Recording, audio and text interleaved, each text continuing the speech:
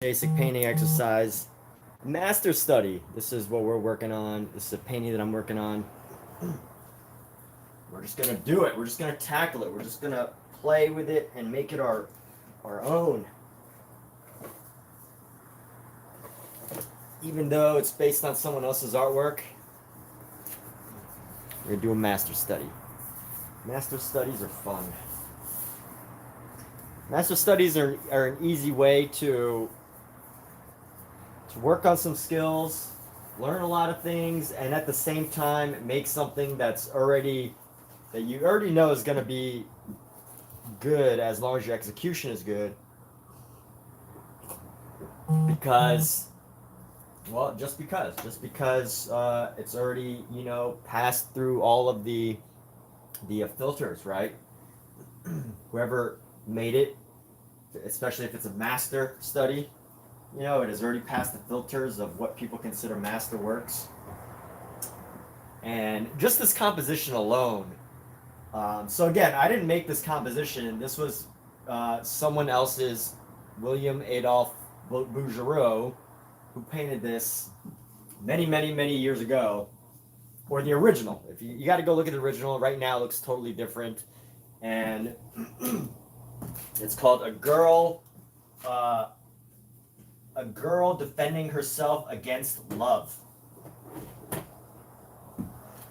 And a girl defending herself against love. That's the name of the painting. And this is like the most, master studies are the most basic, fundamental exercise of any artist, basically. Now, I'm not saying like every single work is easy and simple to execute, but the whole idea of a master study itself is just standard fare. And let's work on her face a little bit. We're gonna I want to break in this brush. It's one of my favorite brushes. I got 4 of them in different sizes. This is a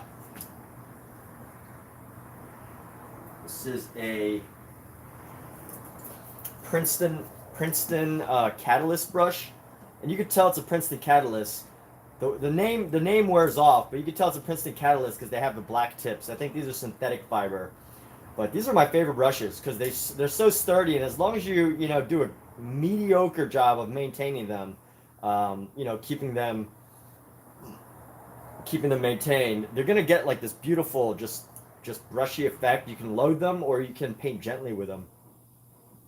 And for my style, they're great. They don't maintain their points, but I don't know of any brush that has ever maintained its point more than actually, you know what? One brush has maintained its point for far longer than I could have possibly hoped, and that is, I believe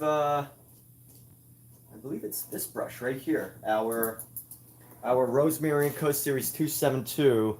Now, it started to fray the other day, but it probably lasted me about, a few paintings, quite a few paintings, quite a few eyebrows and eyelashes for the very subtle detail. But it has since lost its point. But out of all the brushes that has kept their point, I would say that this is probably the brush that has kept its point the hardest, the best out of all of them. So props to Rosemary & Co. But we're going to just focus on using these 4 brushes because I like them so much. But I want to, let's see, what do I want to do? I should lay down some color right now. We're going to lay down definitely going to drop some white. I need to drop some white into this.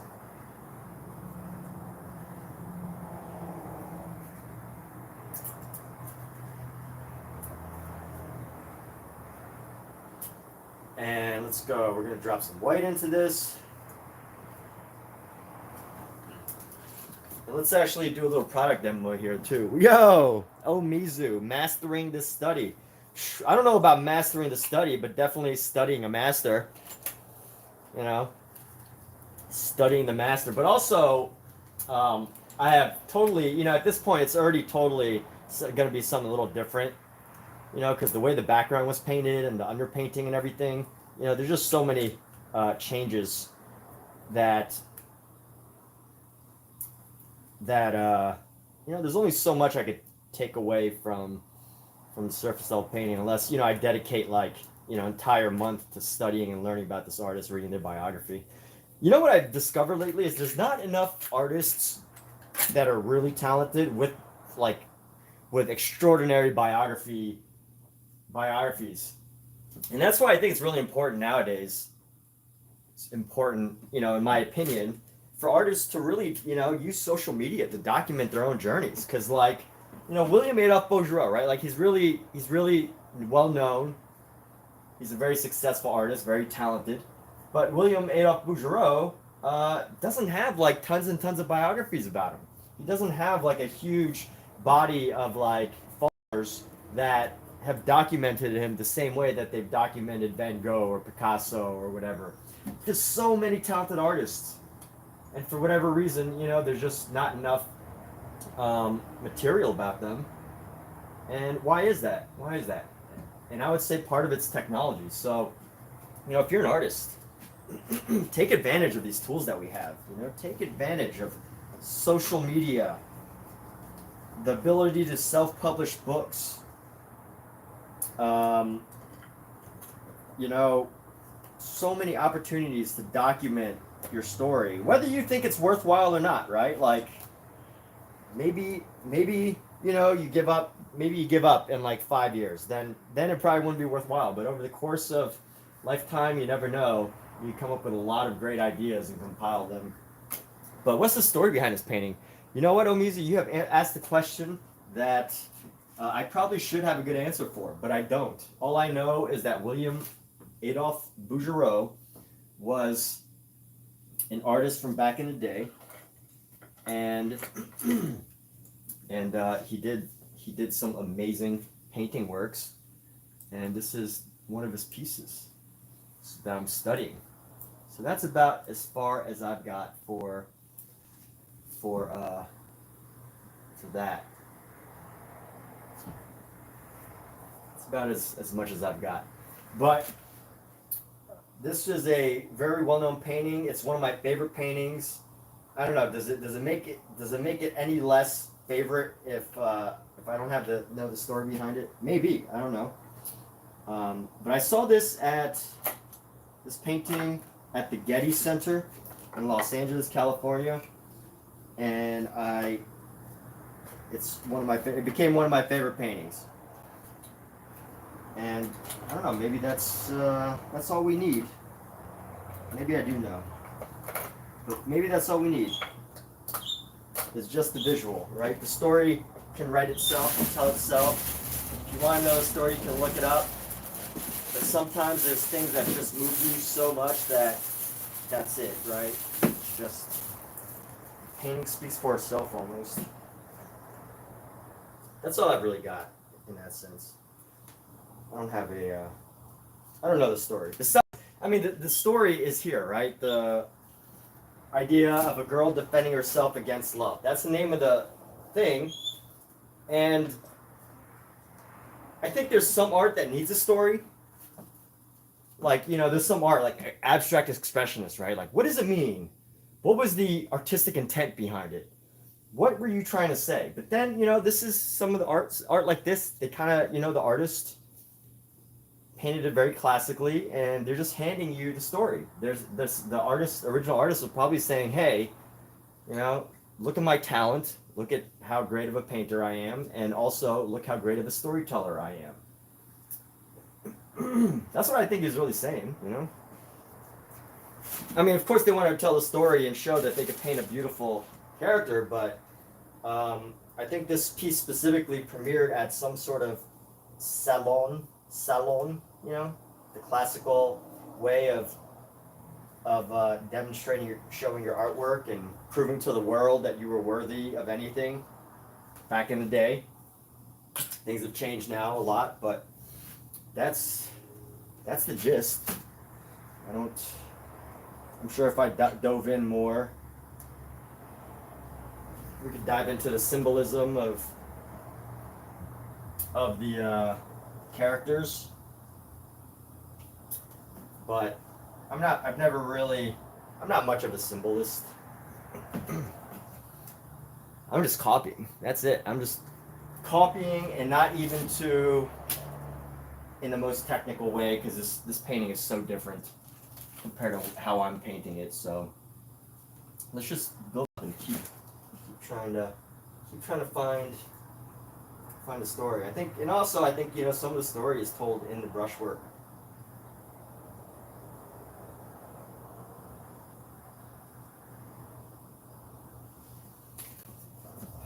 So let's see, we're gonna make her cheeks a little bit. Let's go right here. We're gonna come down with the ear here.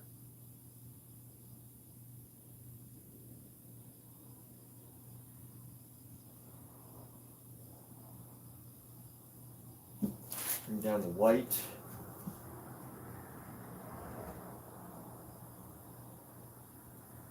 That is almost vertical.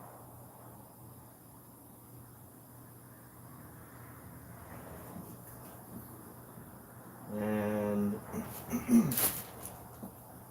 we'll grab some pinks as we start to build up here. That's all I got, Omizu. How do you grade my ability to explain the story of an artist? Fairly low. Let's just,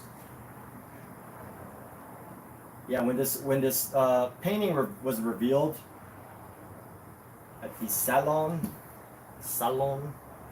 it was highly revered and really helped to establish this artist as an incredibly talented figurative painter.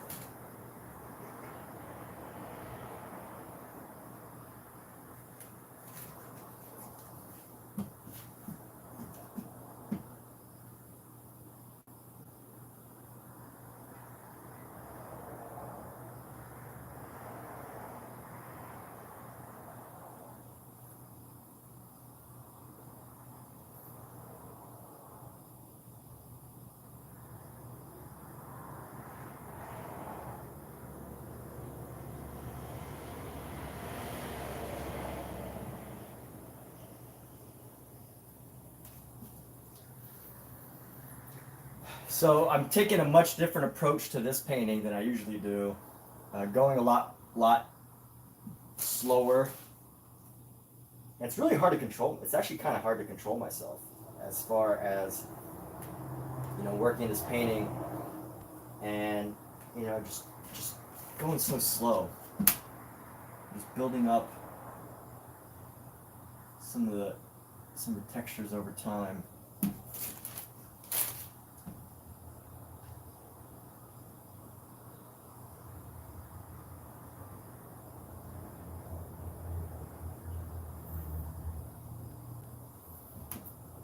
Some of the red. But it is coming along pretty nicely. I'm actually pretty surprised at how it's coming along.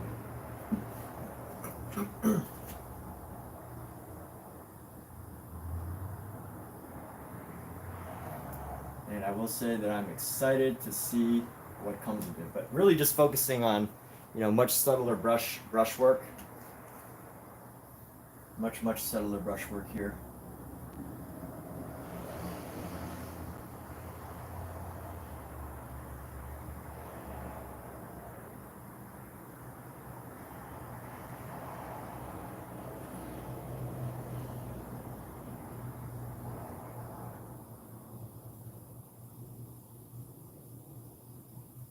Let's go like this. We're gonna come around and bring some highlight around there. I probably spend like a month just on the face. Maybe not that long, but definitely spend a little bit. And here's one thing that's wrong with the face here. So the forehead kind of comes down a little harshly. So let's see if we can do a better outline. Let me get a little outline of the face going a little bit first. Let's see. Get a little bit of better outline around the head. It's a little too narrow, too like flat, you know? Our head's a little too flat. So we're gonna come around.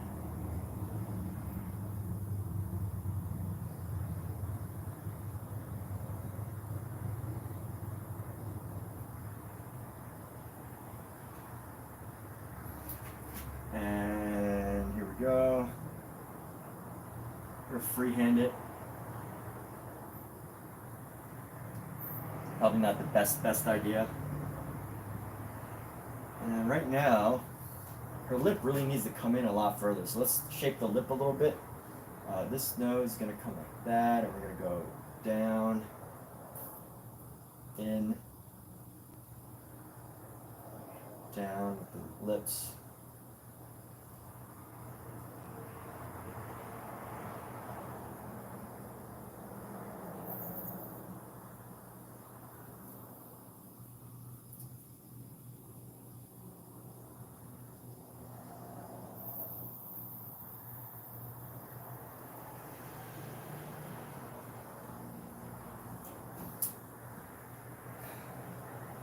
This needs to come down ever so expertly. Lips, pink. All right, let's grab some pink and I want to try to tighten these lips here. So we're gonna let's grab a light pink here. Let's see what we could do about the lips. So get a little bit of a shape around the nose here.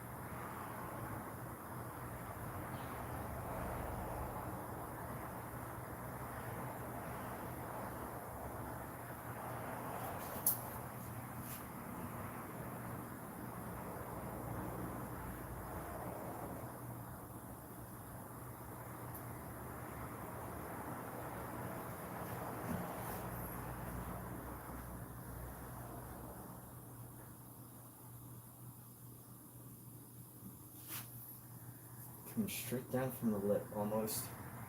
This chin juts out a little too far. So let's pull this chin back a little bit.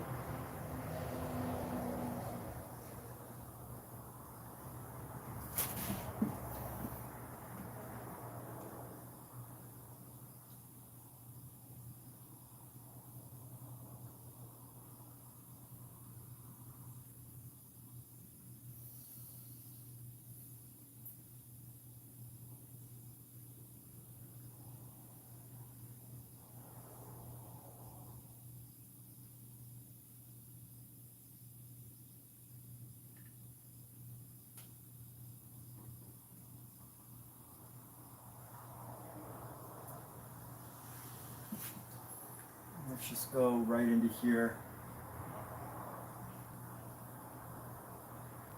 Try to find a nice softer, a little bit of a softer look.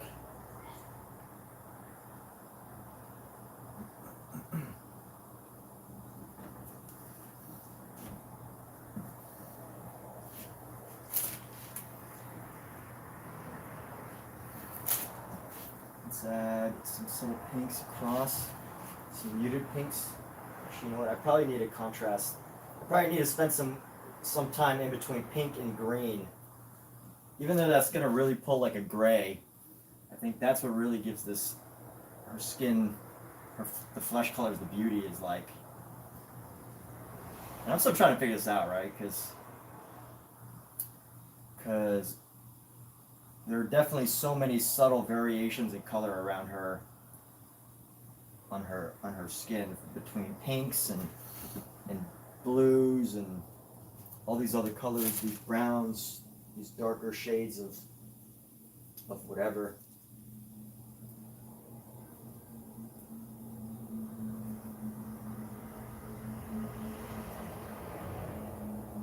Trying to navigate those colors can be. Let's see. No. And I don't know why I picked such a challenging painting. I guess I just needed something that was like that was just going to force me to paint a little bit differently. Because this is an easy painting. This is not a, this is totally different from how I would usually paint. Totally different.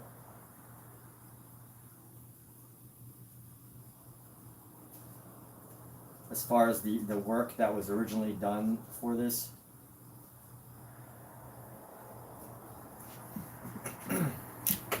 Totally different skill set.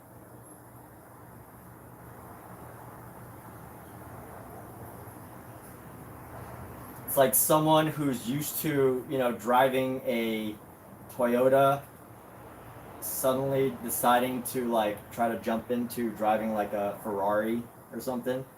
It's like a totally different thing. Even though you feel like it might be the same, it's not. It's just a different activity.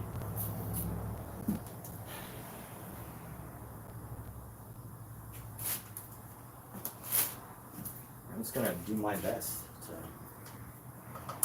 make it a nice painting.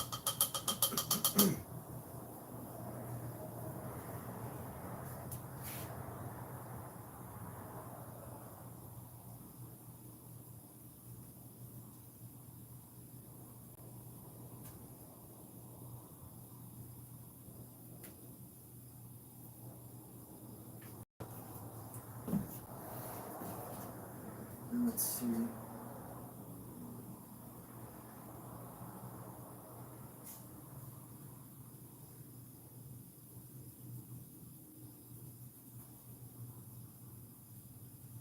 And I'm gonna have to be pretty careful. So like,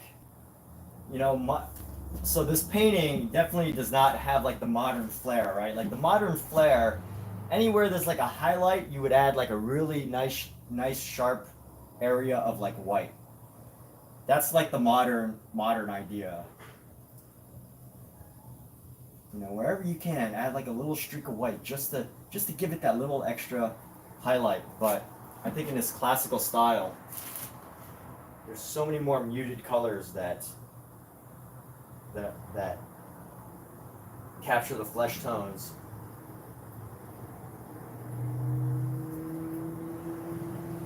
Like even if I was to copy everything exactly, I just find it so fascinating because, just to think of all the work that actually went in to try to figure out how these colors interact. The green, how green interacts to create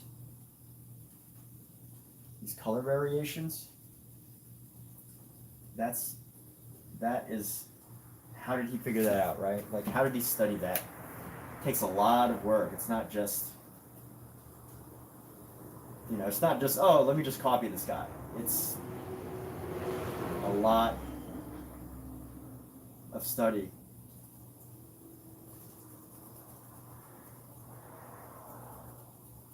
That's the one thing that has demotivated me from doing master copies though, is just that whole idea. That's like, even if you copy something to the T, so like if you were to copy from a computer, right? I'm copying from a computer image of this painting. But even if I was to copy to a T from the computer image to the pixel,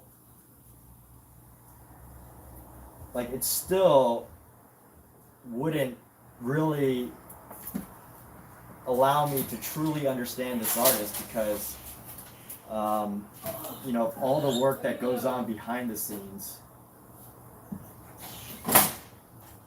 that would have gone unappreciated just by copying. So really my goal is to just go much slower with this painting. Try to capture some of the very subtle flesh tones that are being described in the image that I'm seeing, which includes like greens and pinks, and we'll see how it all comes together.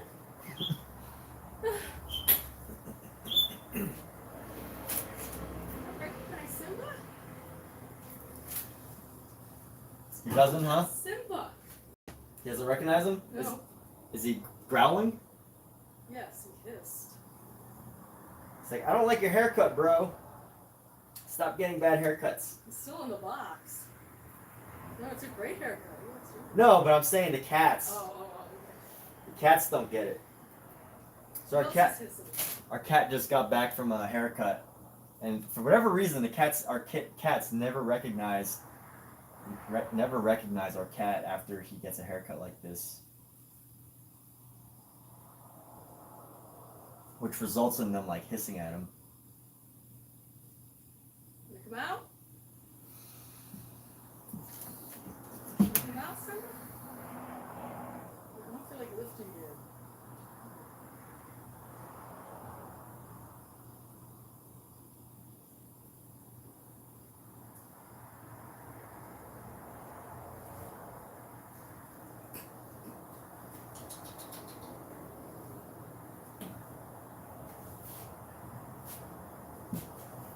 Come out?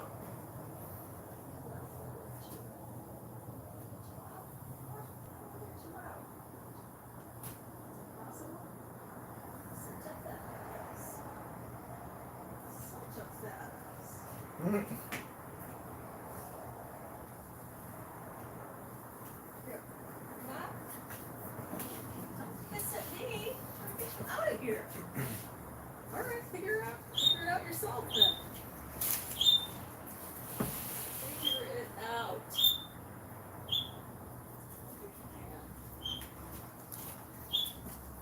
Try to get out by yourself?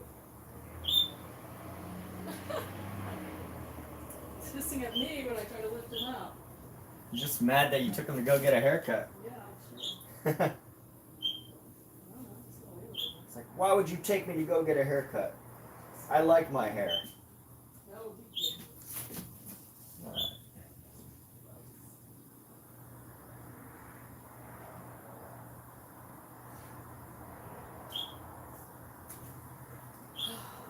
Our adult cats are confused. They're like, what's going on? You bringing another cat home?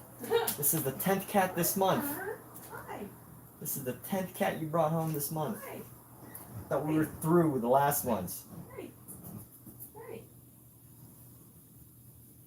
Hey.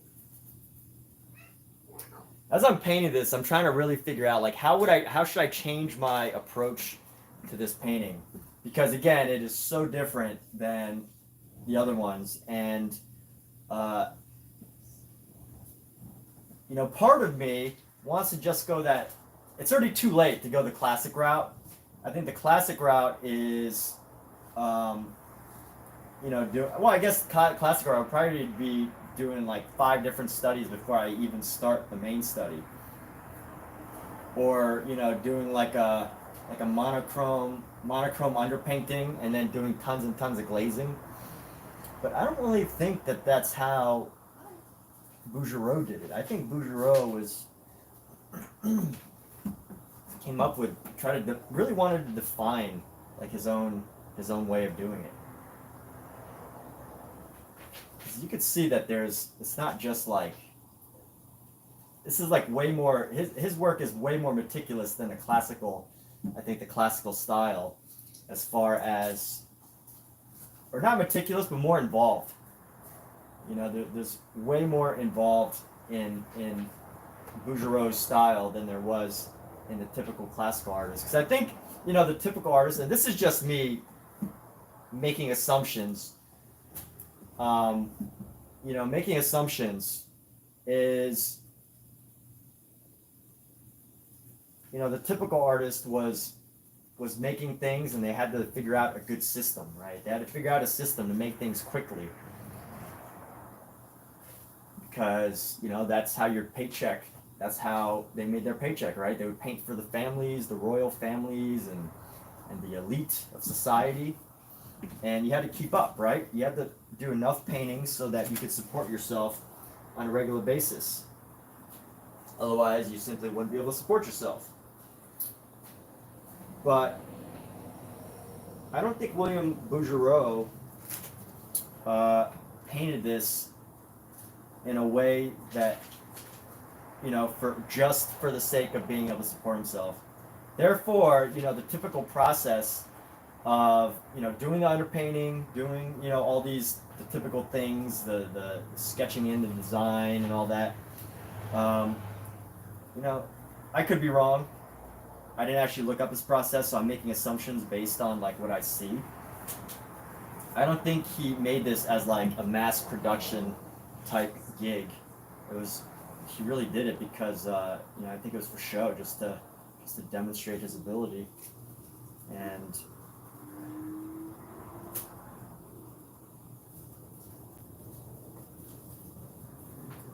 who knows, I might never, like, I'm looking at this now, I'm like, I have no clue how to do this.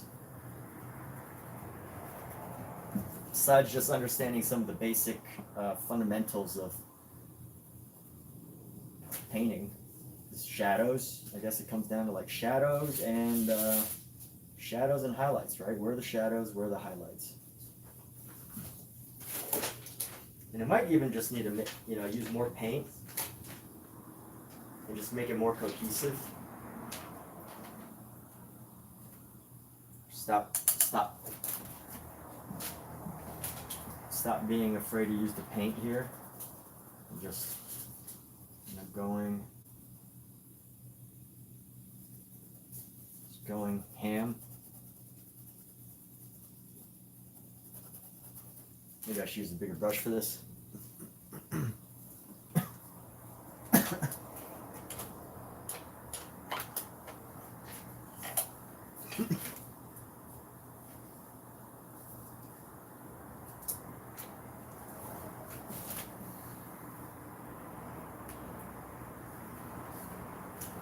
So I'm talking through my my overall thoughts here as I'm painting this. So totally not like gospel of how to approach a painting.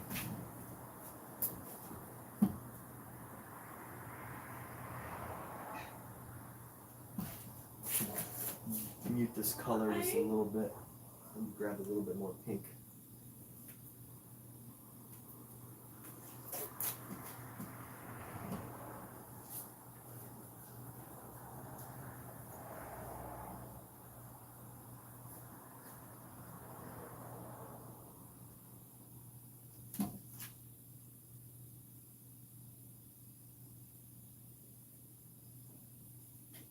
That is one thing that's interesting about about art is, when you do studies and you try to like copy another artist, if you spend enough time on it, like it's almost like you're connecting with them in this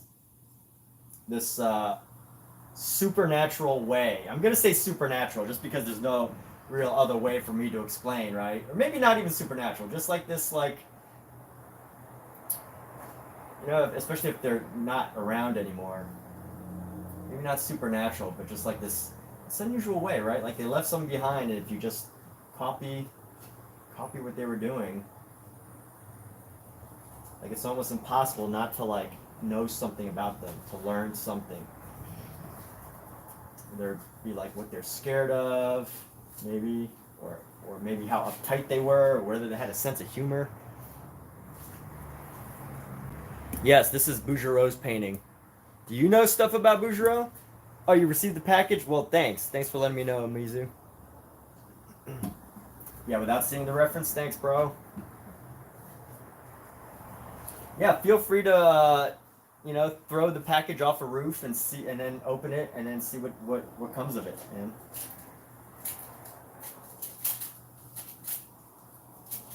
I mean, you know what it is already, so it's not like it'll be a surprise, right? You already know what it is. You already know what it is. It's not gonna be a surprise. Not gonna be a surprise. All right, let's tighten up this section right here. Let's go. Let's mute this color a little bit. I really have a problem muting the colors.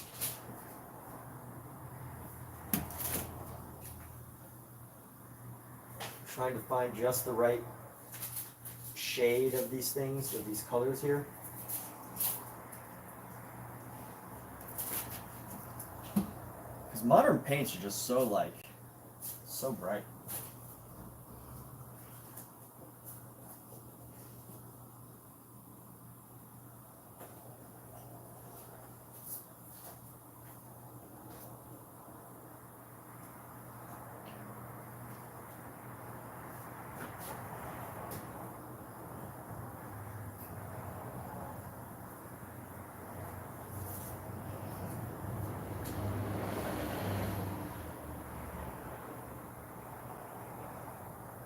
And that's the other thing about this painting is you can't just like paint by numbers it up, I think.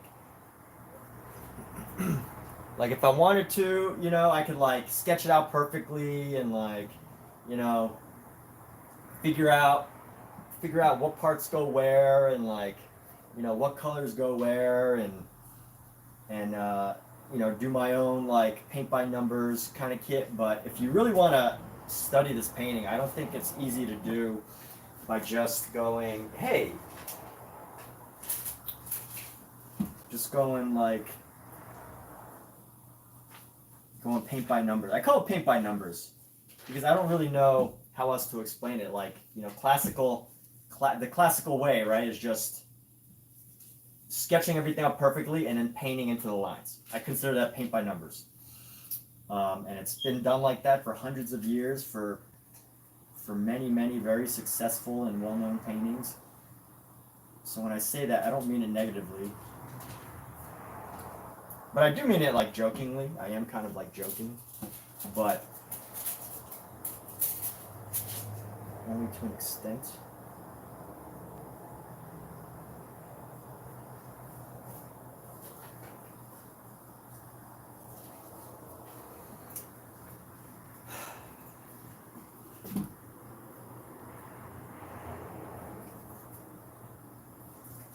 Too much red there. Let's see if we can tighten up these ears. Let's grab.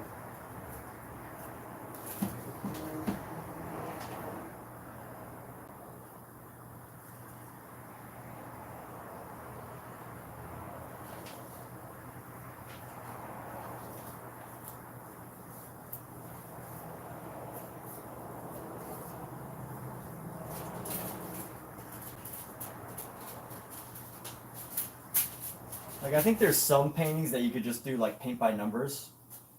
But then there's like some artists who, you know, they put so much effort into the brushwork to make it to stand out that you know, paint by numbers just doesn't do it justice.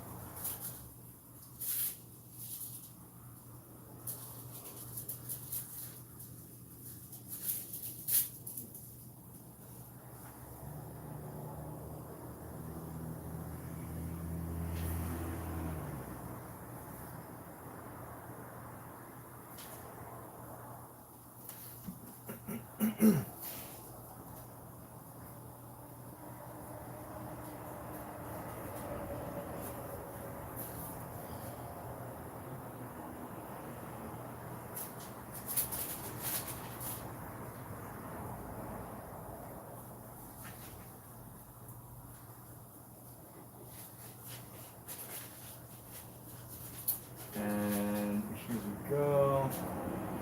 Man.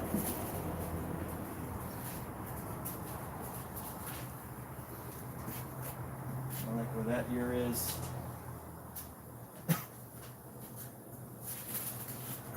I want to take a small brush right now. We're gonna go small brush, and I really want to. I want to establish her face. I feel like once I can establish her face, I can really get a handle on the rest of the painting. You know, like once you establish certain things, the rest just kind of like falls into place. And I think the face is one of those things. But first things first is I got to establish the lips. So let me find. We're going for a very small brush here. And let's go establish these lips. So we got this first lip up here. This nose is going to come down just a little bit.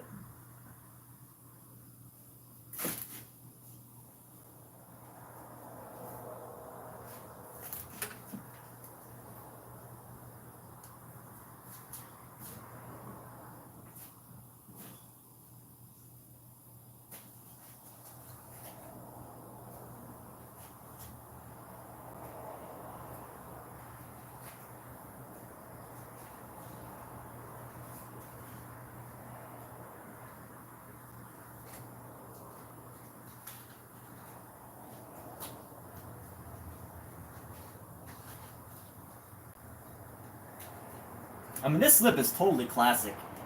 It's like straight. This mouth is straight out of what's the guy's name? What's his name? How do I forget his name? Berg. Let's look at these lips. You know what I love about art is like as you discover more and more art, you start to like figure out, oh, that's where they got that idea from. So even if you're like scared of copying, the more and more I like discover different artists and how they came up with their ideas, the more and more I'm like, oh, they stole it from this guy or that woman or whatever.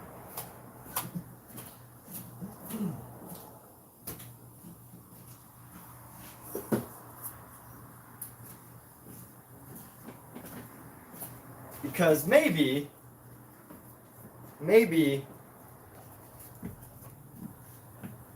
let's look at the lips from here. Let's look at some of these mouths and just see like how close to exactly these noses are to the original. Except, I think the original painting, I feel like a lot of the noses that are being, the structure of the face is definitely taking a lot of inspiration from these lips.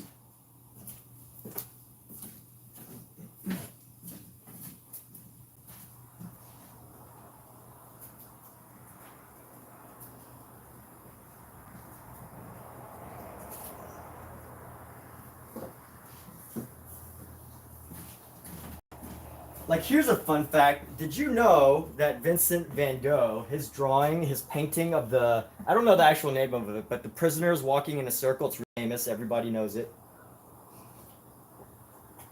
If you don't know it, just pretend like you do and you can look up later. But that was actually based on a drawing that some guy made way, way earlier. Like, I used to think that was actually based on Vincent's like experience of being in in like a cell or like being in his what do you call it? He wasn't ever in prison. He went to, a what do you call that? Rehab. Yeah, he went to like a rehab, or I don't know the proper term, but like mental institution, whatever, right? Like I don't know the euphemistic term or whatever the real word was, but I used to think that prisoners walking around in the round or whatever.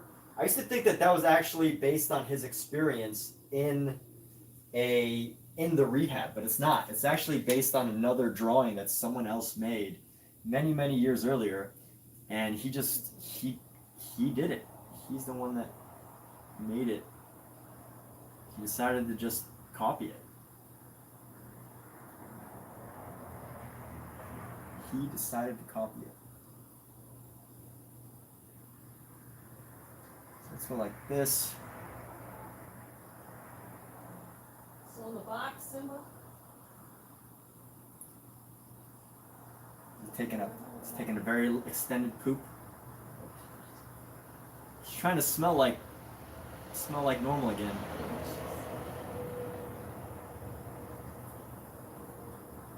They said that poop is so hard to get off. Really?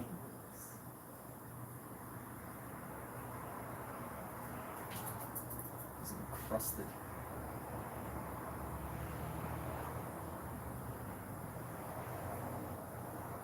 I want to make sure that I give her enough space for her eyes. And let's go like that. Let's get these lips here.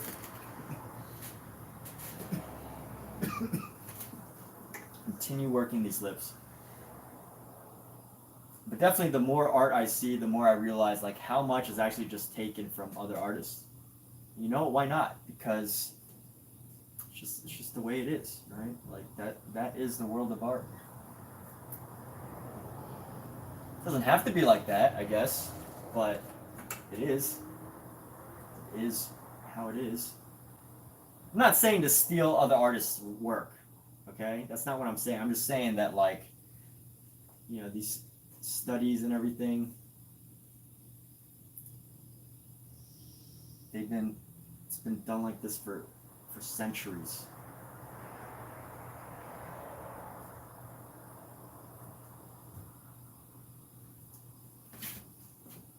Let me see if I can find a very, very grayed out white. We got grayed out white here.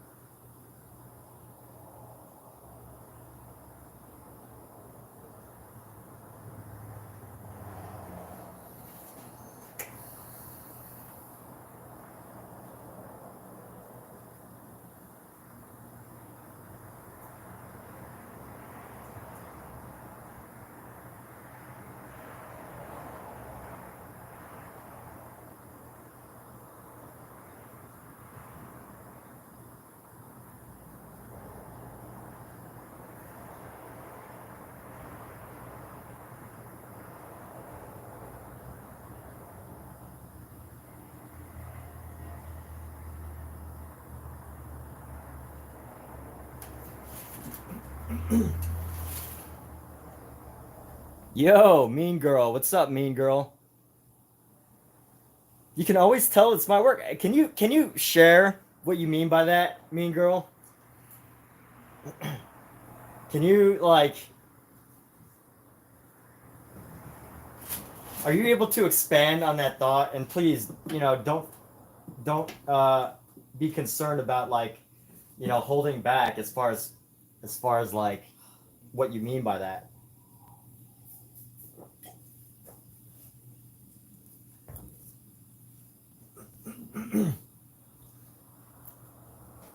What made me want to do a study of this work? Hey, Dondra, how you doing?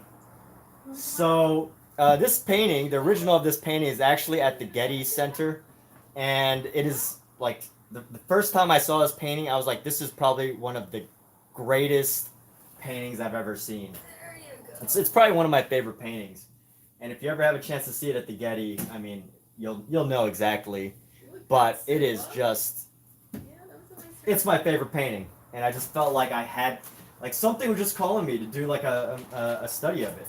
You look You good, know, I'm Simba. sure between you and the work that Omizu does, I mean, we've all had that feeling, right? Like you see something, and you're just like, either I want to copy it, or I want to learn from it, or it's just so amazing that something calls you to it, or maybe not a copy, because I know Dondrell has his own thing going on, but maybe like or just waking up to inspiration, right? Just waking up to some sort of inspiration and being like, oh, I have to do this. I have to make it right now. And this didn't come right away. It actually took me a while to to build up the confidence. Actually, I still don't feel ready to make this painting or even copy this painting, but I'm doing it anyway. Still, we'll see how it goes.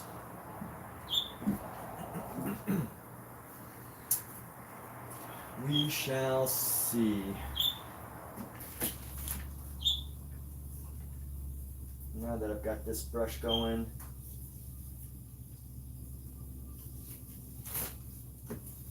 Yeah, absolutely. It's whimsical in a way. I'm not afraid of color, but there's a funness and life to it. Wow, all right, cool. Thank you. The brush strokes don't look manufactured or basic.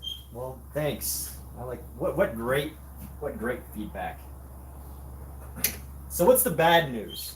What's the bad news? Share some, give me a sandwich here, a feedback sandwich where there's some of the good with some of the bad here.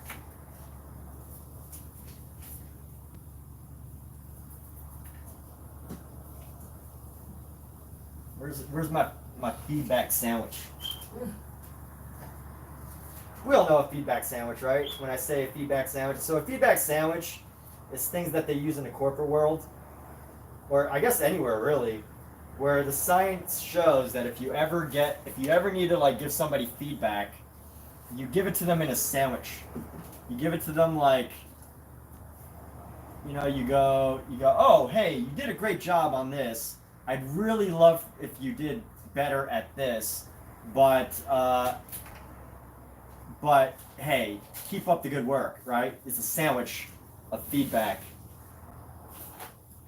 so that, people don't blow up at you. Misunderstanding them.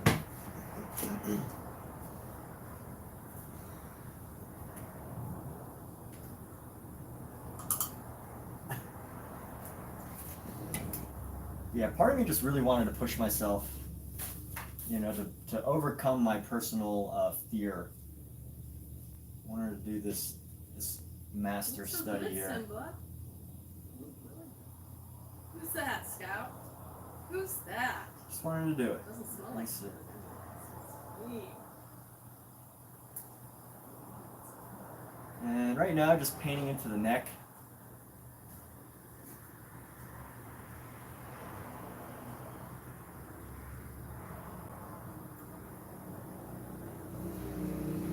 One thing I'm hoping this green layer does is it gives me a little bit of variety of color when I start to paint into it.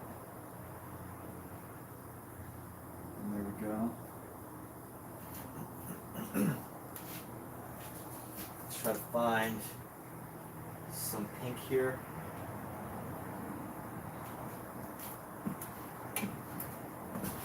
Emmett's screen is flipped. Is my screen flipped? So you hate to give feedback, but the one I painted of the couple, that was still good and nice, but you could tell it didn't come out of my imagine. The one of the couple. Oh, so this one, so this is supposed to be a woman. Is it looking like a man? No, I mean it should look like a man. This is I'm actually deciding right now. I don't know if I'm gonna leave this as a an angel with wings or a little demon child. I haven't decided yet. I might actually change the whole thing. This entire figure. Yeah, my camera, like it's funny that my other camera doesn't do this whole reflected camera situation. So, oh, here we go. No, that's flipped to the other side. Yeah, I don't know. My other camera doesn't do this whole reflected situation. What did I paint of the couple? I'm trying to remember. The couple. That must have been a long time ago. The couple?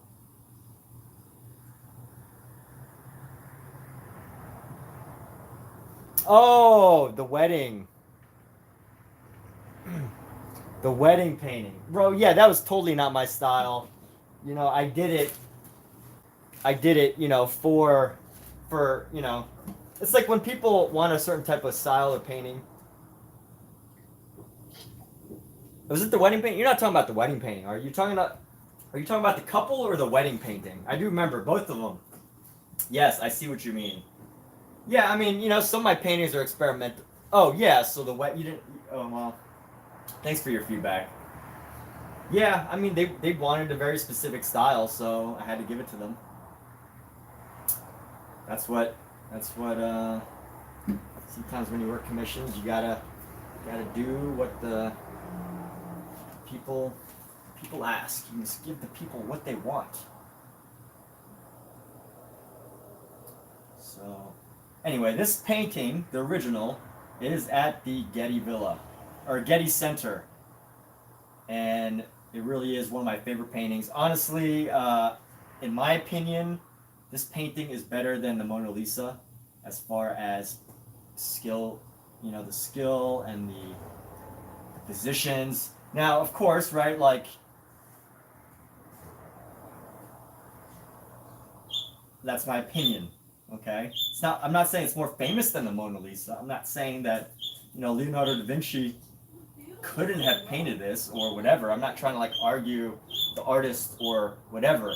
I'm just saying that as far as paintings go, this is, I believe that this painting is actually, you know, better than the Mona Lisa.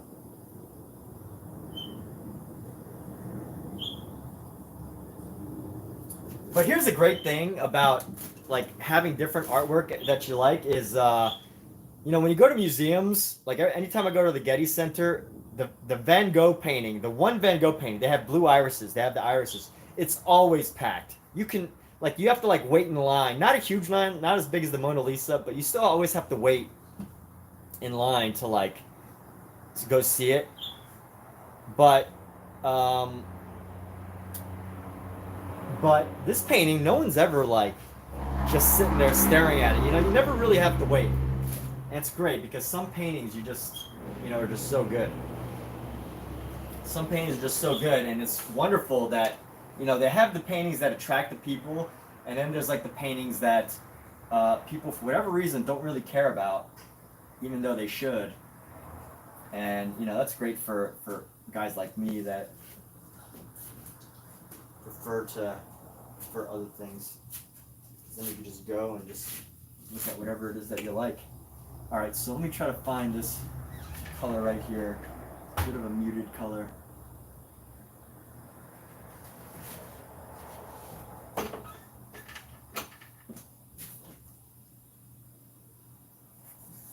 Color might be a bit much. I always use too much paint. I don't know how this is going to turn out, honestly.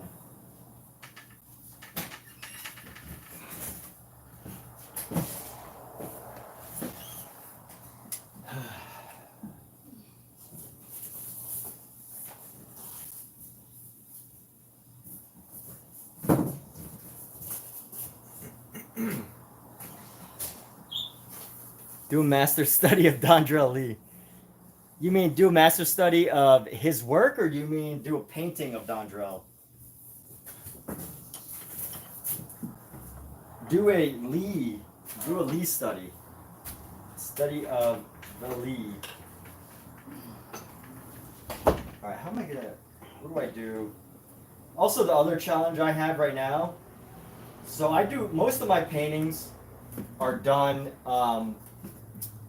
how do you say it? Done a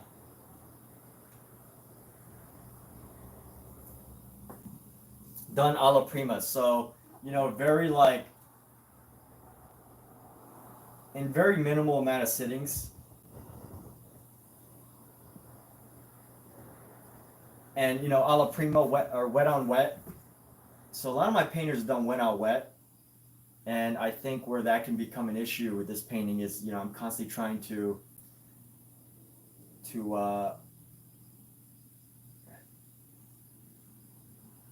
blend certain colors. I'm constantly going to be blending colors on our canvas, but this artist's transitions are so subtle. They're much more subtle than I've ever really tried or attempted.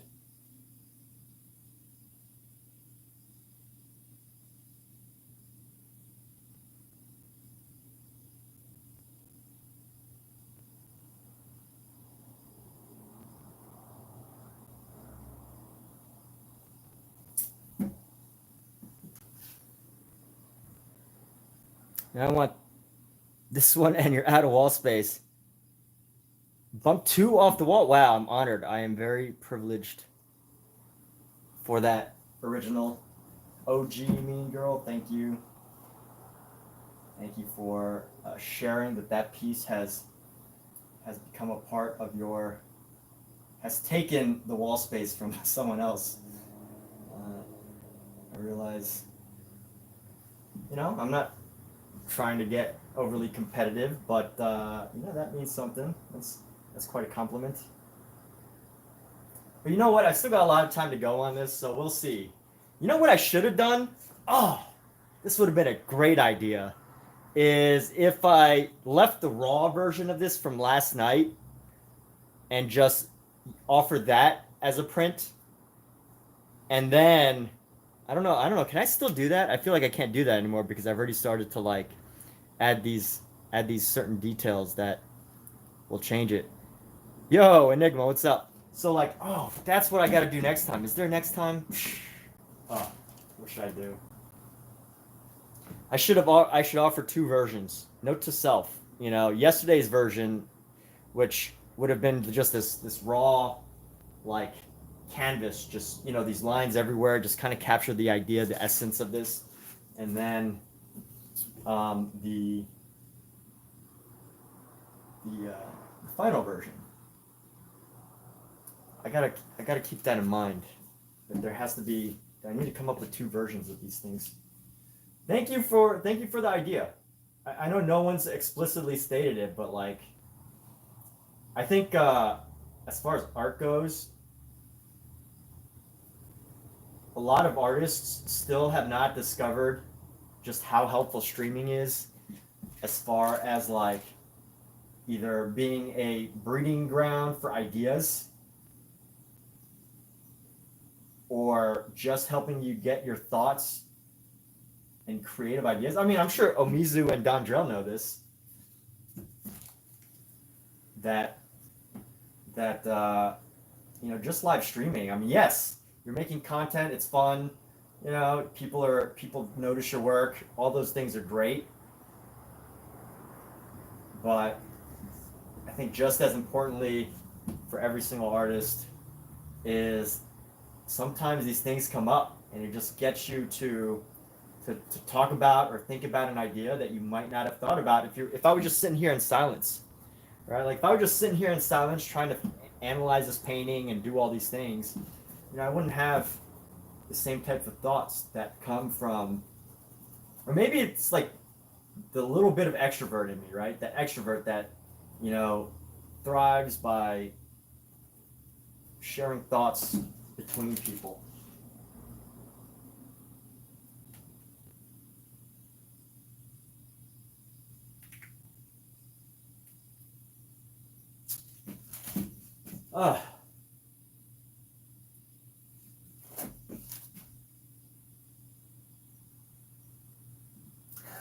Omizu likes to stream just to flex. Well, Omizu, that's great, man. Omizu's got a lot to flex though. He's got a masterwork. Omizu has a master work coming. His piece will be something that people actually study and buy. Like I could already see, you know, someone as soon as Omizu's finished, if you finally get your work out there, that someone buying it. They're just waiting for it to be done, Omizu. Really. Someone is waiting for your work to be finished. There's someone out there.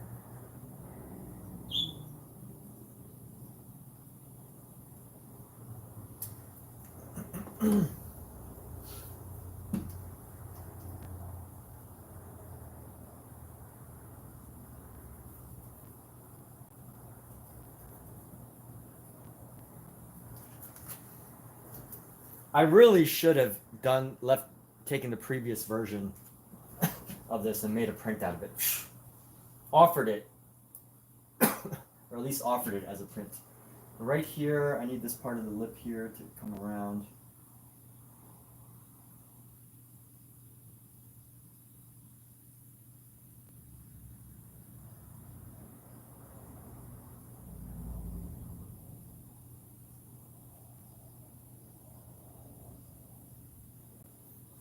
At least offered it as a print. I just feel like it's too late now because it's already come so far. There's already too much detail in her that would totally make the past one. Masterful I am. Masterful. Me back in the junk shop. But I see that as like collaboration. If anyone ever takes one of my paintings out of a Goodwill and paints over it. By the way, I only painted that over that one piece because it was very clearly decor art. It was very clearly decor art. It was mass produced, probably mass produced. You know, there was a couple strokes that were real, that felt real because they were raised. But look, there's some art that you should definitely preserve, and I believe that. Right? Even though I destroyed my own painting, you know, I believe that there's definitely work that should be preserved. Alexa, set timer for 30. Good afternoon, Kathleen. For how long? 40 minutes. 40 minutes. So not everything has to be preserved.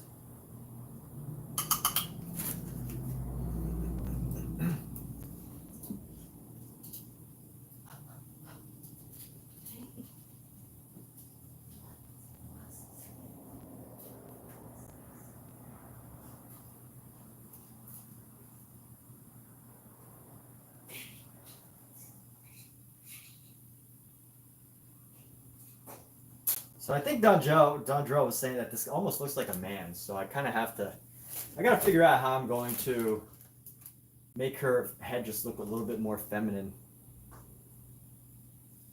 You have to figure that out. I mean, I don't think she looks like a man, but hey, if Dondrell says it, it must be true, right?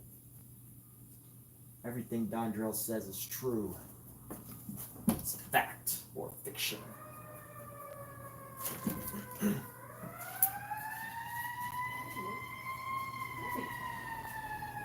Lost, Simba. What are you trying to figure out?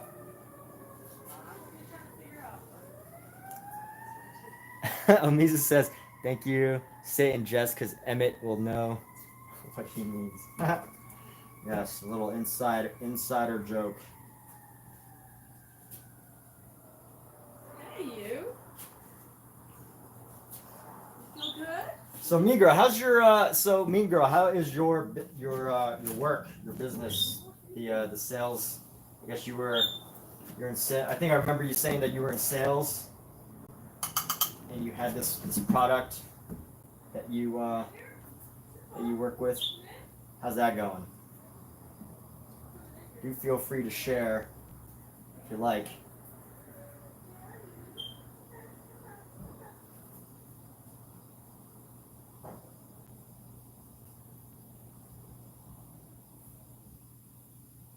By the way, I shared this thought yesterday. This is one of my, favorite paintings, as I mentioned.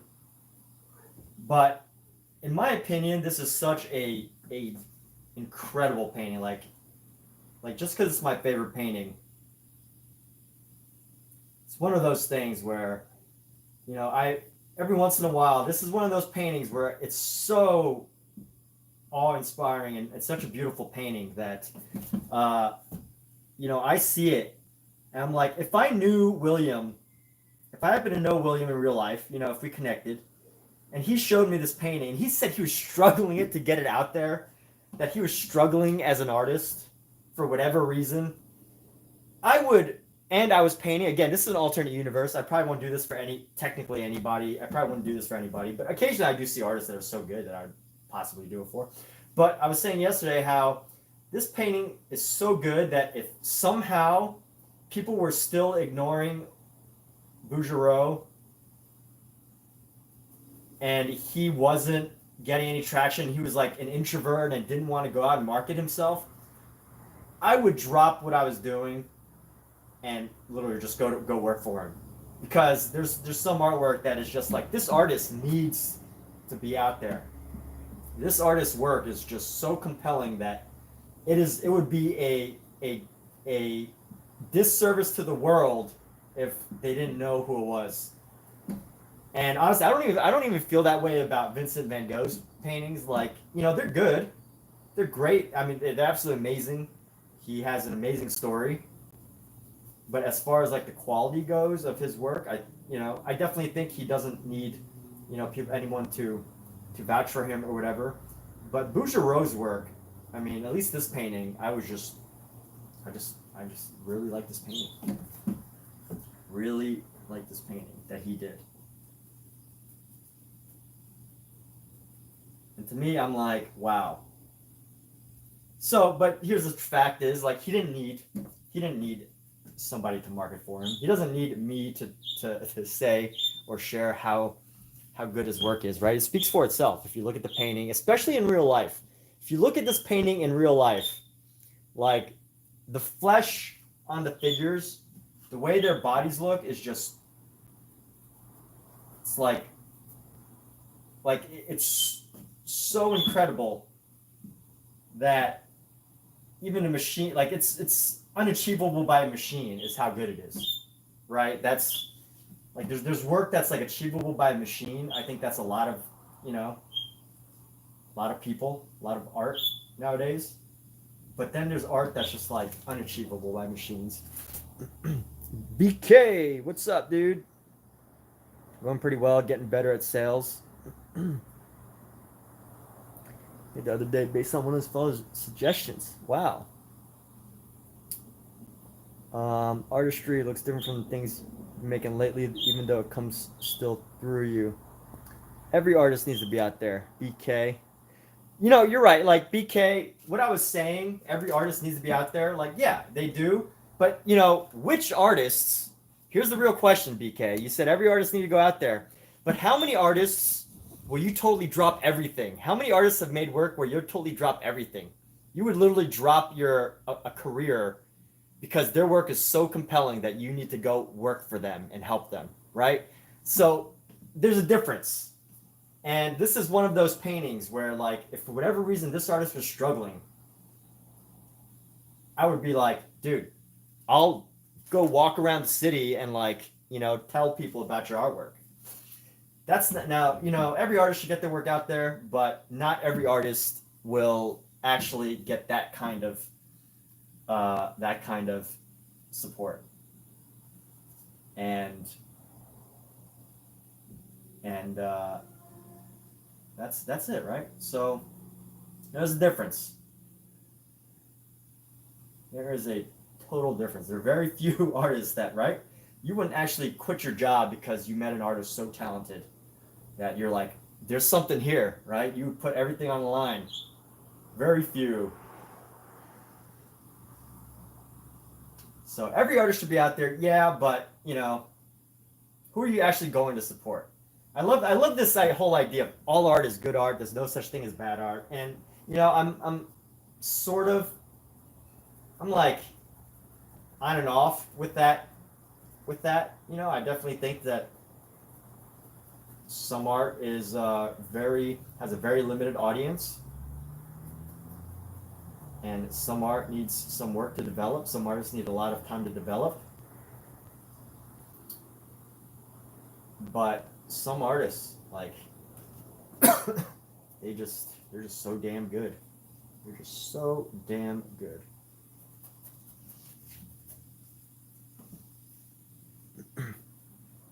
You've painted bad art. I've painted bad art. Yeah, everybody's painted bad art. But you'd have to think about it. you'd have to think about it. Yeah. Now, like, am I saying that I would, if I saw another, but here's the thing, is work like Bouguereau, he's not going to have a problem finding a gallery, right? Just for example, like I said this whole thing, but I don't think it would ever happen because work like his is bound to find somebody, because there's tons of people like me. There's tons of people like me that, you know, see the value in artwork and was like, okay, this is so dang good that why is nobody like helping this guy or gal? Why is nobody doing that? How are they not, you know, being featured in some way? So I think today there's very few artists that are really that talented where people will drop what they're doing and go support them.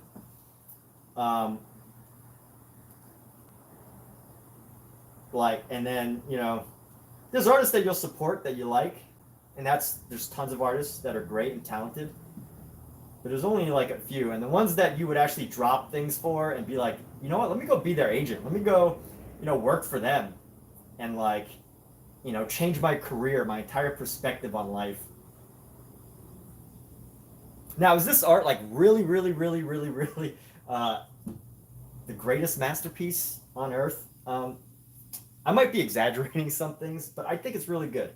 And it's one of the few paintings that I've seen that literally, like, in a museum where I'm just like, holy crap, this is something here. I tend to exaggerate things.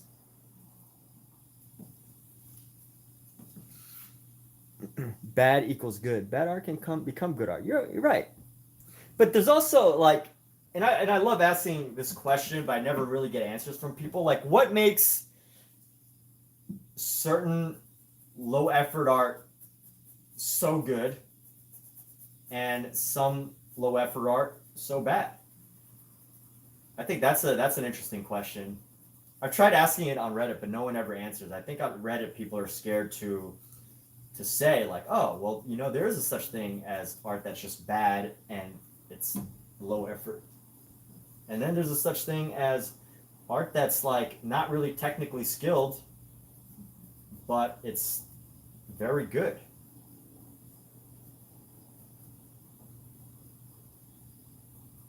So I don't know.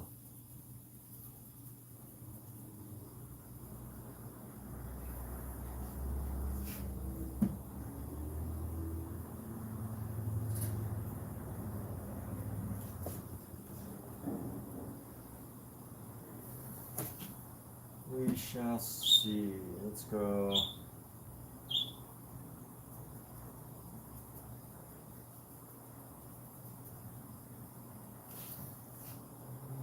Because good equals. You're not a huge fan of abstract art? You know, the thing about abstract art for me is when I make it, I feel like my mind's actually expanding.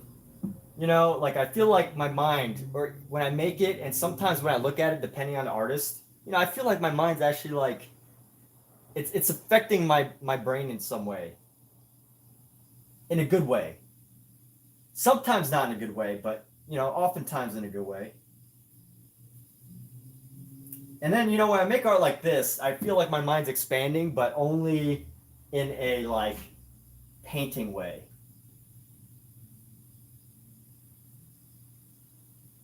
Like I'm learning a skill, but as far as like mental, spiritual, you know, sometimes spiritual, not always, but sometimes spiritual, um, you know, change. It's really it's really only the abstract pieces that really affect me enough.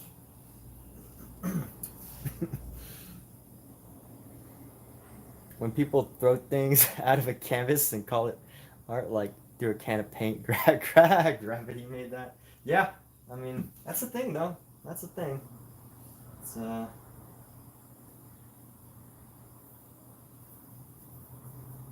when some people love it. Some people love that stuff.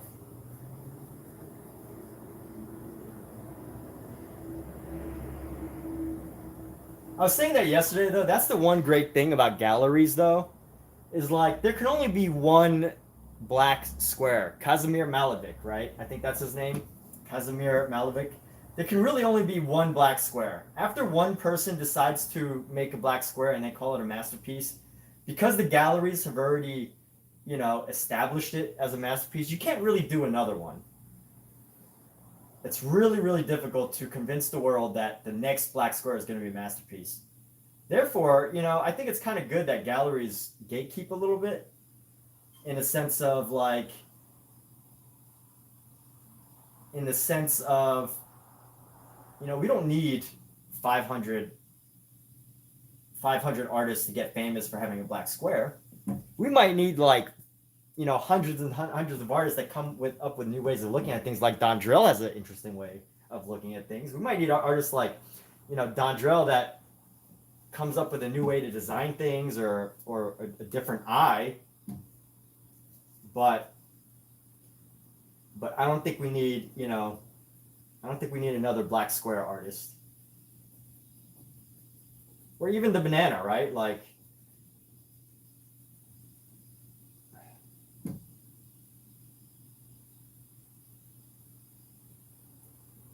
her, I'm having difficulty with her her breast area.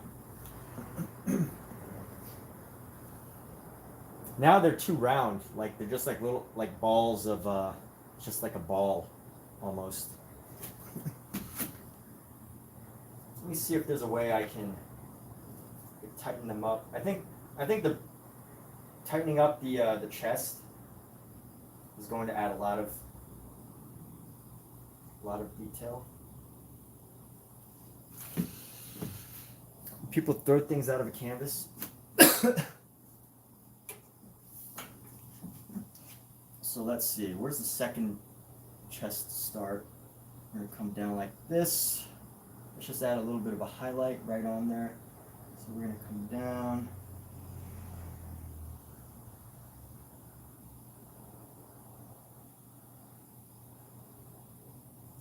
And let's go to this next one.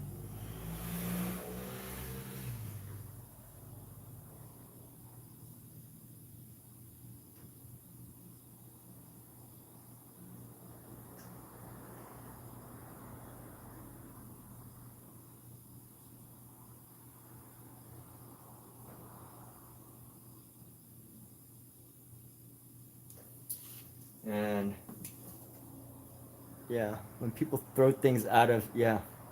No, but hey, so you don't like Jackson Pollock, is what you're saying? You're not a fan of Jackson Pollock, or how do you feel about Jackson Pollock? You know, I think the movie, what's that called? What's that movie called? The movie The Accountant gave me a new appreciation for Jackson Pollock.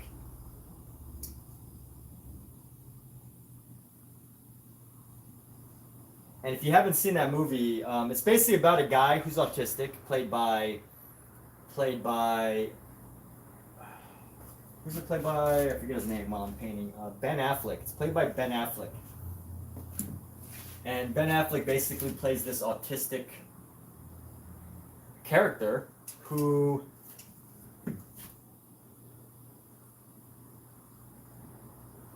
Ben Affleck plays an autistic character who is like a professional assassin or something, aka the accountant. And he collects art. Sometimes he trades his work for masterpieces. And one of the pieces in the first movie was a Pollock. And it shows him, basically this autistic guy who, you know, deals with visual stimulation or any kind of stimulation in a certain way, which I think is characteristic of people with autism. He deals with it in a certain way, and I guess the idea of Jackson Pollock just relaxes him. And I don't know, I didn't read up into the interpretation of how he interacts with the Jackson Pollock and how it affects him, but I think that's the idea. Is that because it's like so chaotic, it just helps Jackson Pollock or Jackson Pollock helped the accountant, an autistic, really savant guy, relax. And that actually changed my view on abstract work. And this was fairly recent too. I only saw this in like the past 2 years. Because, you know, it reminds me, it's like, you know, there's so many people with so many different experiences that art is meant for other than me. And maybe that chaos, that like wild look, maybe that helps to relax somebody, right? Like maybe that is just enough that someone can look at it and just be like, oh wow. Other people don't get it, but you know, it makes sense to me.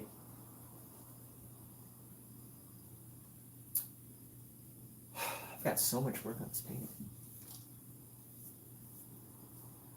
So much work left to do. Let's get back to the face. Actually, let me try to find the breast. I feel like if I can make the breast look okay, I would feel more comfortable. I'd feel a little bit more comfortable because I wouldn't be thinking about them in the sense that I'd be like, oh, why do they look so weird? Right? Why do they look weird? They're not supposed to look like that. So let me try to design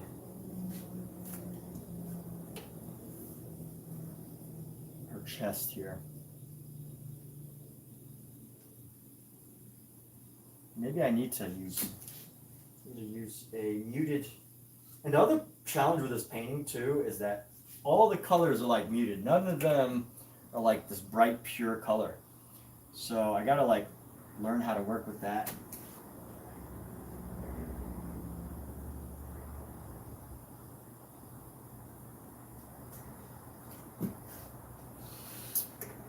Alright, so let's go like this. We're gonna come around and let's go like this.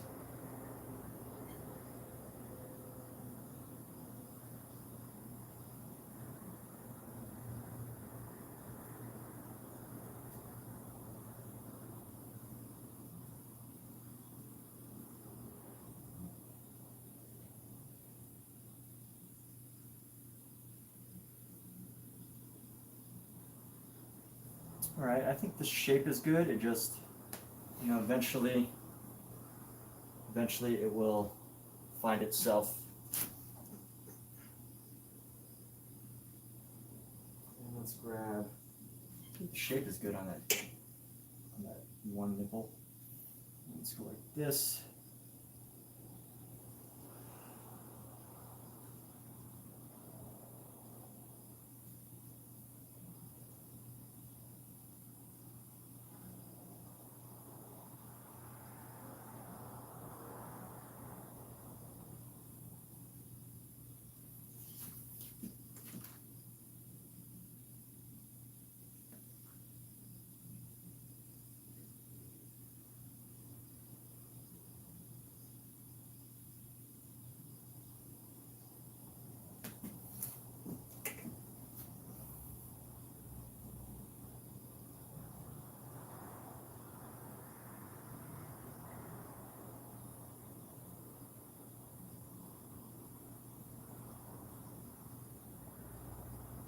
And there we go.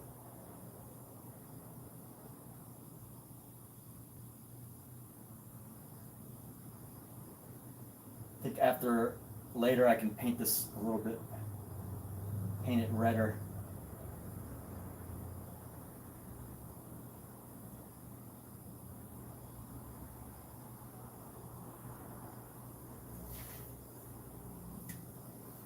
If I could at least get the basic shape I'll be doing okay. So let's see here. We're gonna do a nice crisp line right there. Oh, no, it's not crisp. Now let's go back to the face here.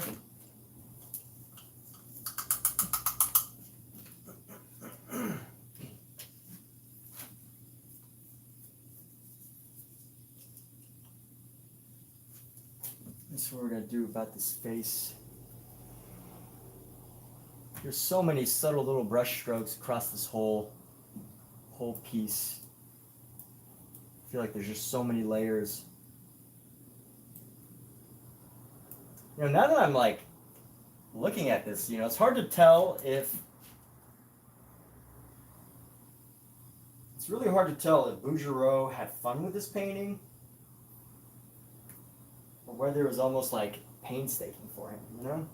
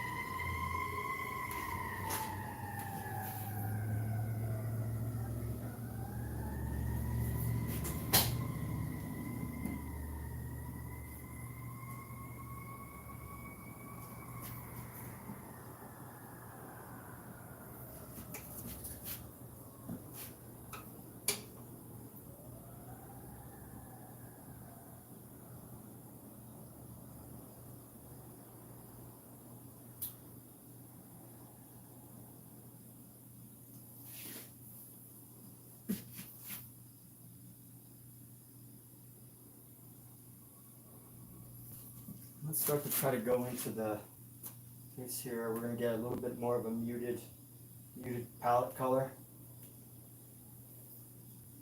Slightly more muted palette color here. Let's go like this.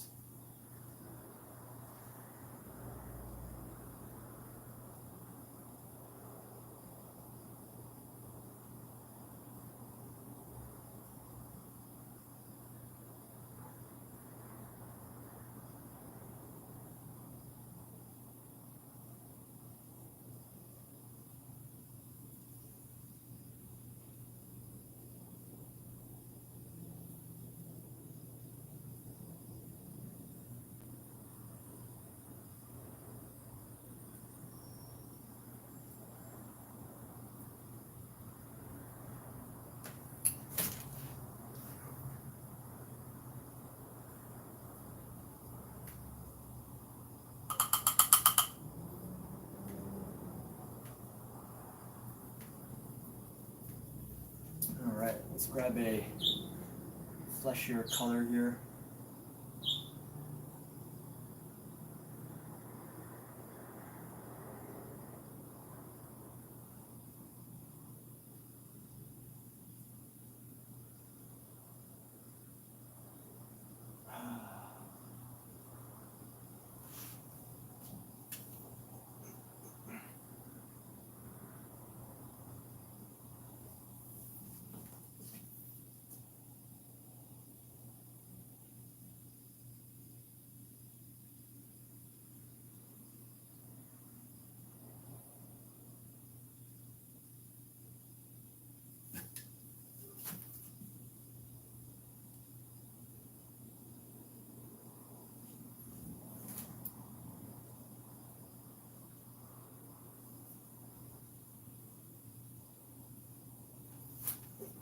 Let me see what I'm.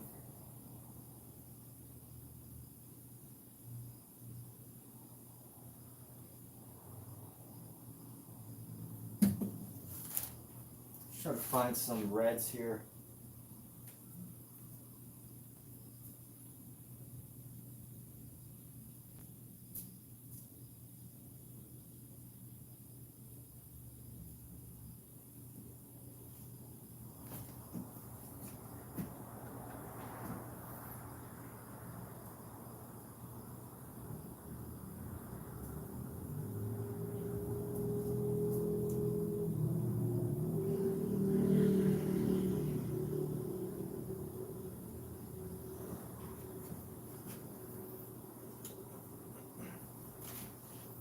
And let's go with a smaller brush. Let's see, what's a good small brush for this? Focus on these eyes a little bit, shape them.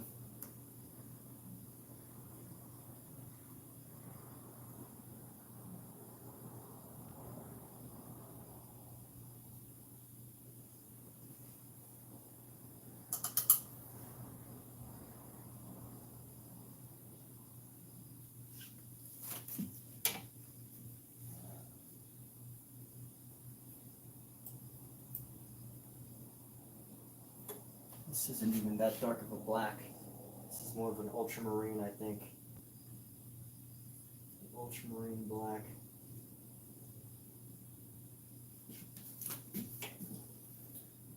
Let's see how this is going to turn out. So, eyebrows are going to come down like that, and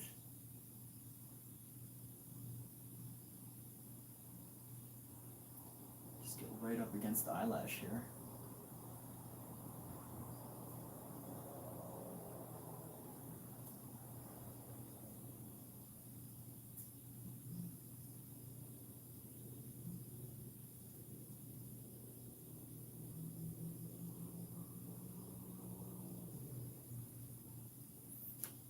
Almost going straight across here.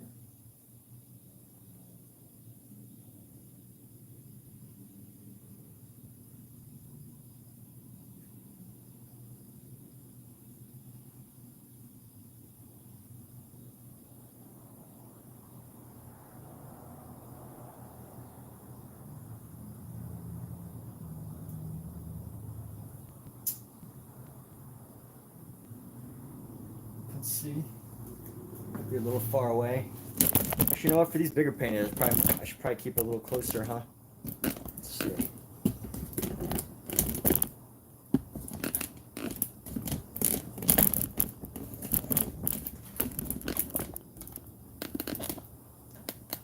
that better?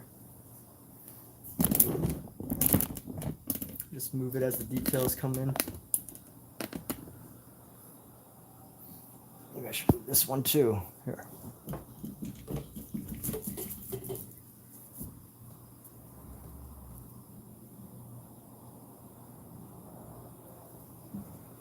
It's about as close as I can get with this one. Let's go, maybe if I rotate it a little bit, I get just a couple inches closer.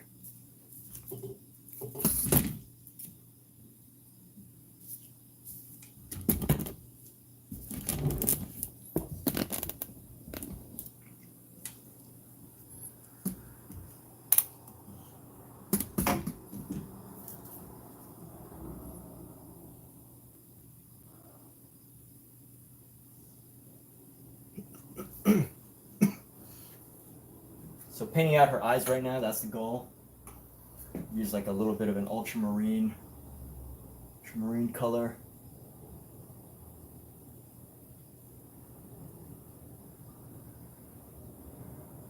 And let's see, get a little bit of eyelash on the front here.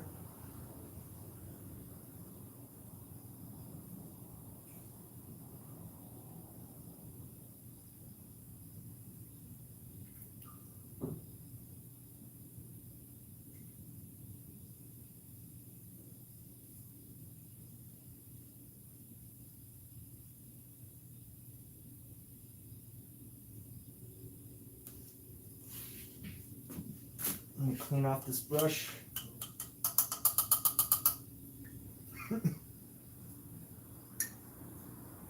Alexa, what's the temperature this afternoon? This afternoon, you can look for mostly sunny skies, with temperatures around 84 degrees Fahrenheit.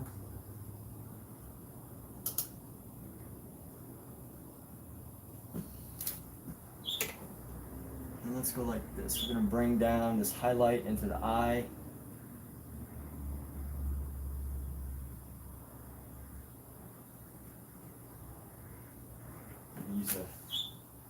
Use a better brush. This brush is,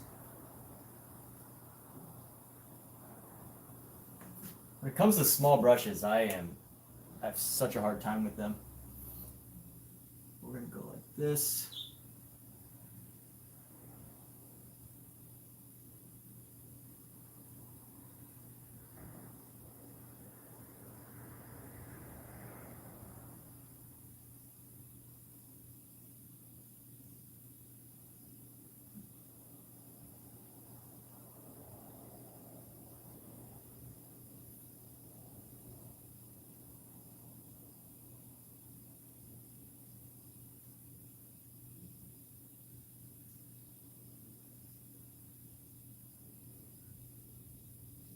Blocking anything? No.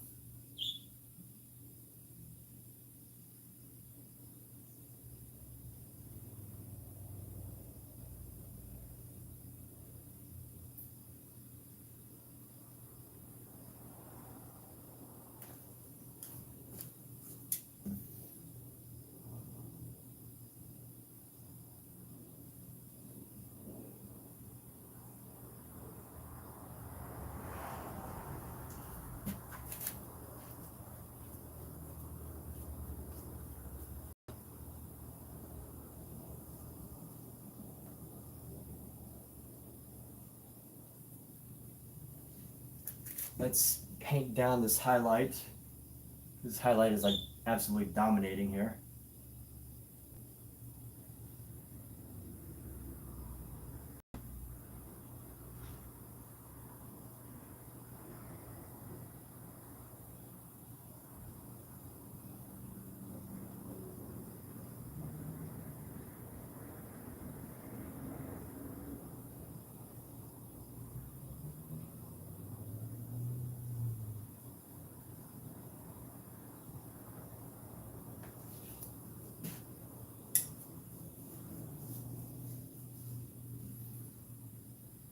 The eye actually looks pretty weird, but I think the main thing is I gotta modify the cheeks, and then we're gonna go. I can see what's wrong. I can figure it out from here. I know what we gotta do. I need to isolate some of the details. Need to work through some of the details here. So let's see. This eyelid is going to come down.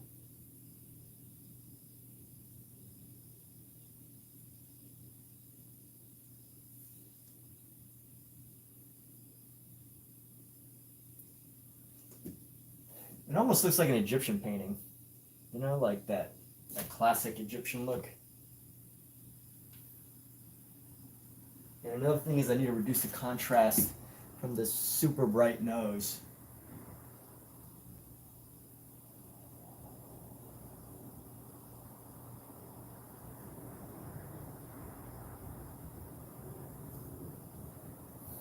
It's a little too dark. Let's pull our pink here. Muted pink. Let's go like this.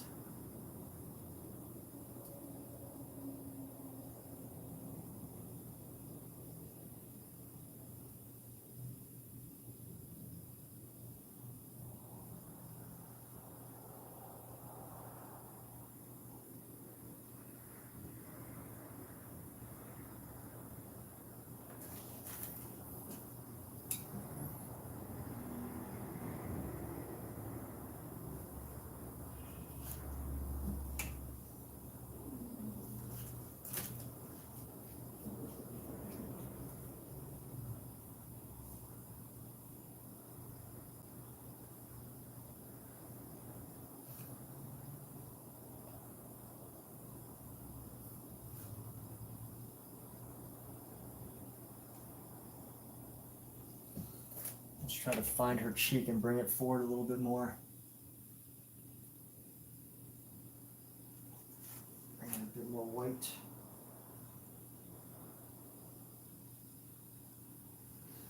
I'll lighten this section up a little bit.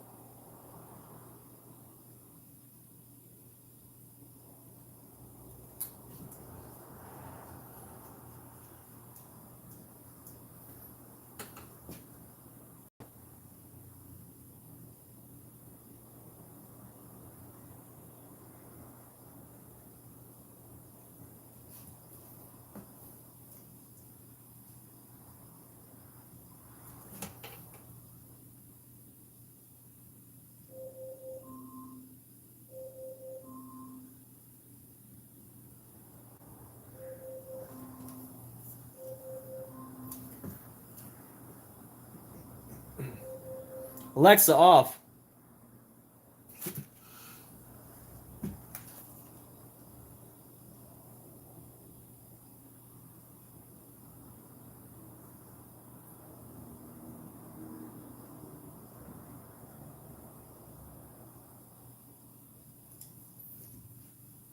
I do need a shadow coming down from the lip here.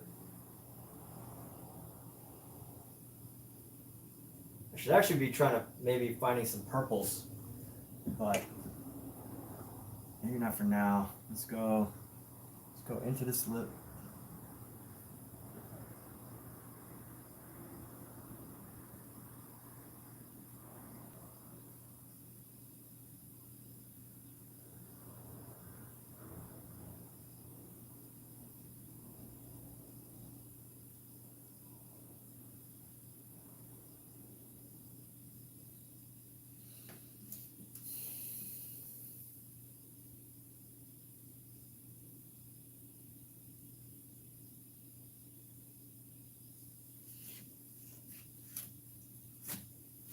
try to find some muted pinks.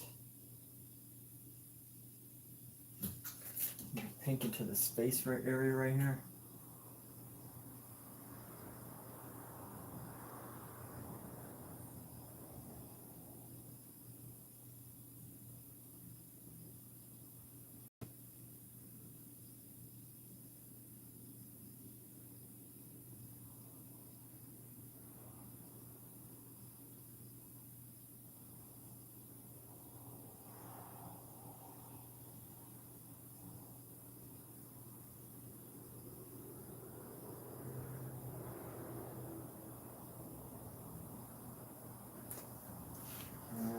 And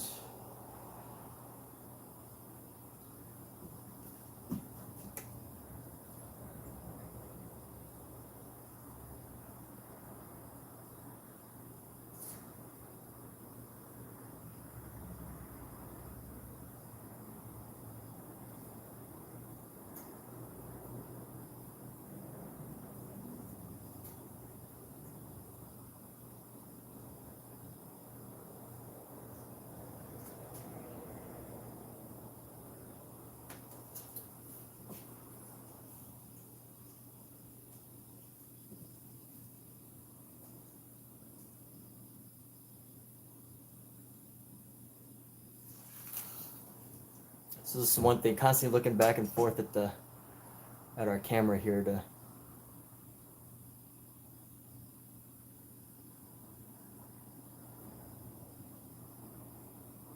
find certain details.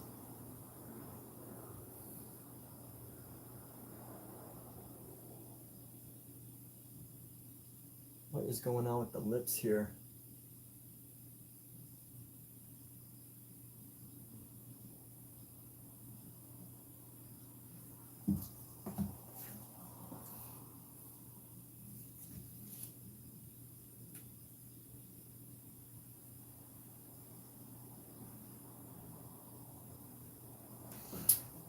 Why do these lips look so funny?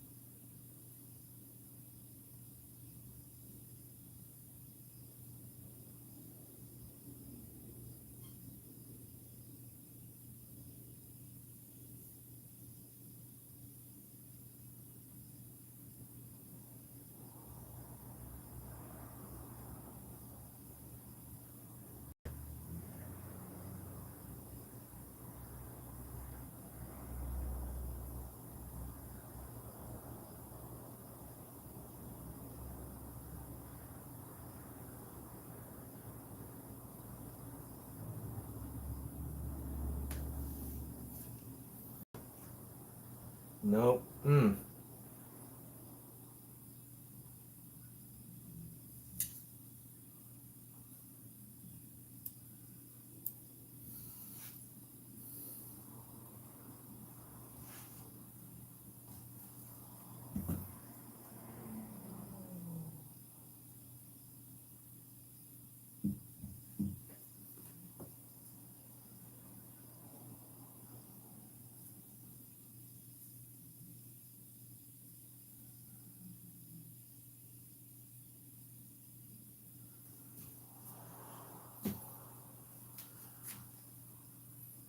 Let me see how I can redesign her chin.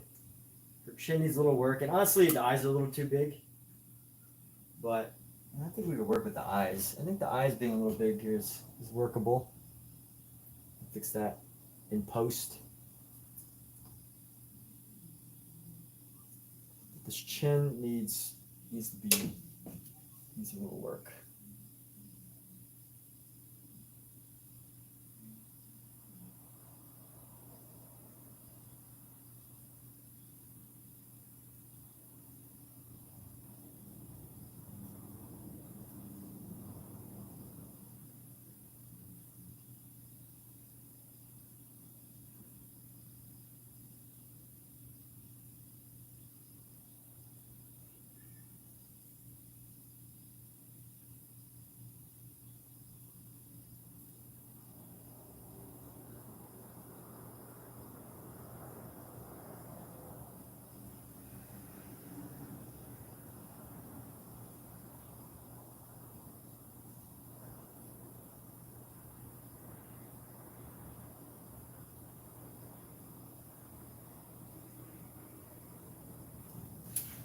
It almost looks cartoony, but see, it's almost vertical. Yeah, it's almost vertical, that chin.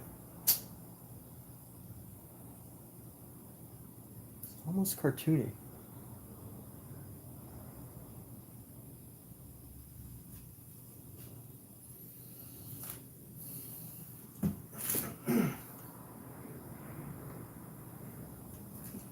So we could do using our white to bring it down just a little bit.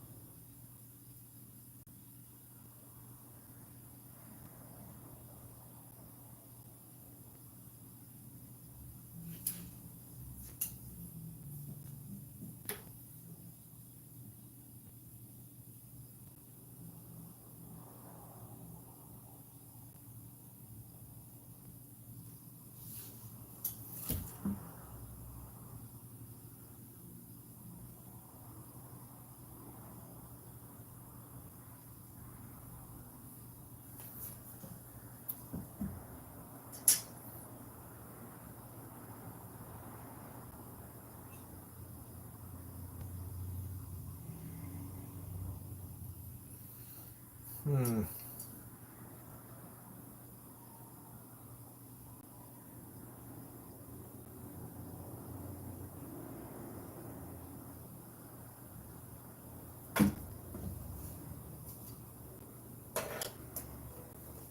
All right, some progress. Let's go ahead and paint. Let's go ahead and whiten up this background here. Just gonna clean off this brush.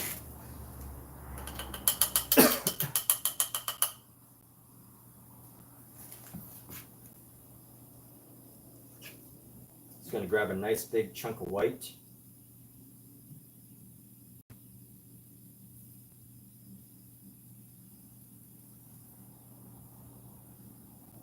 Let's just lay it on thick, nice and thick. Grab some mineral spirit. Let's paint it on nice and thick here.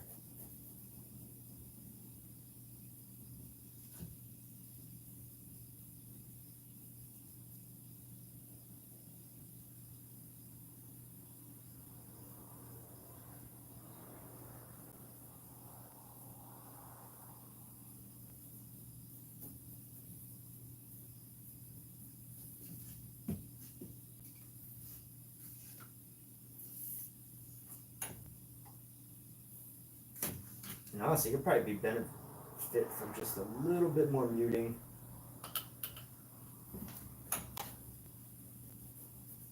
Just a little bit more of a muted white.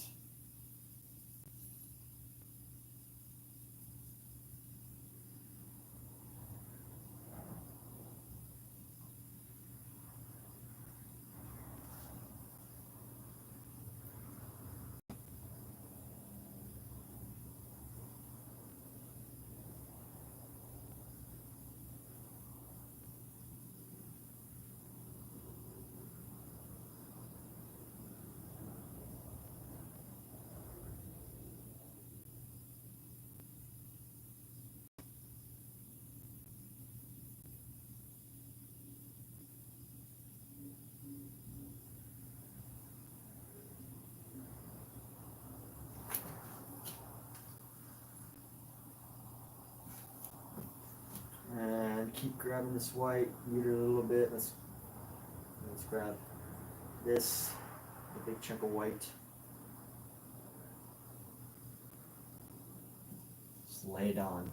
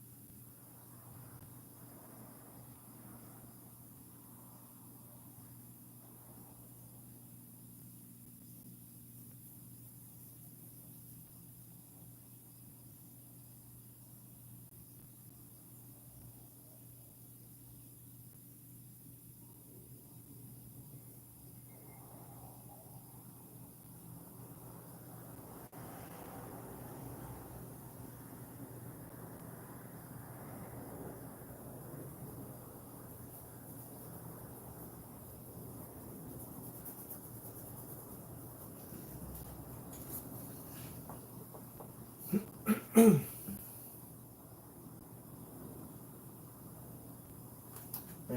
we can actually free this up now. Let's go free up our brush a little bit. Freehander right here. Right there. Around the hair.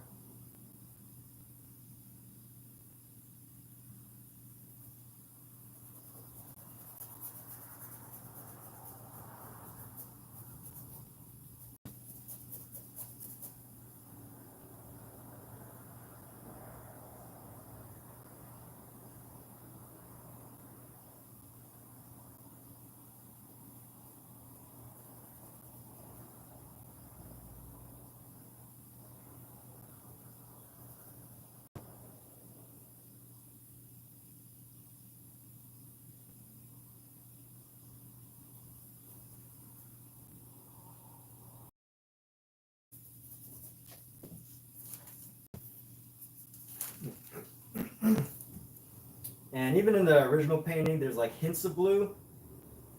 So that's what I'm going for. I'm actually using a turquoise.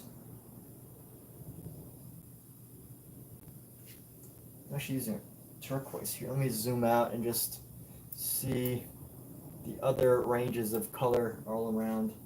Could probably put some right down here too. I lay it on thick. Just lots and lots of paint.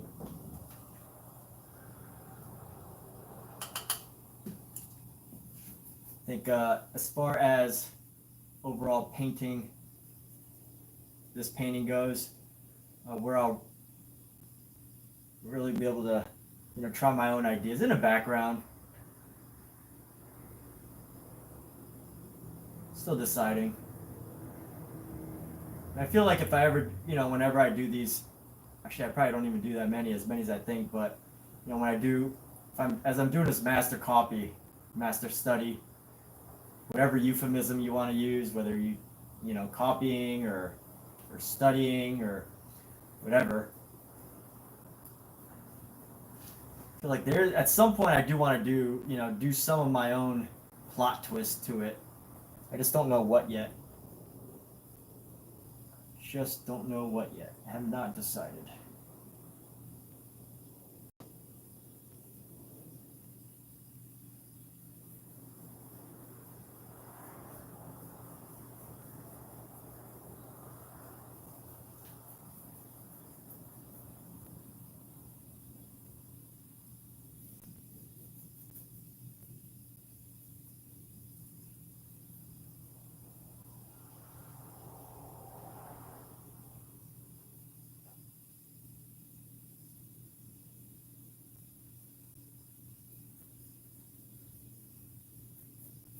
Cat,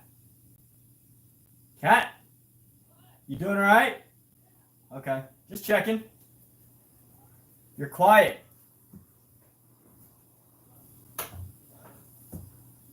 Hey Pookie, how you doing? Cat is napping. Oh, wow. What's up, Bobo Go? How you doing, man?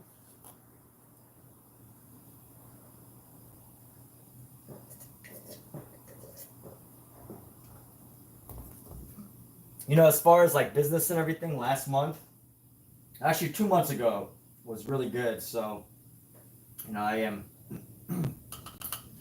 living off of that and working on as much painting as I can before I have to slow down again and get back to more serious things. But yes.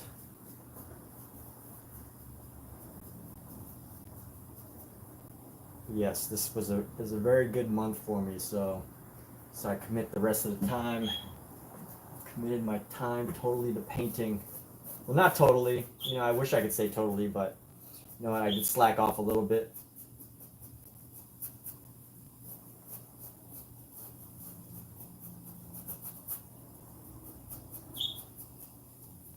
Yeah, it is nice. But here's the funny thing about content creation, though, is like I've had so many times when I've had been able to make a great amount of money and then dedicate the rest amount of time painting, and I said, oh, I'm gonna spend 40 hours a week, 60 hours a week, just making art, making content. And it's not that easy. It really isn't. You really have to be self-motivated to do that. As far as content creation goes, you know? 'Cause, you really got to stay committed to the craft.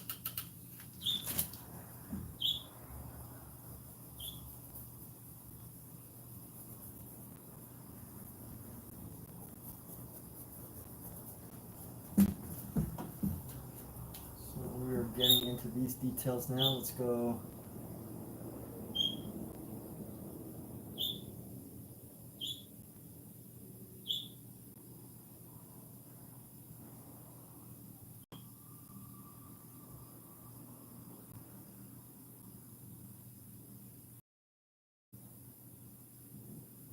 Excuse me.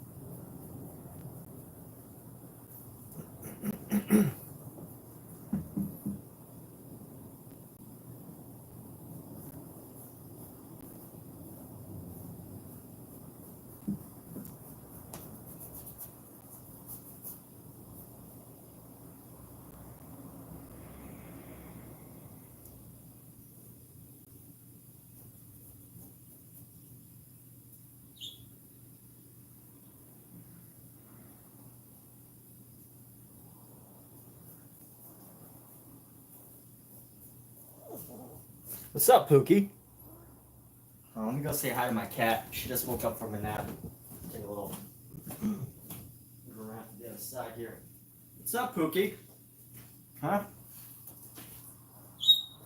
Huh, girl? What's up? Did you have a good nap?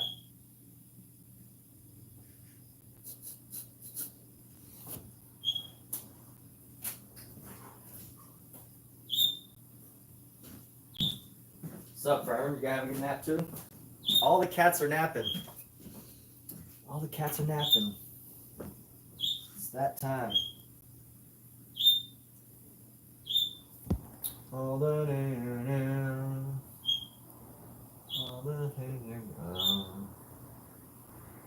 I think that's a song.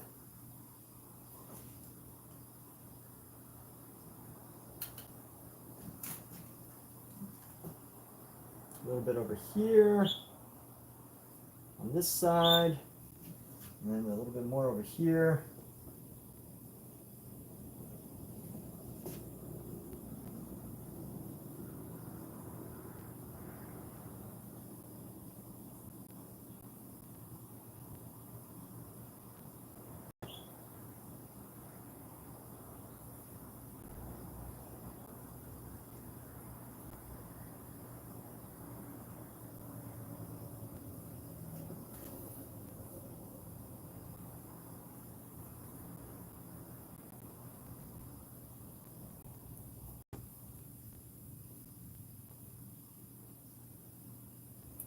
Let's go like this.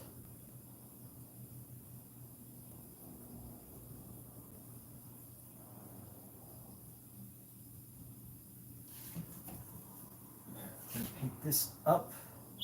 Let's go up here. Let's go shape this figure right now.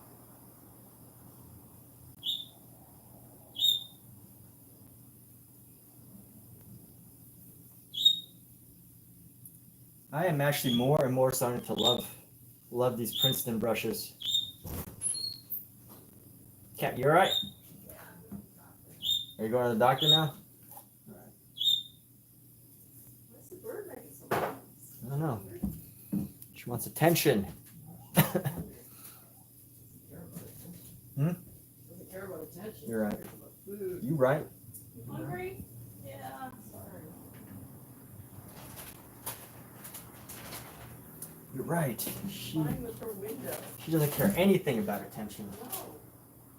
It's all about her food. all about her food. Yes. Just kind of pet and feed and ignore. Just leave them alone for until they're ready for you again. Yep. Yep, that's what she wants. Eat up, girl. Eat up, son.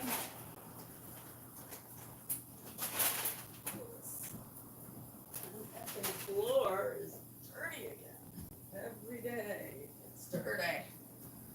Oh well.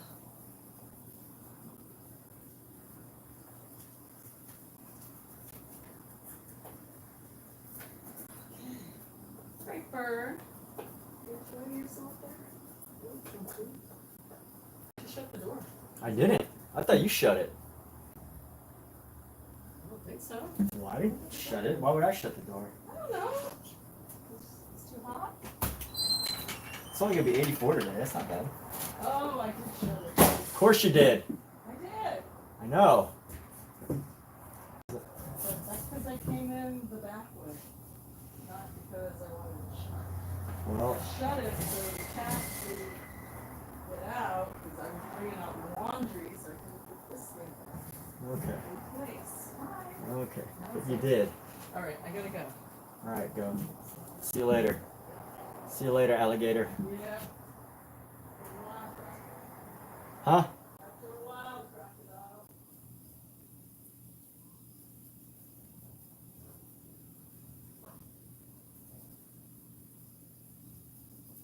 So really kicking up this white cloud space.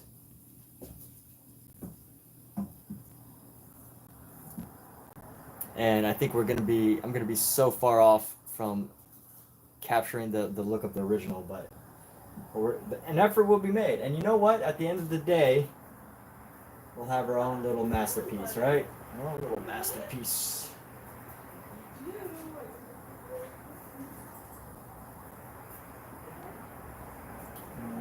Let's see, this is gonna come down here.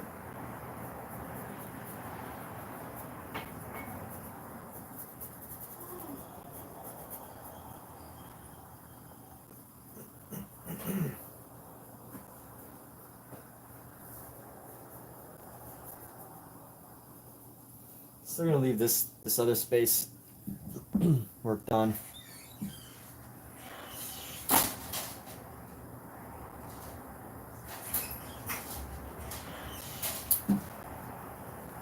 Okay, actually, you know what? Back here, the area around her back needs some work, but I still want to. It's really, this white is really overpowering, so I want to grab just a little bit of like ultramarine blue.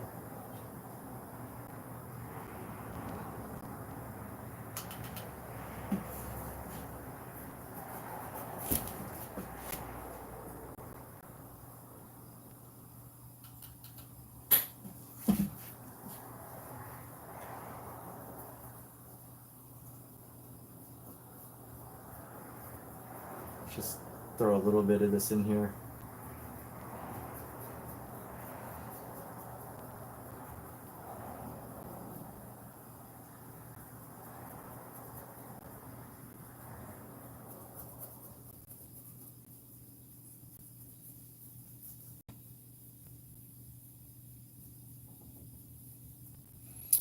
All right.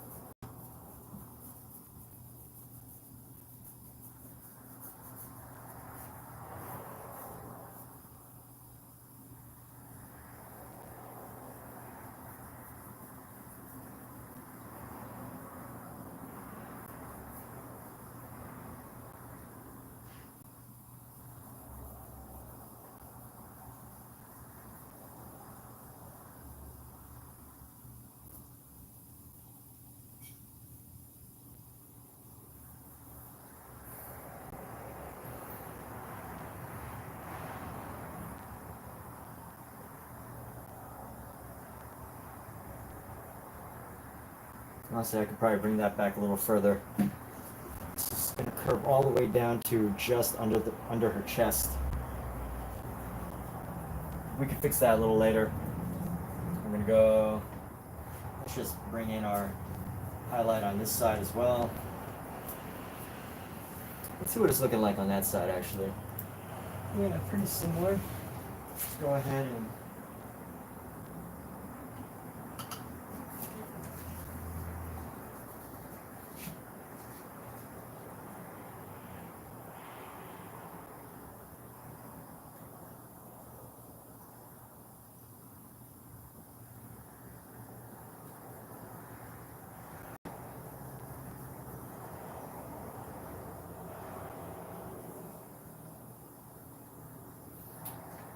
let's go right over here.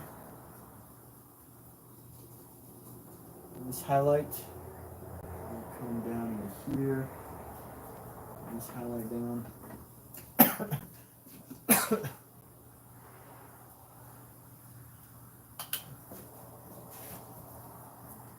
bring this down, bring it down.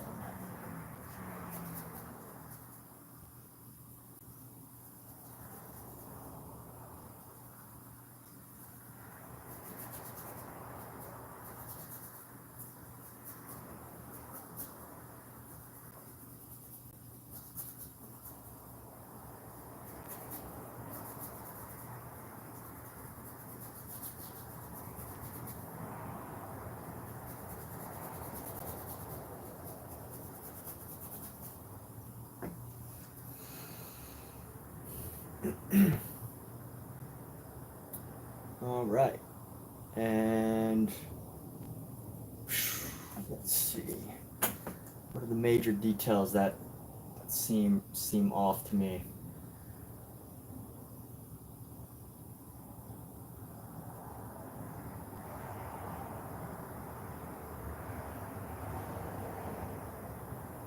Nothing too bad. I think at some point I might start painting the kid, the demon baby. The demon, the little demon child. And I'm looking at this, I mean, I'm like, there's no way I'm gonna be able to capture the same texture. I don't know, maybe I should just be more confident, but like, I'm just looking at this and I'm like, I have no clue how I'm going to capture this texture of our figures here. But let's go ahead and, I see all this red. We've got all this red here. So let's go, let's grab a good shadow color. This will be a great chance to, I shouldn't start on him yet, because I still haven't decided. I still haven't fully decided.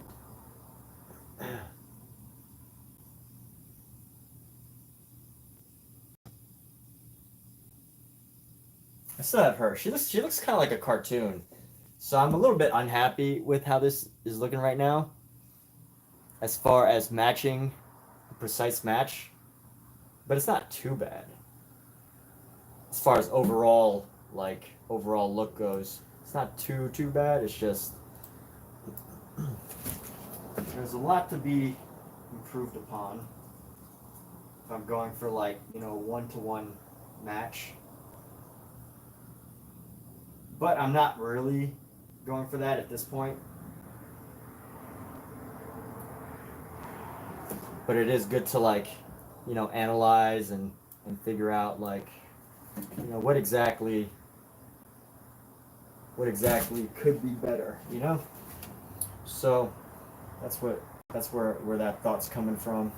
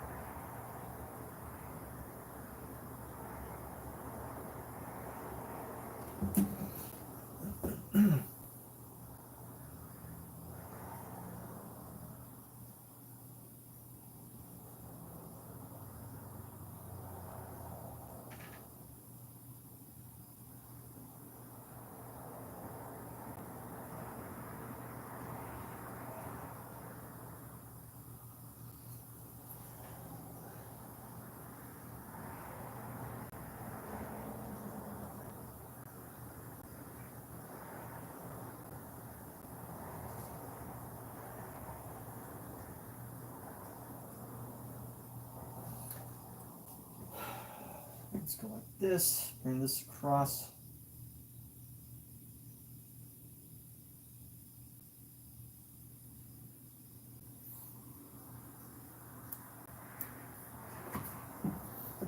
And now we can actually leave this, just keep this color here.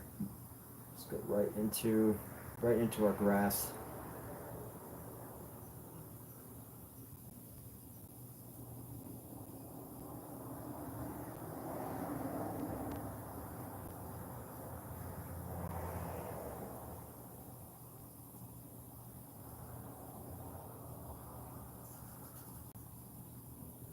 The one thing about copying precisely, though, if you're trying too hard, is, now that I think of it, the reason, if I'm trying to like figure out how to copy or do a master copy, definitely one of those things that is almost kind of pointless is, you never know what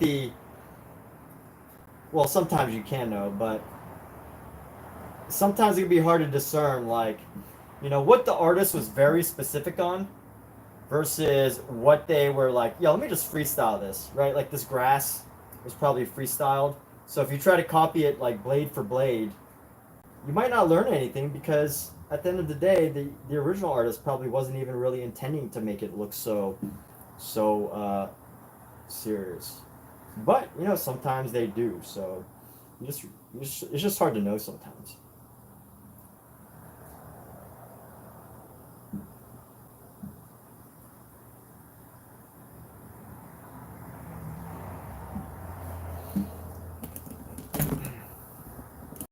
Let's see on the other side. What are we seeing on the other side? Oh yeah, it stays pretty high actually. So I'm just gonna go up to here. Why is this flipping and flopping?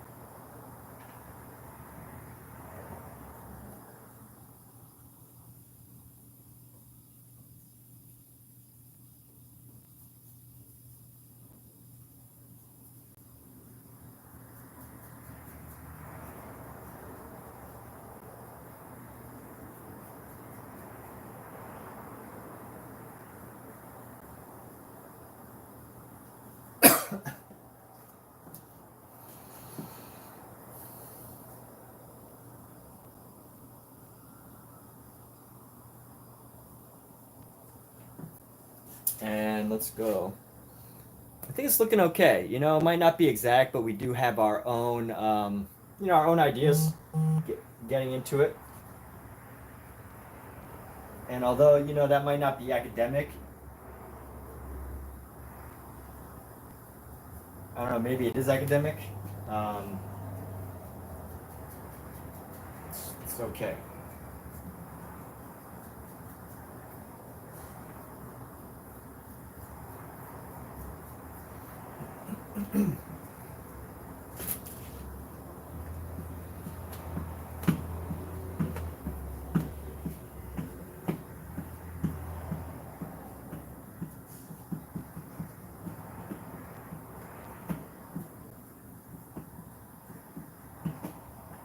She kind of looks like character Hercules' mom from the movie Hercules.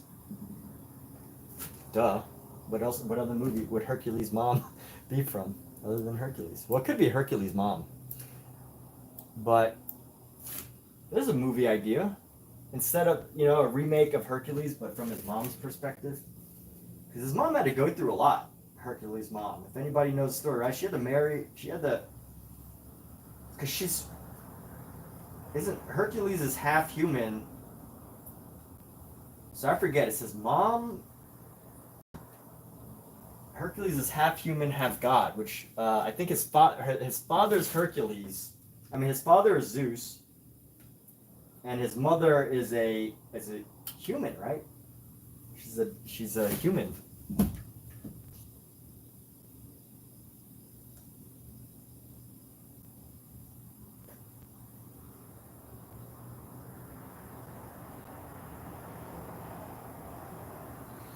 what I need to do right now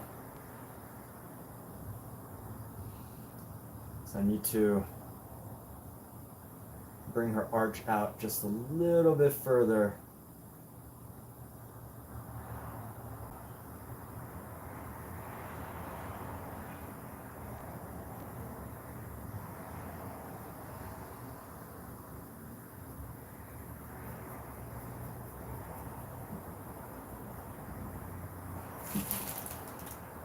How does that look on camera?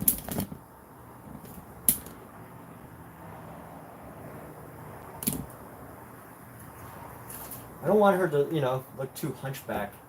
So I think I have to unround this. We could do that later. Unround it a little bit later.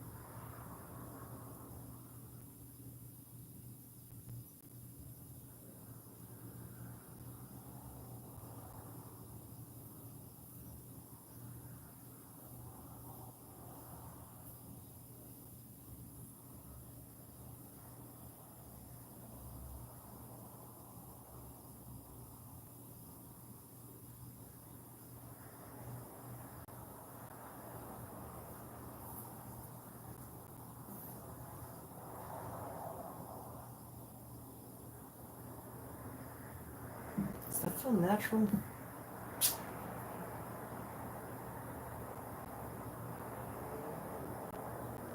That's the other thing I feel is so interesting about this painting, is that there's like these elements of it that just make it feel so unnatural, but it just is natural. You know what I mean? Just so like the big arch in her back, and maybe I've made mine a little bit too far. We'll see. I still have, you know, to make some adjustments. Honestly, it might be a little bit too much, but you know, it feels unnatural, but like it just captures so much. Let's actually start to bring in her hair all the way down, and maybe that can help us get a better establishment of her figure. So her hair comes down right about here before it starts to curl. So let's add some curls here. A little bit of a curl there. And actually, it should be pretty straight. So this is definitely. It should come down to about her armpit. So we're going to bring this down.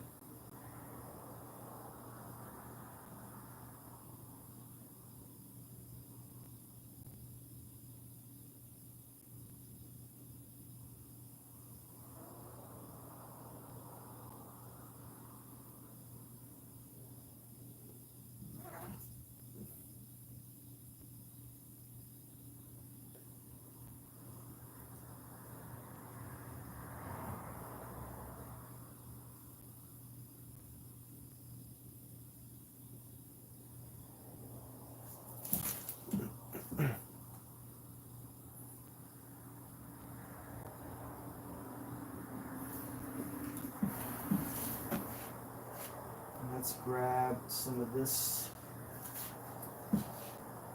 And it's a little hard because this hair is very reflective right now because of the mineral spirit. But I really think, I think I gotta update this back. Push it out just a little too far. It's almost unnatural. Just a little. I should have kept it where it was. It was in a good place, but I'm gonna bring it back, and let's see what else we could do.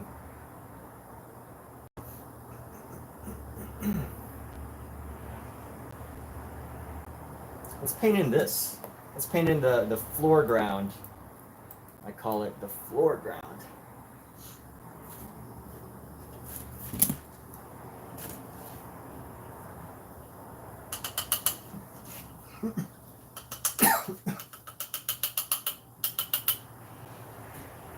Sometimes I like to see how many hours I can paint for.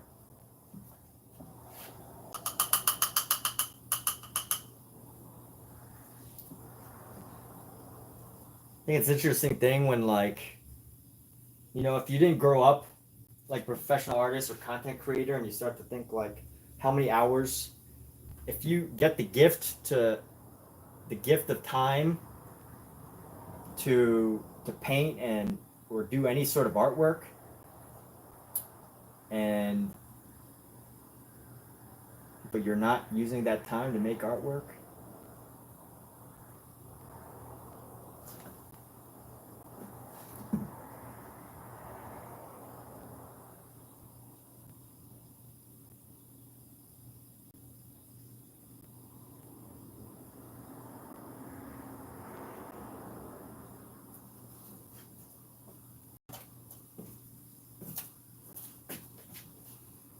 Makes me wonder, like, is it even possible to make artwork 8 hours a day? Let's see, wish I want to see my face. I spilled. Oh, right there. This little red mark. Splashed up. Burns. It splashed up boiling water onto my face this afternoon, and it burns right now. It hurts. It stings.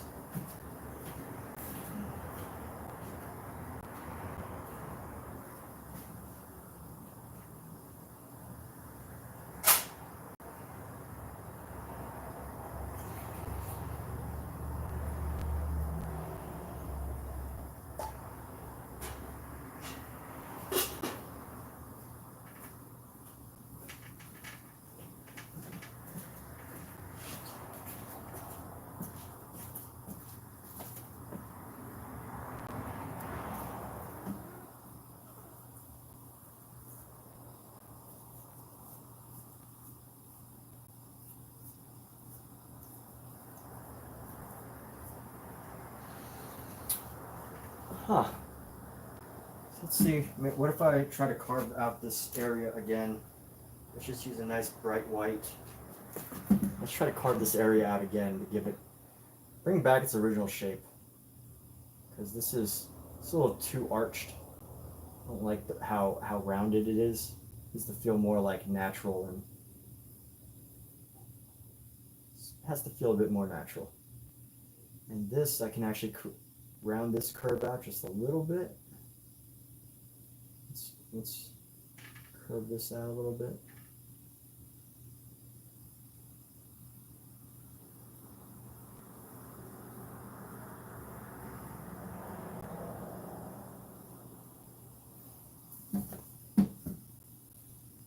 Let's see.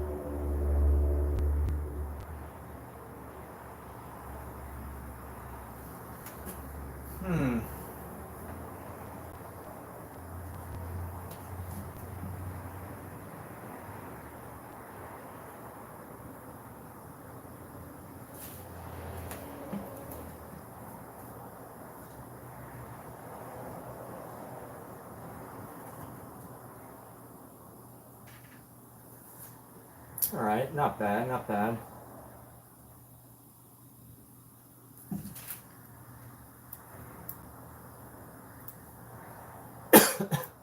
Let's get back into the face and work on some small details now.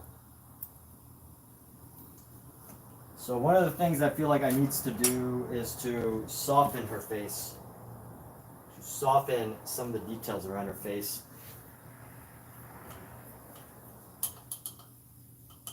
as well as shrink the size of her eyes. Her eyes are a little bit cartoonish right now. I might actually keep that. I might keep that. I don't know. Let's see. Let's figure this out. Let's.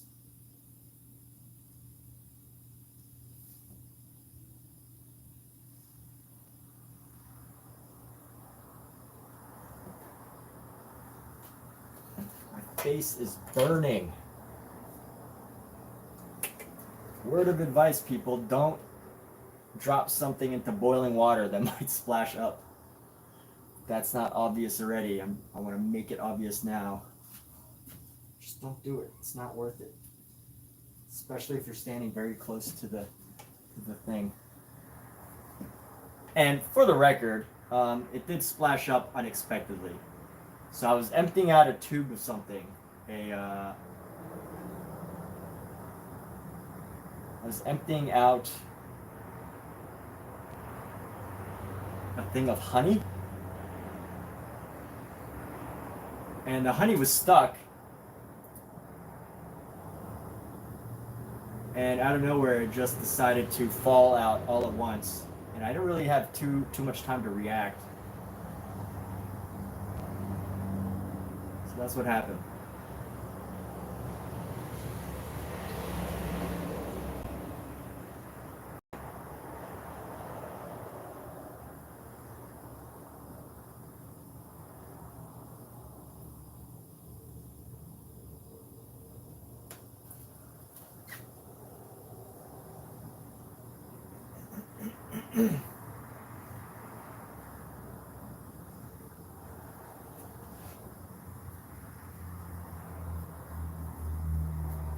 So I'm just doing my best to reduce the size of her eyes just a little bit.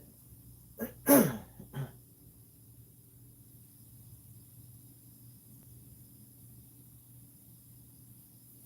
gonna reduce it just a little bit more, just like a millimeter more, just to give it a more natural look as opposed to a like cartoonish.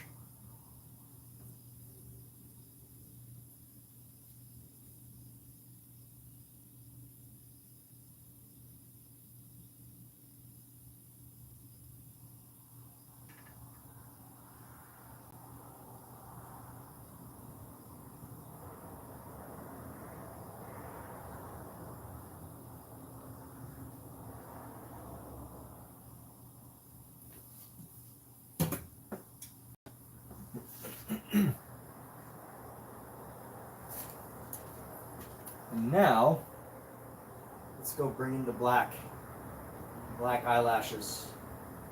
Black eyelashes to top it off. Maybe even reduce the size of the eyes a little bit, but the eyelash is going to come to the front here.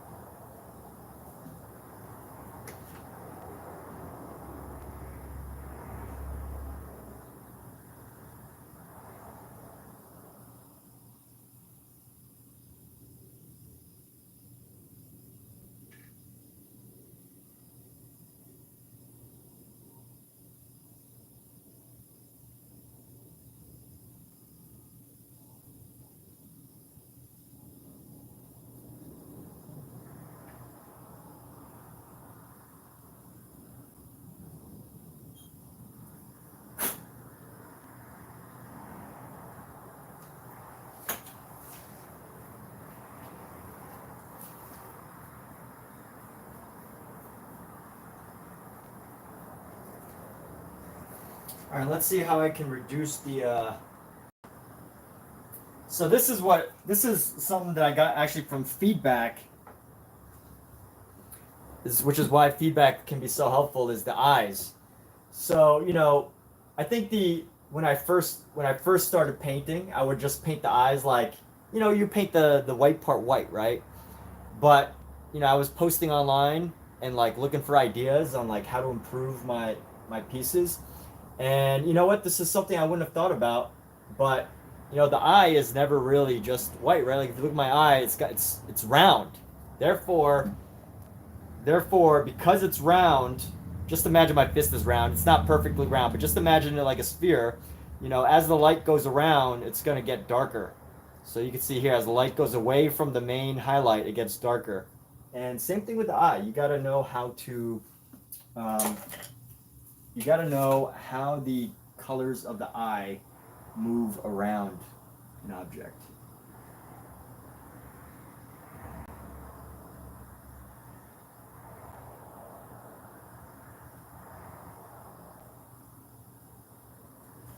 And therefore, it's not always as bright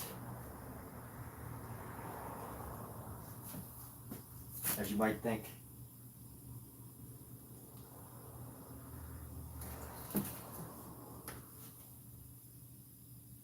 Let's go right there.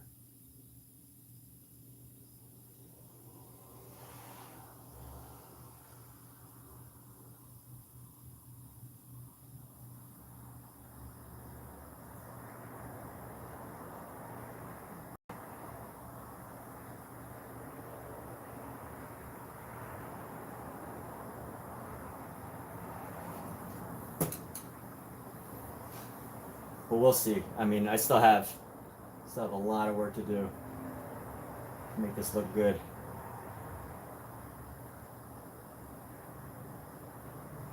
Let's work on the ear a little bit.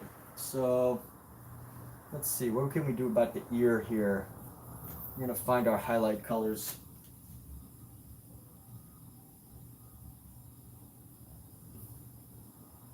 Start with like a muted pink overlay.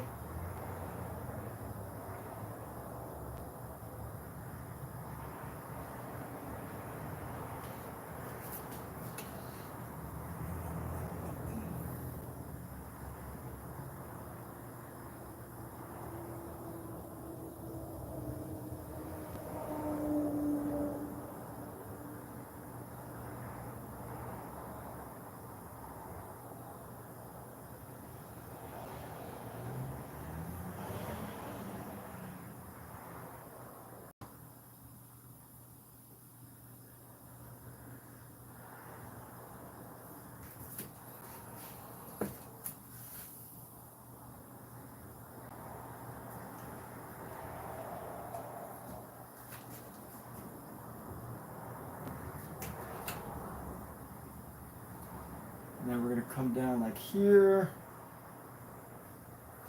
right around this part of the ear. Let's curve it a little bit with a pink. Let's see.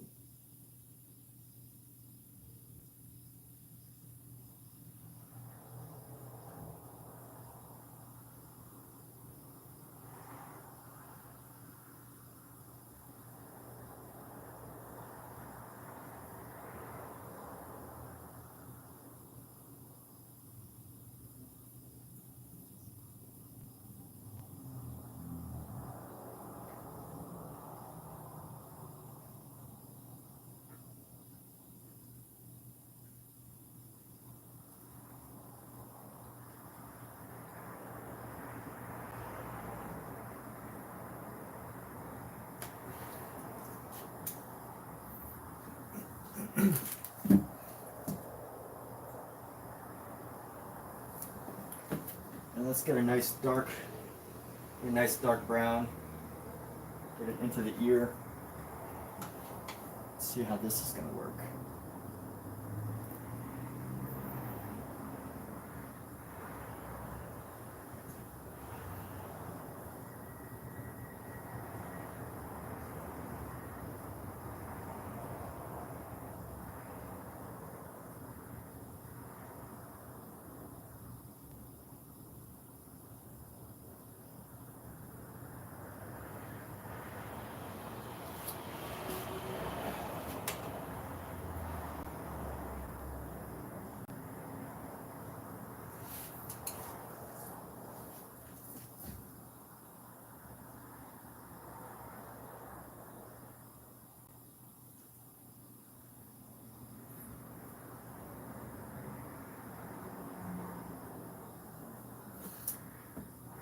Yeah, this is gonna get a little difficult because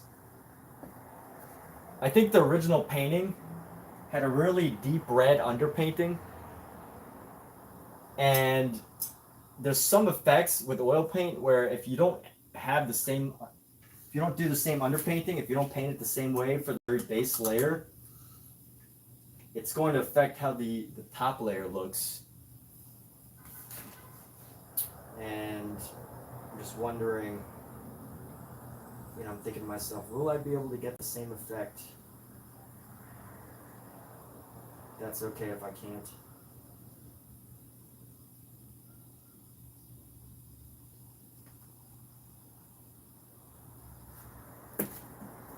Let's see, let's go pink into here.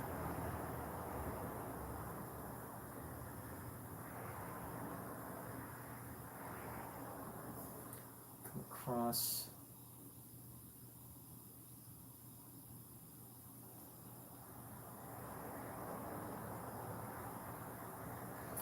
You know, at some level, I might just have to figure out how to do it my own way, right?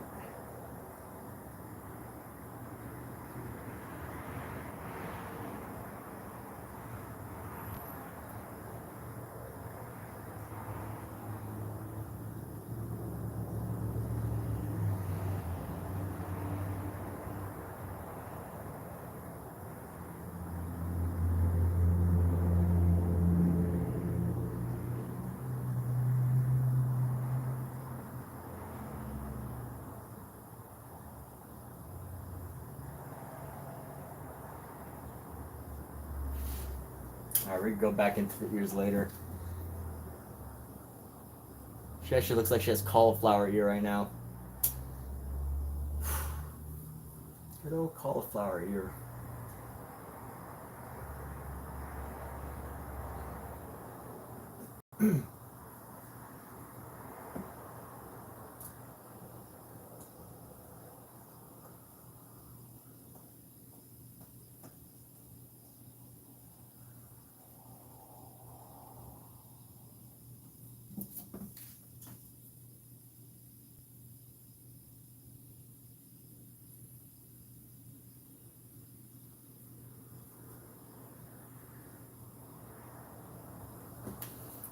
You know what? Maybe we can tighten up our nose now.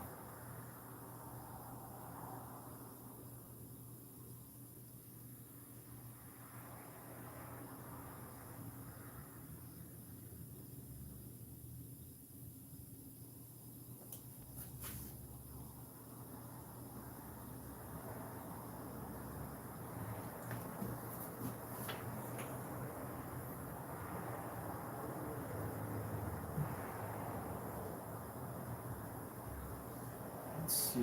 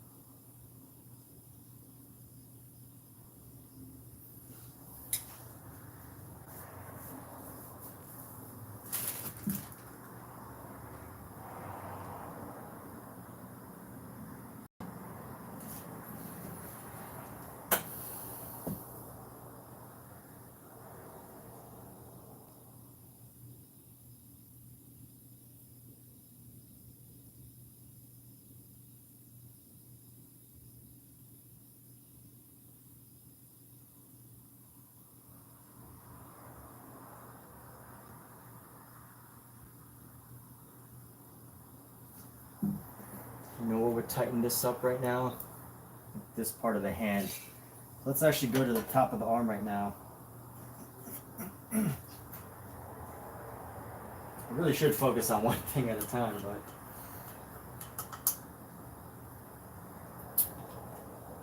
tis not my way. Let's grab this brush here. Let's see, what color do we got?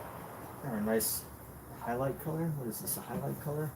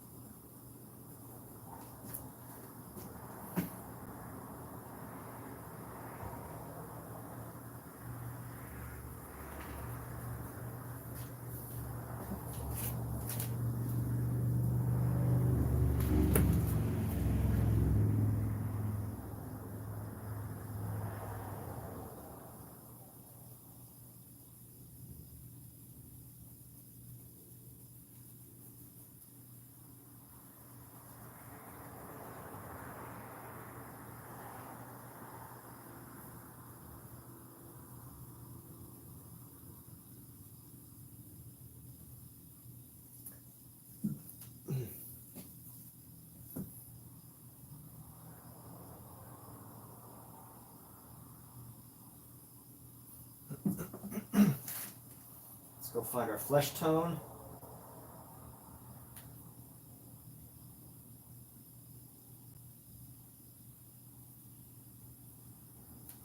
Let's go on top of this. Nope, not fleshy enough. Grab our white.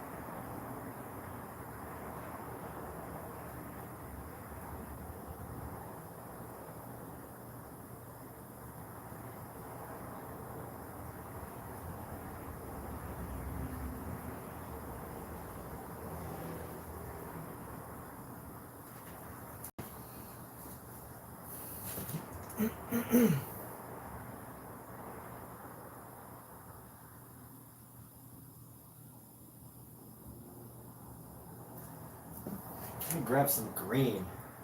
Green, you might ask. Green.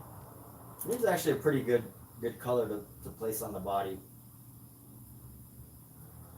You'd be surprised at just how effective green is at helping the skin to look natural because of veins and everything.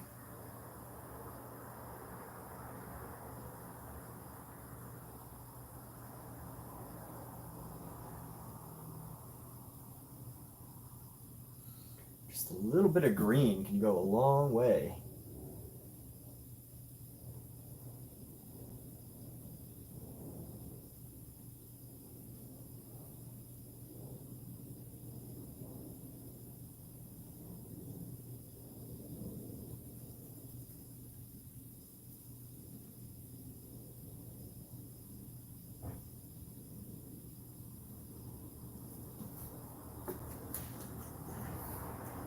Like even right here, just that little bit of gray. I know the actual,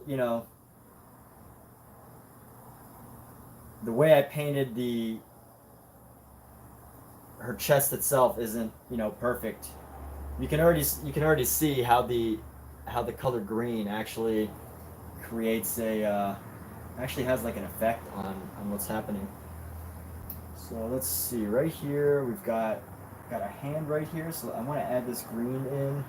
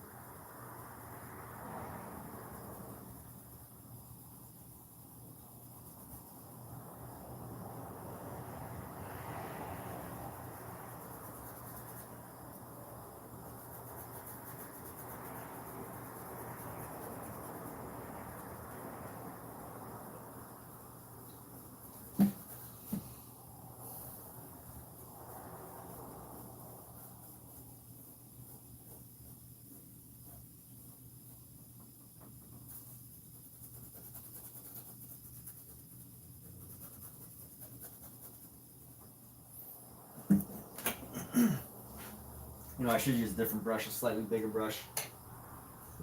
Let's actually break in this brush. This brush still has a super fine point.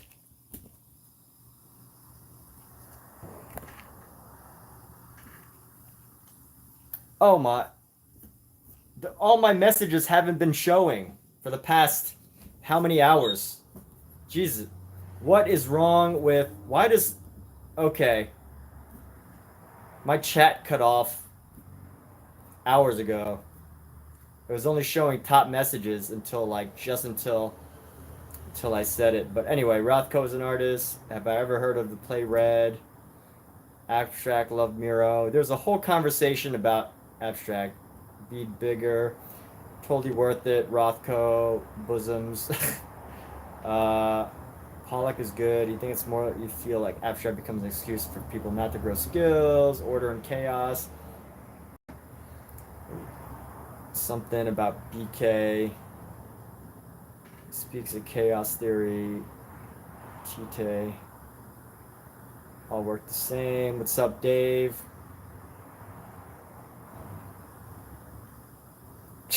All right. I mean, that's some nice modeling, color, and brushwork earlier. Then he made it all flat. I did flatten it, but I'm gonna keep modifying it. Texture more. Flat earth. Starting into the abyss. All that's creators. Like the safety of our couches. Rocking chair. Quick recovery. Oh, Brian Keats has been struggling. Hope he's doing better. I feel like Emmett's about to de-cooning pretty soon. De-cooning this whole thing. You know how you get if you can't make something for a week. Be a good idea. Sculpting. Sculptors. Nice meeting. BK, take care. Background colors helping define the shape of the body. Thank you. Paintathon. Dondrell, blowing it. Yes. The back still looks a little hunched compared to what we're doing.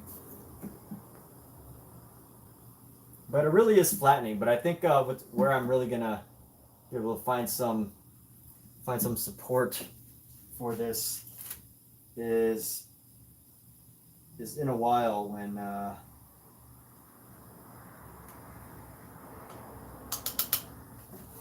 we start to build other colors on top.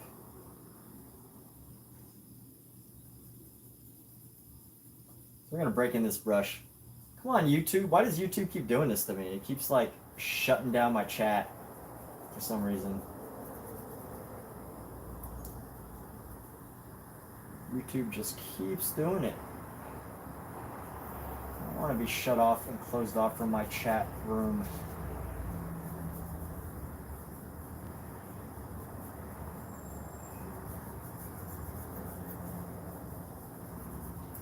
Yeah, I have flattened it a little, but usually it's one of those things though. I need a lot of work on this, and part of me is like, oh, I wish I should get it right this time. But honestly, I don't think that that the artist known as Bougereau, I mean, who knows whether he got every single stroke right the first time? Because it looks like if I look really closely at his final artwork, you know, he did so much.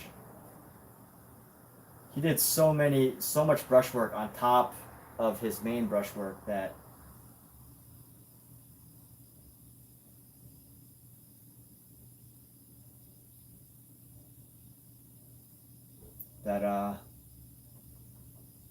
there's so much brushwork on top of his main brushwork. This happens to you when you use OBS? Yeah, this is OBS. OBS.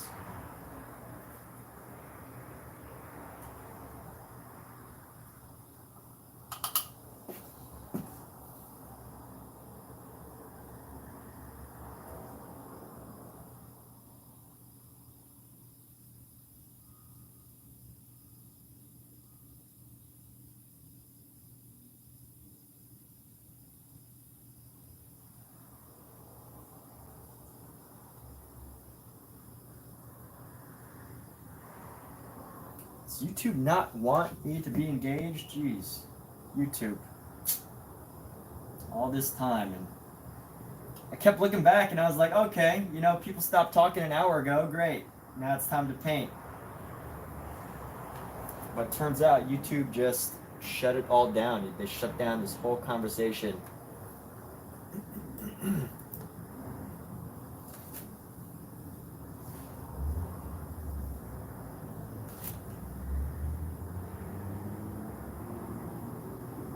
All right, let's find some nice little green areas on this hand. We're gonna go right here. A nice little green space.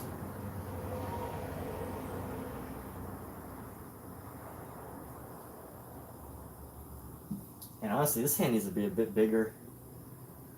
It's a bit small.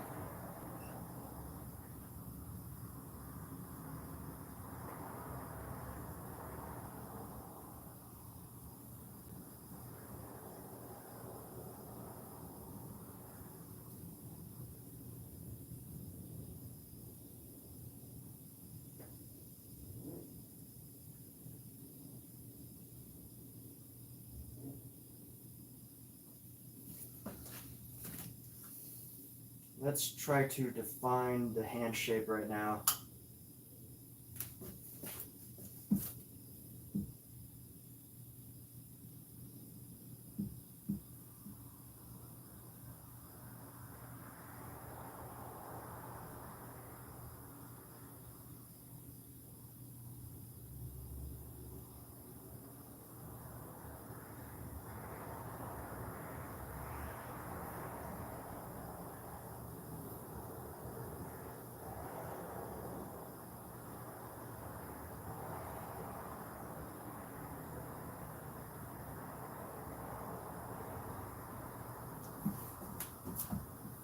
I thought people just stopped chatting hours ago. YouTube keeps doing that to me. Maybe they're like, you know, maybe that's my sign that YouTube just doesn't like it when I talk too much.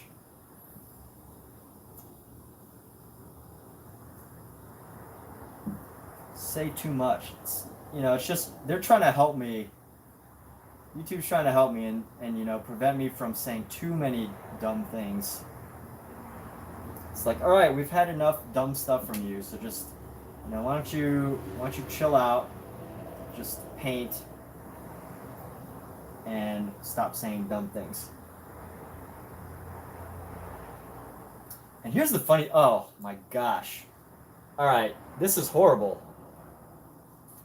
This is a horrible thing, but like the wrist actually ends like over here. It's a horrible thing because I made it look like the wrist actually starts like over here, but it actually starts like right here. Maybe if I paint this, I'm gonna make this.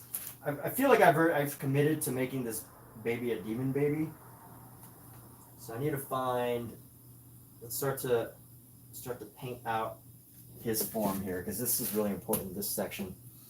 We're gonna go like this.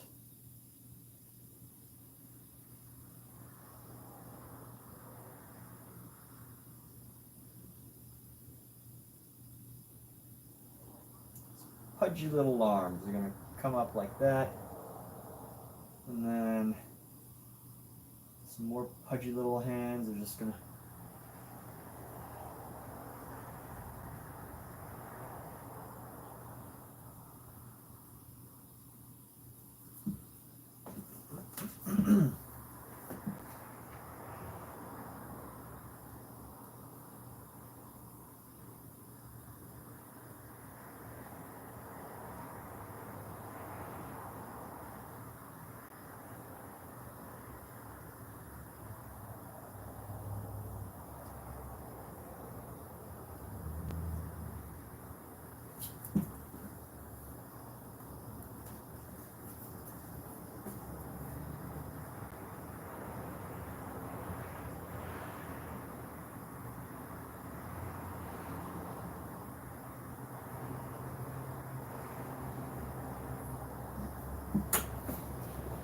Let's actually build in some dark brown shadows. Let's go around his arm here.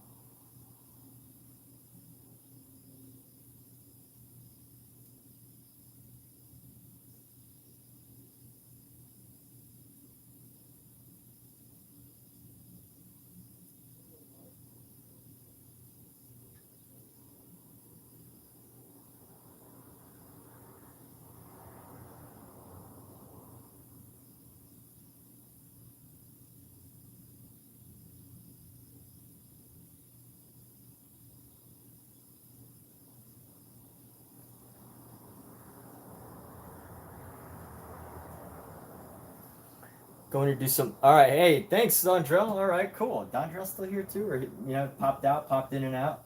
Jeez, very cool. Going to calling me teacher. All right, well, thanks. Really appreciate that. Good old teacher.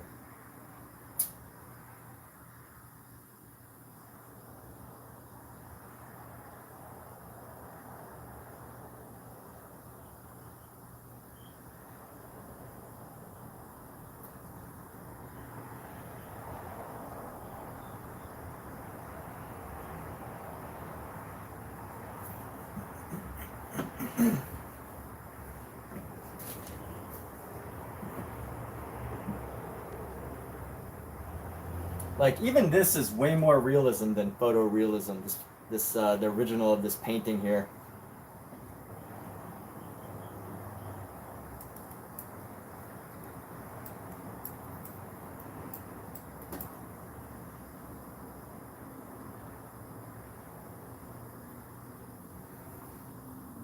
Now I feel like I have to navigate.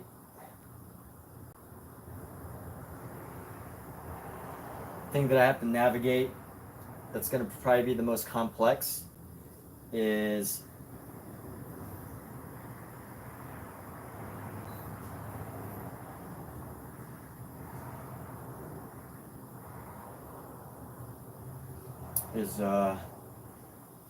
getting the coloring right on this baby, on this angel, baby angel.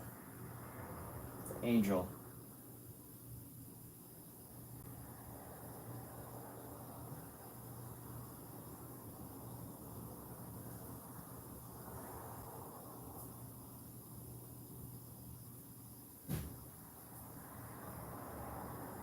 I don't even know if it's a baby.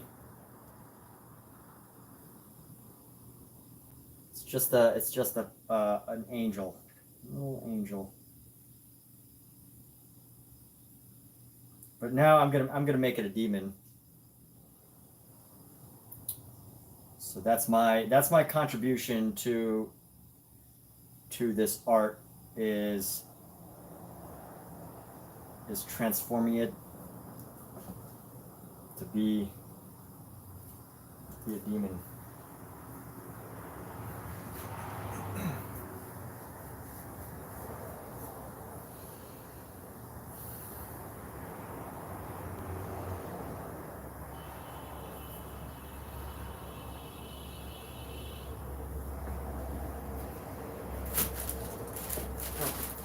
Okay.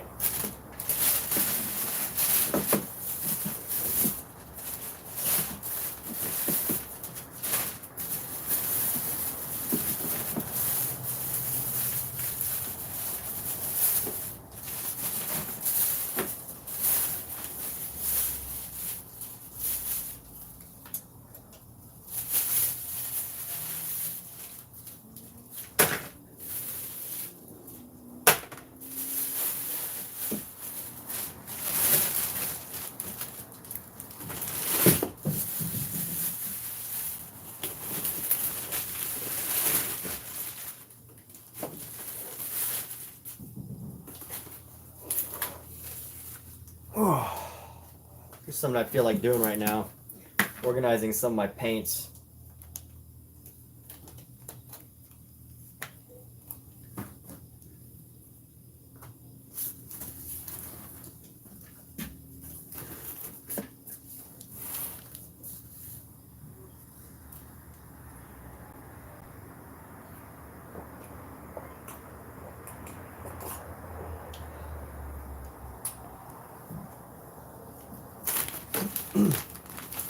Let's see, put my big tubes in one bag, little tubes in another.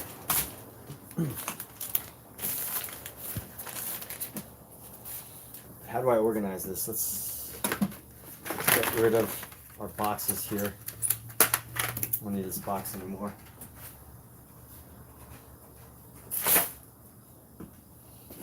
Let's stack some of my gamblins on top of each other.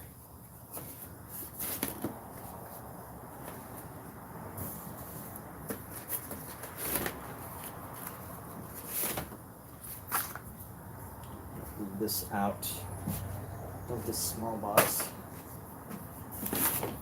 So many boxes of paints.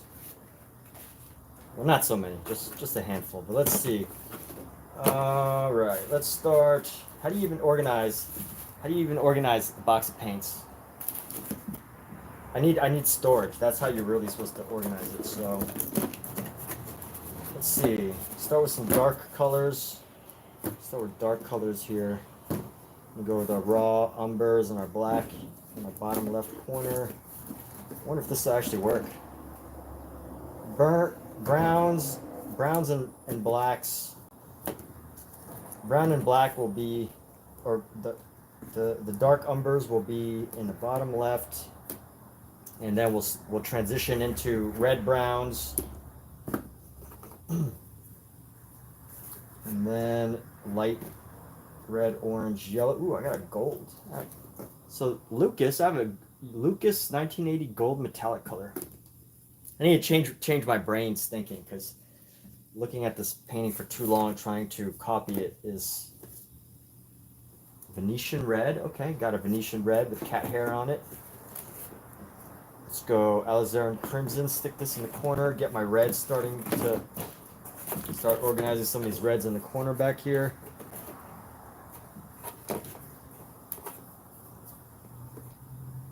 Red, orange, so we got our oranges.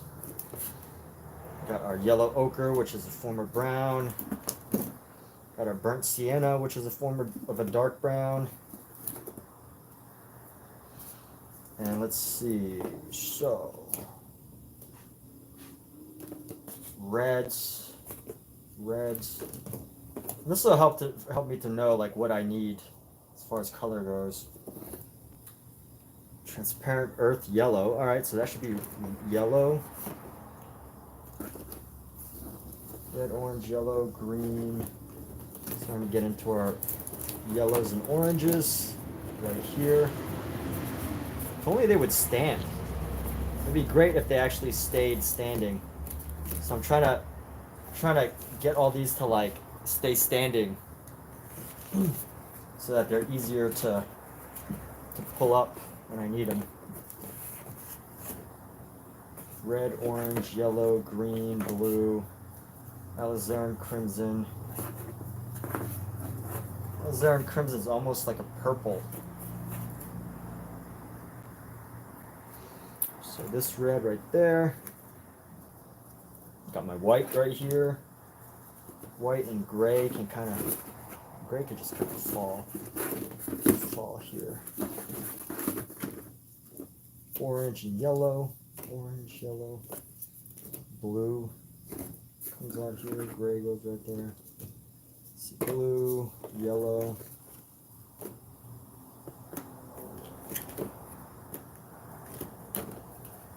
Umber, what is this color?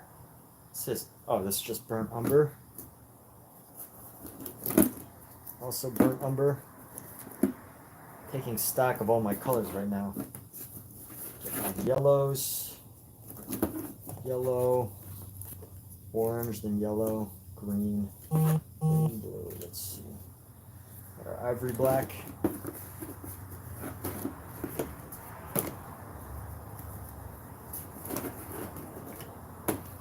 Our violet.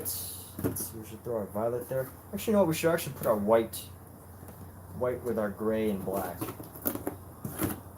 Just so we have those neutrals together.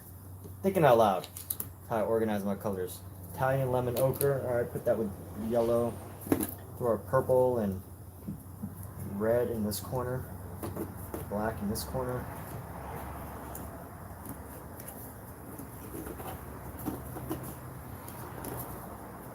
Venetian red is like a brown. Brown red. And then the question goes, will this ever stay?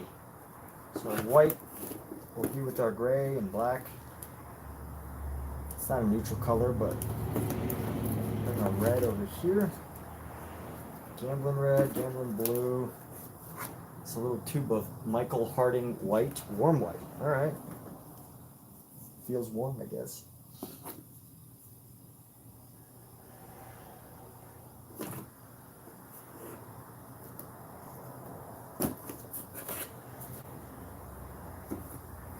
Here, blue,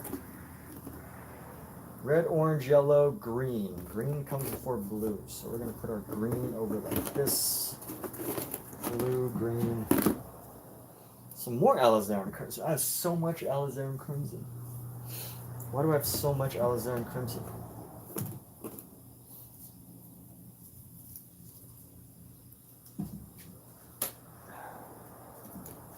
Don't know what this color is. It looks like a red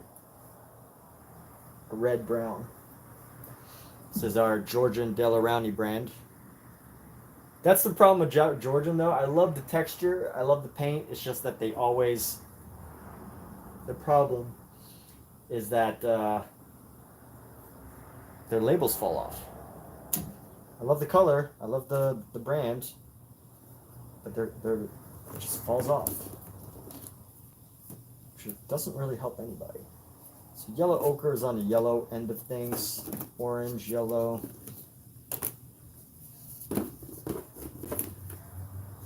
Yellow, white. Perfect. White goes down there. Yellow, red, orange, yellow, green, blue. So let's put the forms. Green, blue, violet. Violet will go down close to the blues. Green's in this corner. Yellow's down there. This color has been used, so we're going to throw it into this pile.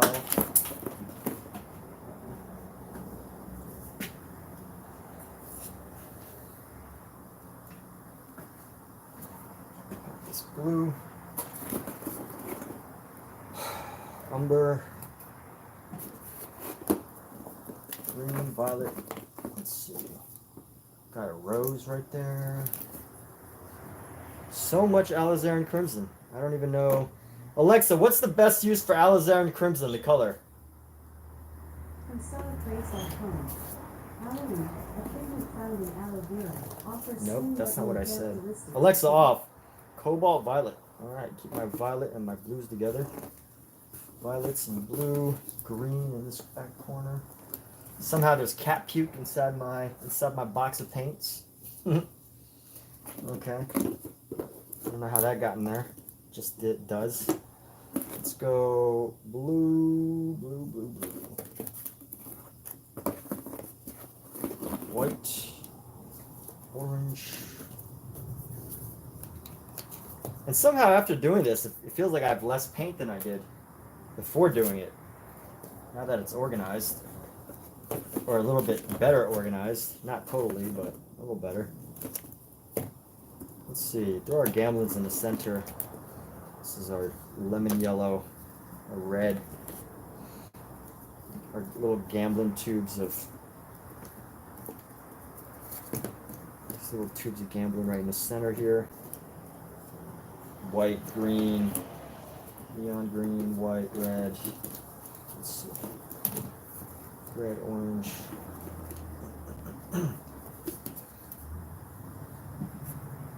Oh no! Are we still here? Yes, we're still here. All right. Organizing colors. Got a bunch of Gamblin 1980s. Gamblin 1980. So violet. Got some Michael Harding, a little bit of a Michael Harding sampler. I will say, as I did the Michael Harding Scarlet Lake color, and that is a beautiful, beautiful red. The Michael Harding Scarlet Lake, just a beautiful, beautiful red. All right, violet, blue, ultramarine blue, violet, blue, green, dump it right there, violet, let's see, violet, white, almost there actually. Doing okay, red, orange, yellow. Let's try to separate the yellows from the oranges. So let's see, what color is this? This is mauve? Mauve is a purple. Here's mauve. I don't use mauve very often. Red, orange, yellow. So let's push the yellow toward the green. Got the oranges and yellows. So our yellows, oranges. Push it to the yellows. Yellows go with yellow. Red, orange, yellow, red. This yellow ochre will go there. Orange, red. Red, orange.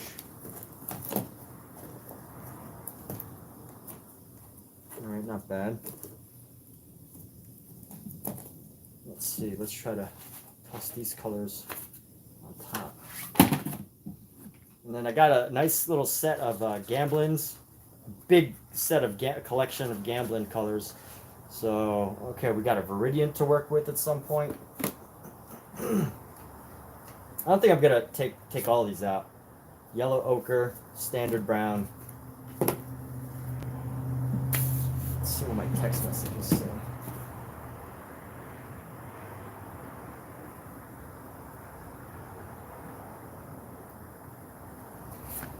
Let's actually empty out. Let's empty some of these out. No sense in having these little cutesy boxes. Get our yellow, red, orange, yellow right there. Drop our black, ivory black right there. Alizarin crimson again. How many alizarin crimsons can I possibly have? Michael Harding I'll keep separate. Keep in a little box.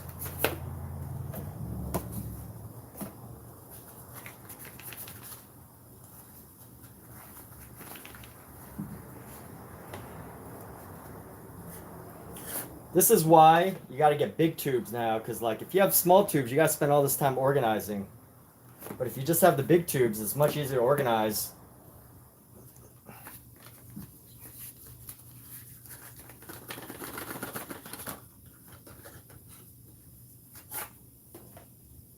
All right, got a white. Got 2 tubes of white. They gave me 2 tubes of white, a zinc white and a titanium white. I'm not too happy with that. A zinc white and a titanium white. Just give me titanium white, you know? Got this little thing. Oh, that's a cerulean. Actually, that's a good color. I like cerulean blue. Got the burnt umber. Got our blue.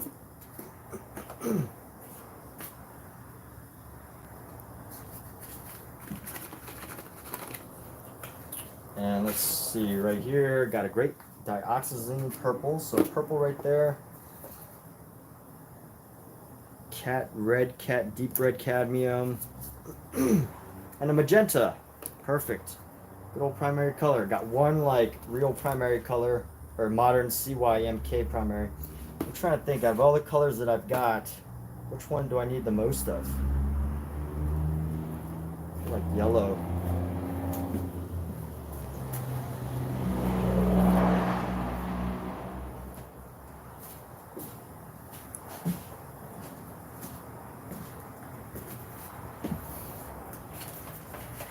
All right, I don't need to buy paints for like a whole year.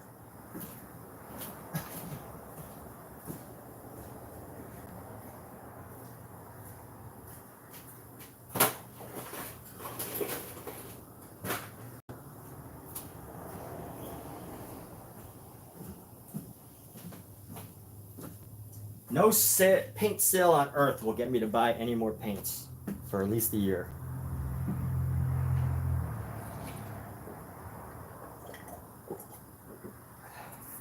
Unless it's tubes of white.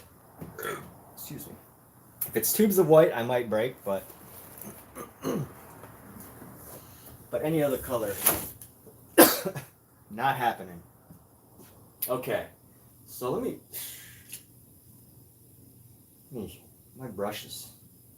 Now if there's a brush sale, that might work.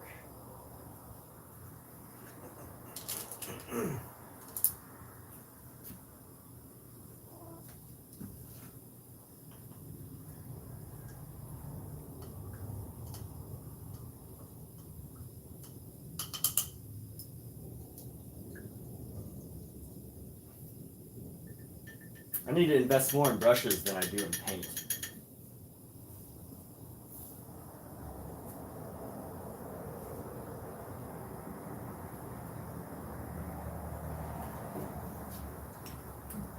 This tube needs to go into garbage, but this rose blush is doing okay. So let's see, what can we do with this brush?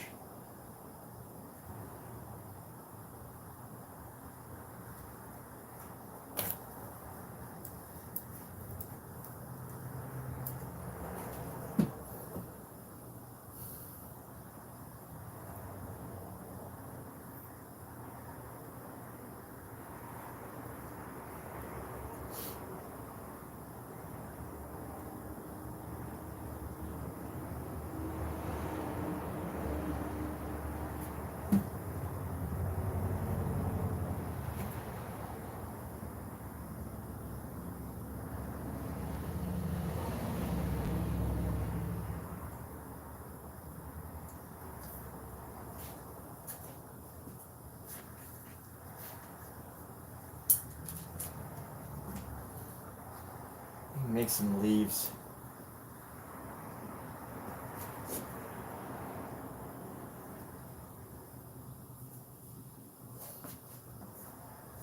Let's see if we can darken this color of the leaf here.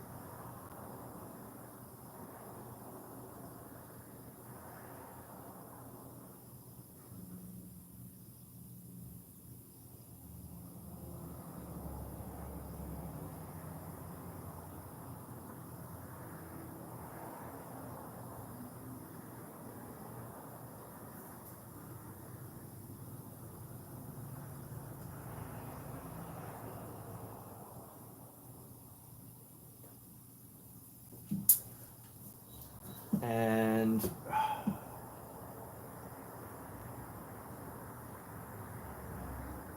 let's see.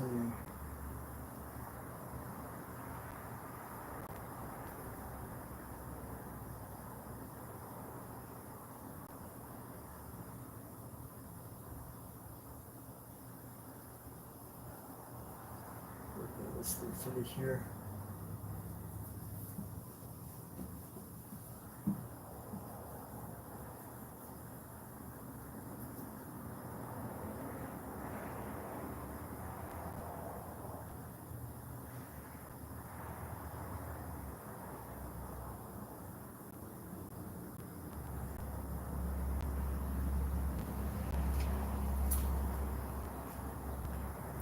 And what's this color? Oh yeah, that's a dark green. So maybe I could go back into this, grab our darkened green, grab our blue and a nice dark green, grab our yellow, a little bit of our yellow, and then find this shade here. So let's go.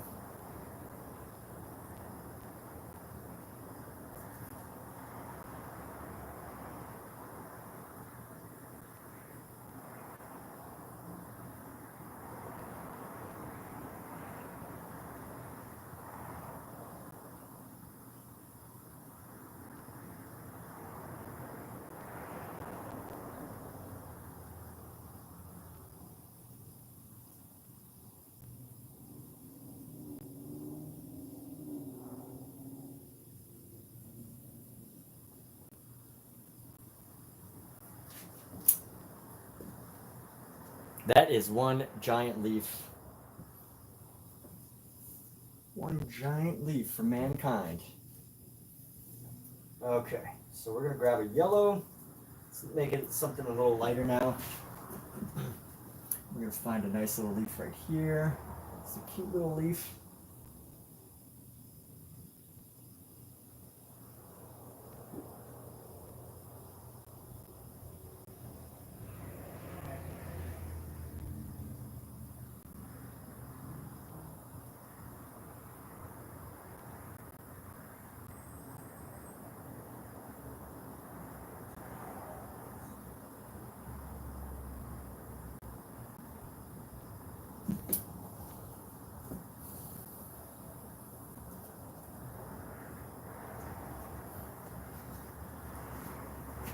And let's bring in another leaf that's even more yellow. I'm gonna bring that one right into here. So by the way, if you do get a chance to see the original painting, you'll see like my painting's already like so different.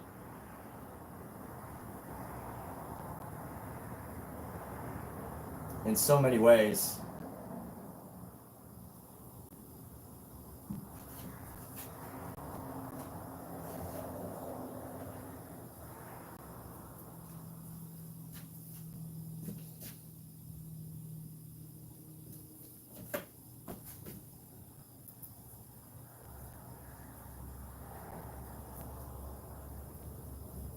So different in so many ways.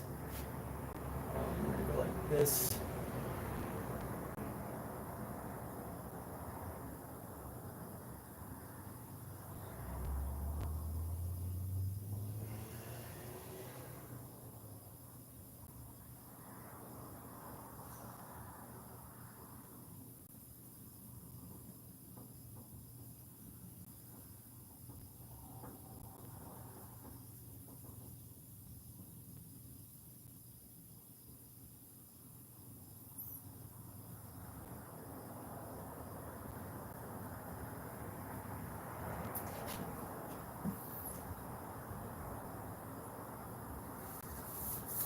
Let's see who's texting me.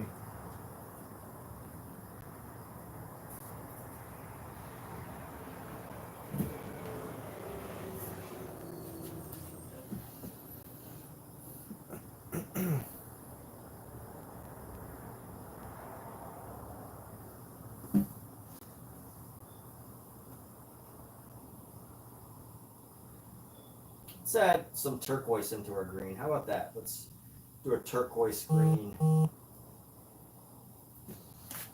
And we're gonna go bring this leaf. Let's go bring this leaf in.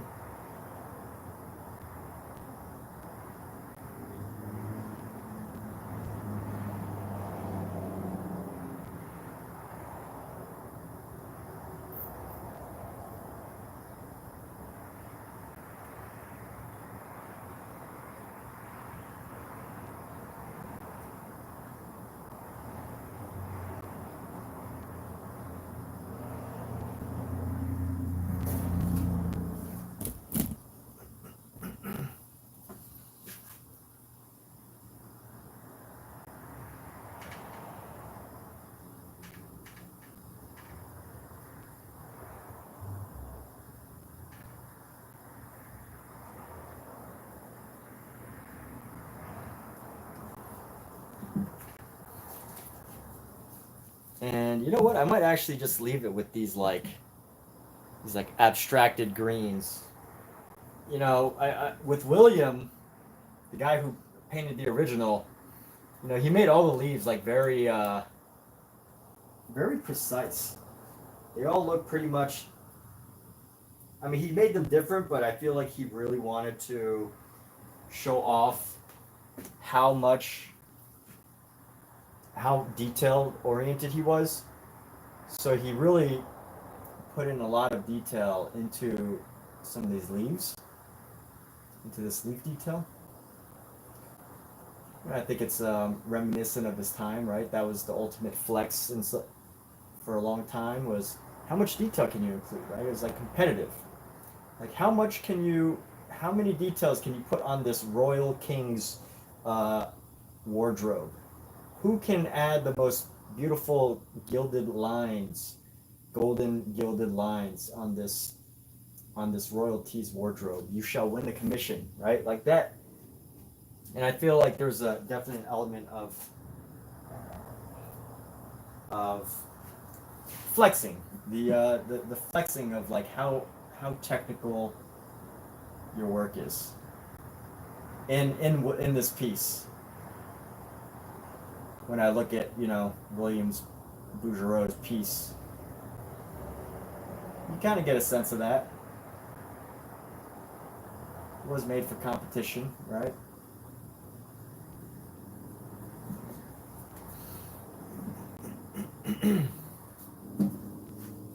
But we'll see if I decide to get that organized. I don't know yet.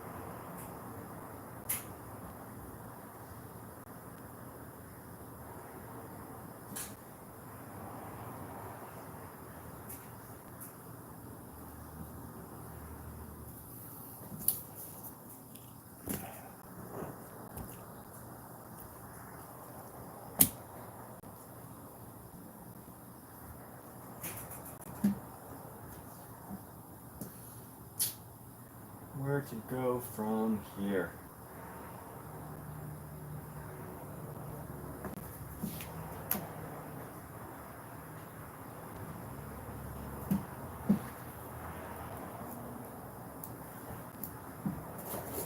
Let's see if we can tighten up the details in our little box over here.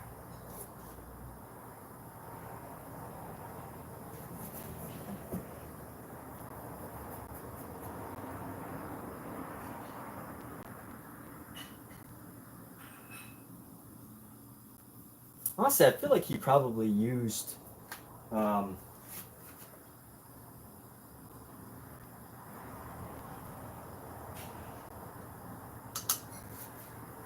used something to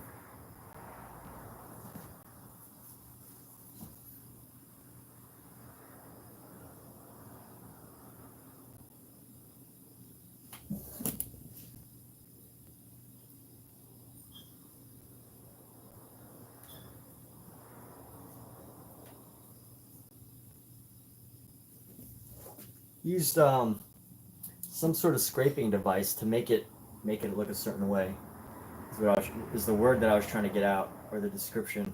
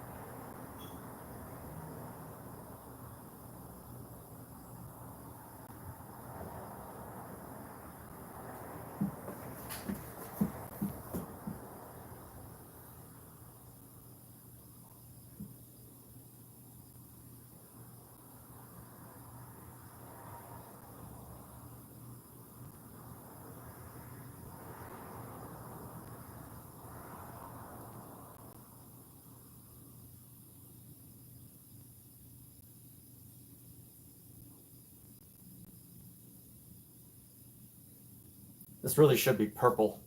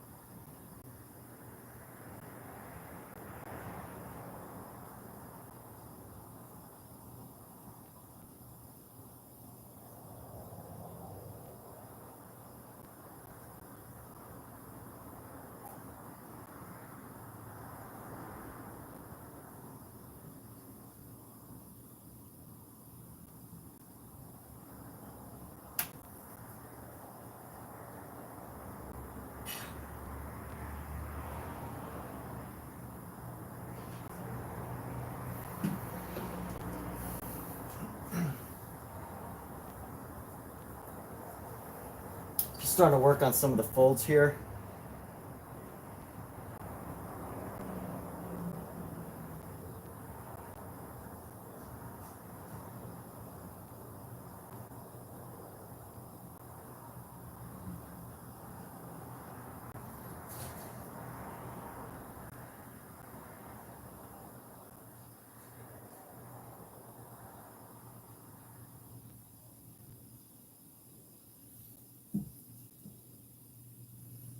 And let's see right now.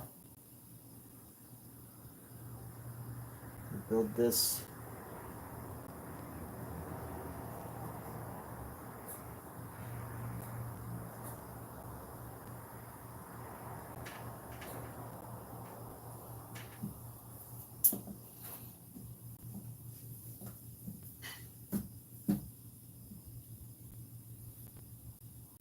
And let's see, it's gonna be a lot of folds here. So triangle. Triangle right there.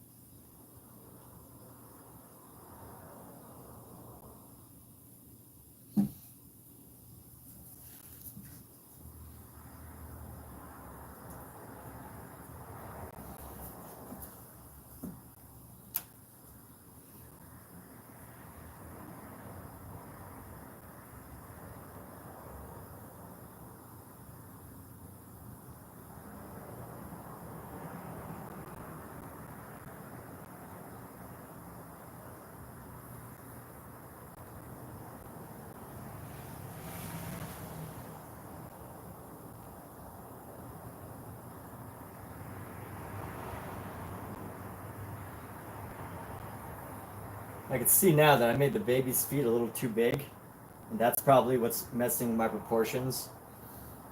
But that's okay. We can give him big feet.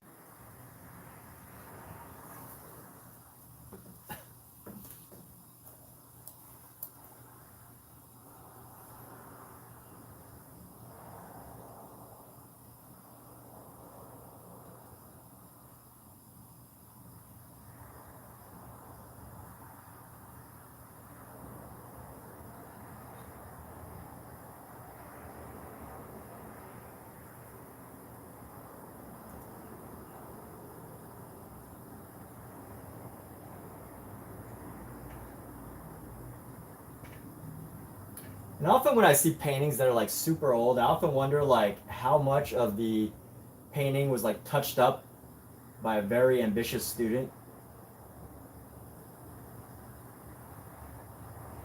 and made even like, you know, better, way better than even the original. Like I know there's standards, but no one like, you know, you can only wonder if like they say that you can't alter too much, but they never say that you can't like make it better, right? That's the whole job of the restorationist is to make it better than it was in the very moment.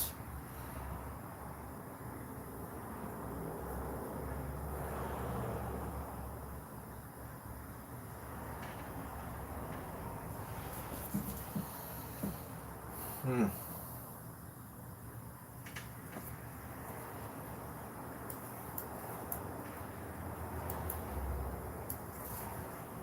See how we're gonna navigate this. I think it just needs to be like a yellow ochre here.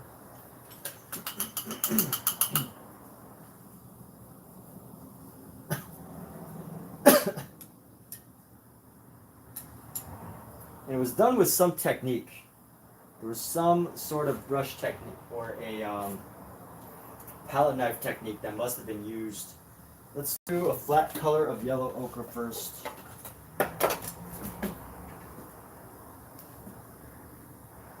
Flat tinge of yellow ochre. Do I have any yellow ochres in here? No. Just greens. Greens. That's a white. That's a yellow, but not a yellow ochre.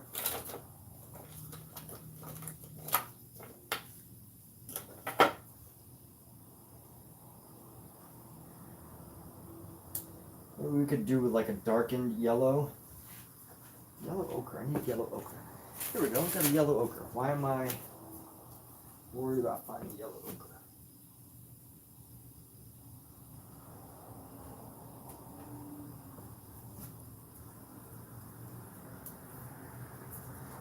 I think it's a good time to do a little demo here. So, you know, one of the things about oil paint is you gotta find a way to like, you know, keep the oil constantly flowing through the tube. Actually, you know what? This yellow ochre I could give it a little time before I start doing stuff with it.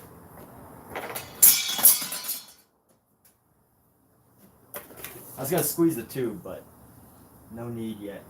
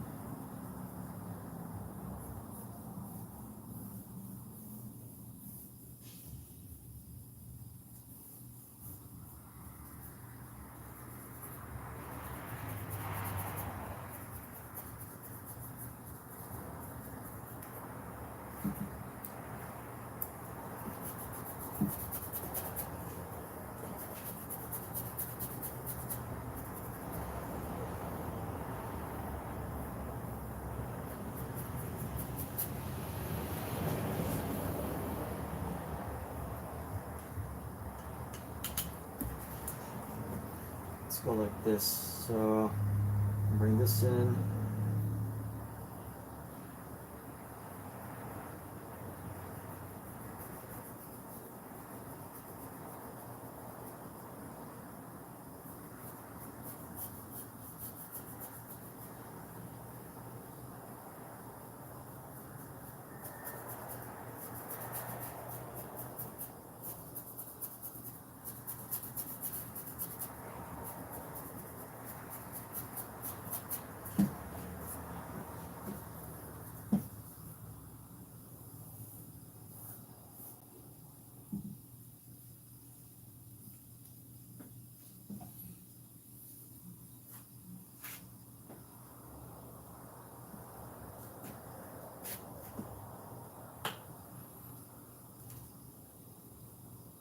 Let's play around with the palette knife and see what kind of textures we can start to find with a small palette knife here.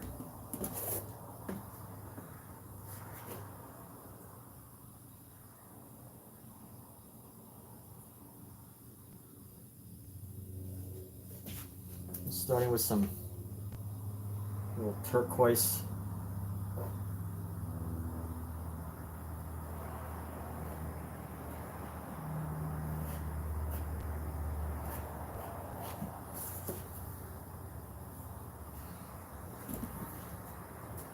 No, it's gotta be gray. All these muted colors, I just can't do it. Muted colors, just like a grayed out. Why? Why is anybody using these grayed out colors? That's so boring. Yeah, that's not gonna be it. It's not gonna be a technique. Is not gonna be a palette knife technique. I mean, maybe a little bit, but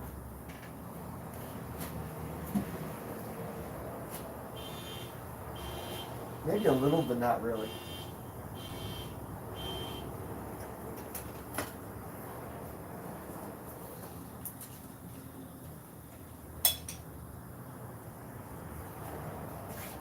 So let's see what we can do about this. Have our pink. We brush across the top here.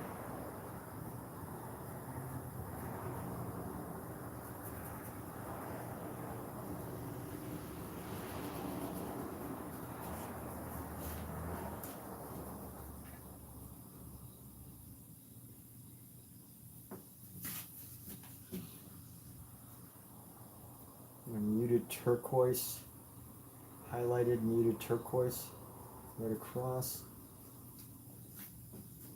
Dark pink.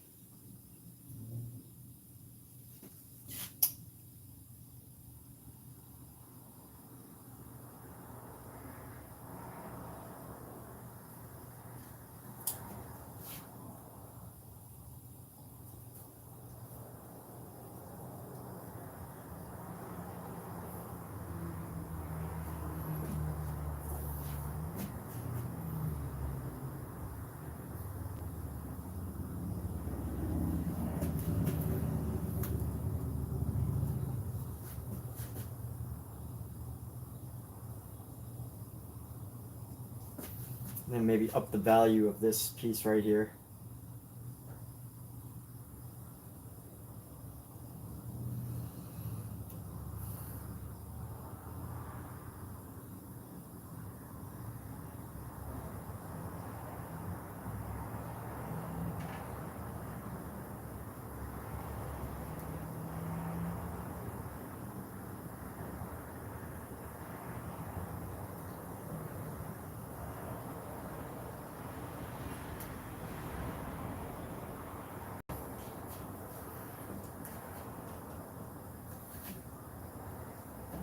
Let's go for slightly darker burnt sienna.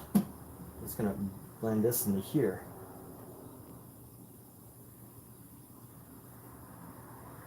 And let's blend that in with the muted green. See how this works.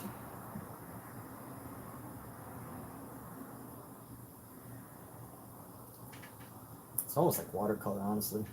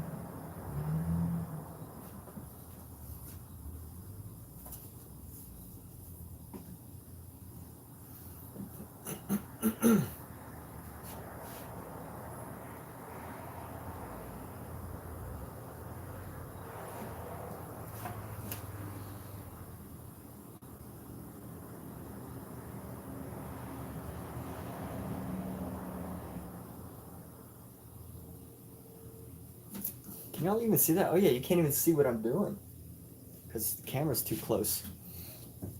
Let's push this a little further back now.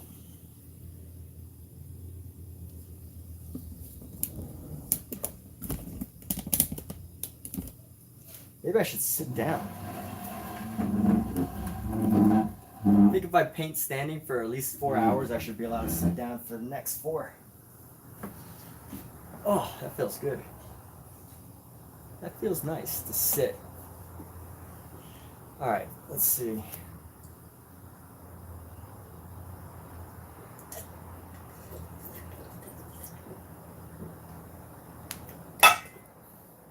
All right, how do we do this?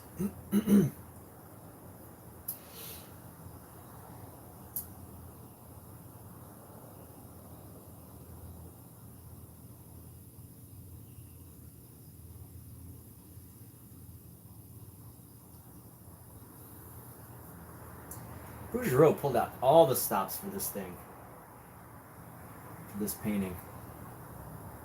All the stops. Tried every single brush mark and brush. He really wanted this to last the test of time, because with all the brushwork that he put into this, holy crap, so much brushwork.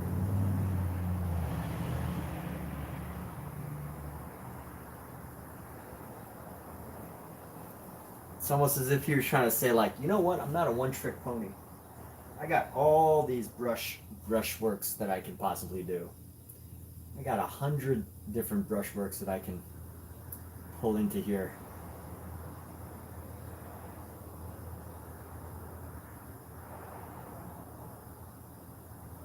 There's brushwork on here that's like, what? How did he do that? Let me go bring this down.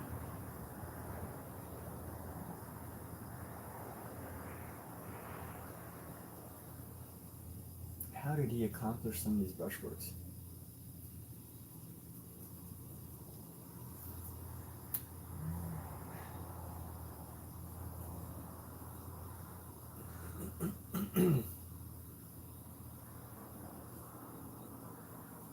Let's find a dark, super dark green now. We'll grab our green, put it near our black, grab our ultramarine blue, get it into our black, try to find a really dark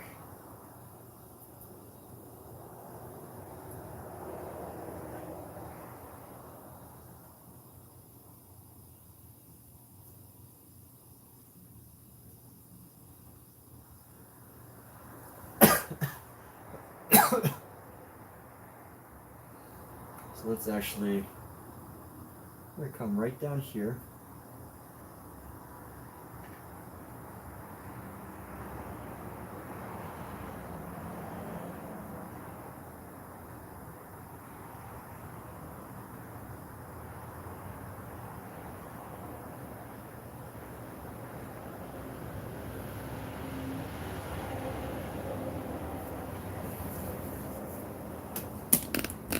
I'm actually sitting down to paint. This might give me more control. Because I rarely ever sit down. Maybe that's why my paintings are so messy. Because I'm like, oh, my arms are tired. My wrists are tired. My legs are tired. But if I sit, I can paint for hours. Alright, raising this up just a little bit so I can rest my hand here as I paint. I feel like I just discovered a new technique. Sitting while painting. As silly as that sounds, it almost feels lazy. I'm not trying to criticize anyone that stands to paint or sits to paint. I almost feel lazy painting like this. I know it doesn't sound. Some artists might be offended because they sit and paint, but anyway. The weird quirks of any artist, right? We're allowed to have weird quirks. Alright, so this piece is going to actually, you know what? This piece is actually pretty accurate. I'm going to find this section right here. I know plenty of great artists that sit and paint. Nothing wrong with that.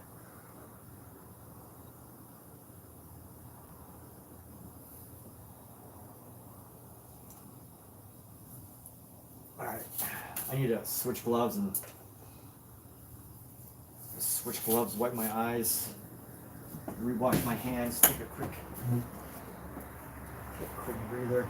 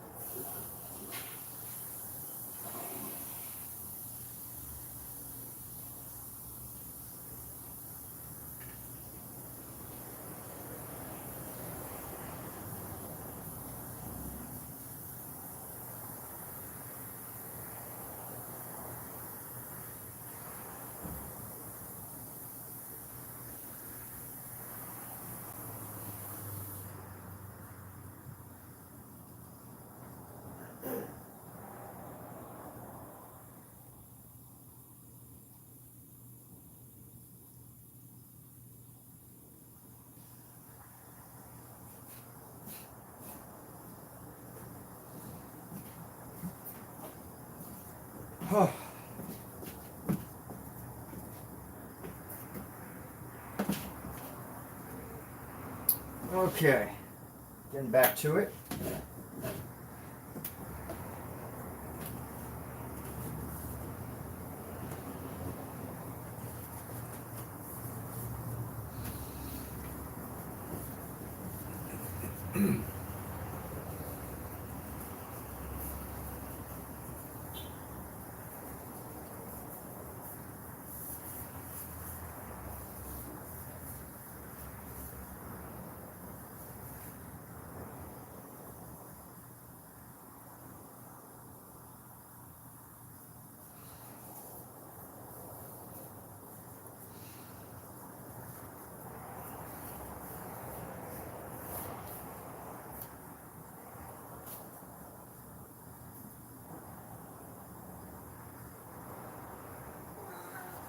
What's up, Pookie? What do you want? You come over there?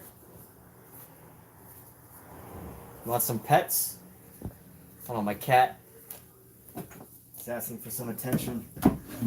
Give her some attention before I get started again.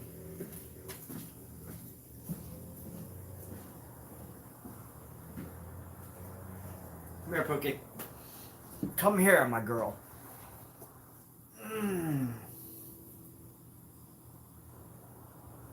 How were your kitty dreams, Pookie, huh?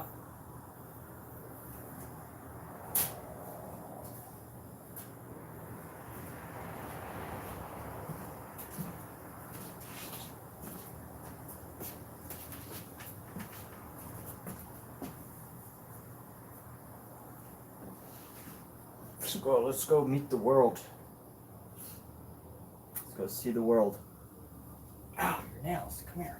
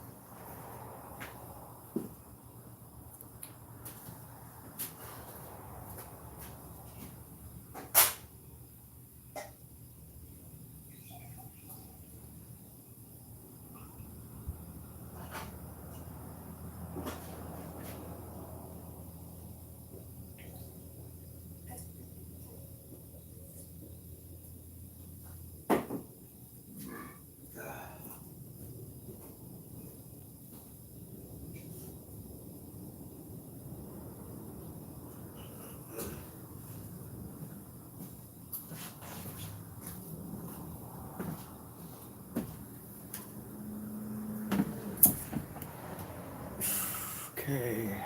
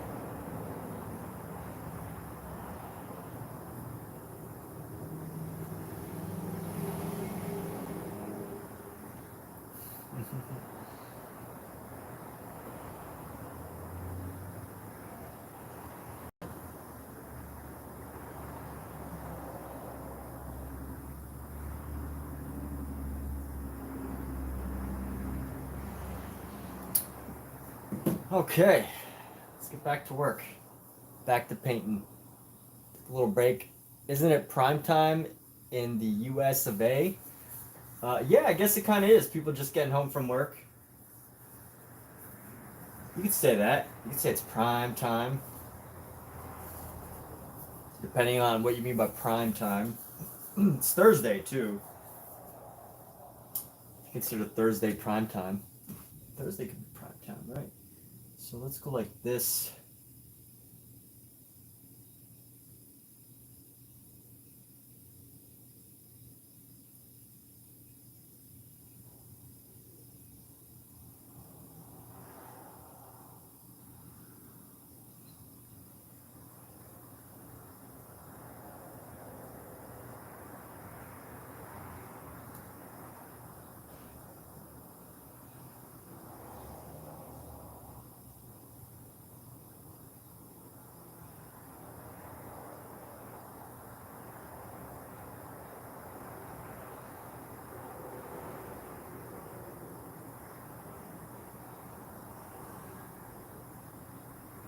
See, the way you can tell I'm a human artist and not a AI artist is the fact that I had to take a break. I think AI artists could go forever and ever and ever. You just go on and never stop.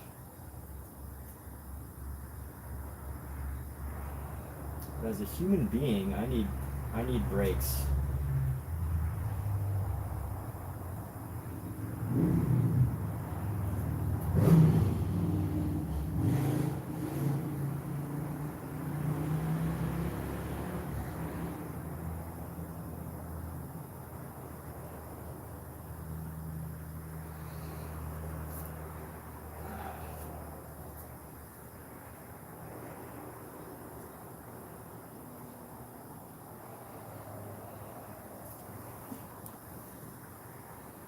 You know what?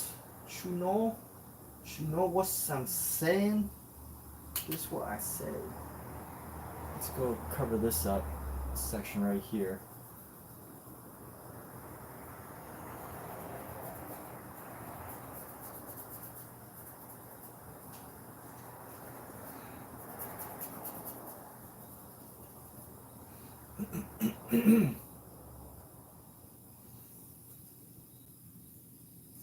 Let's go build up some areas here.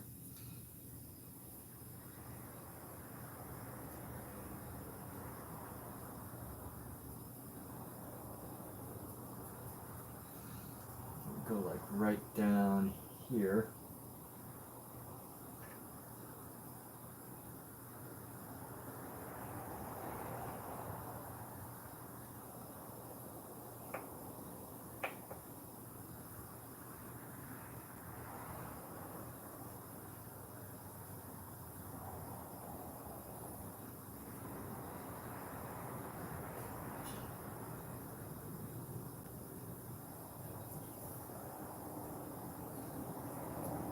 Breaks over, time to work. Right on. Look at Omizu, making me feel like an employee. You know what? I quit. I'm never painting again. You're not the boss of me. I get to make my own breaks. You know, it's funny. Like as I stream, I think of this idea that like, you know, people talk about, oh, I want to be my own boss, right? But the reality is, you know who my boss is? Like, it really is like Omizu, or YouTube, or Don Drell when he's here, or Michael Wilbur if he ever comes back, or whatever. Those are my bosses, technically, right? Like, these are the people, you know, it could be them, it could be anybody who's in this live stream. Original Mean Girl, people that were here today, Brian Keith, like all my viewers are my bosses in some dystopian way where, you know, you never escape having a boss because, you know, I do have a responsibility to them as a live streamer and even as an artist to make work that they're like, oh, you know, this is worth watching. This, either I can learn something or, you know, whatever. I can't think of anything right now, but either this is worth watching or it's not. All these things. Either it's worth watching or it's not.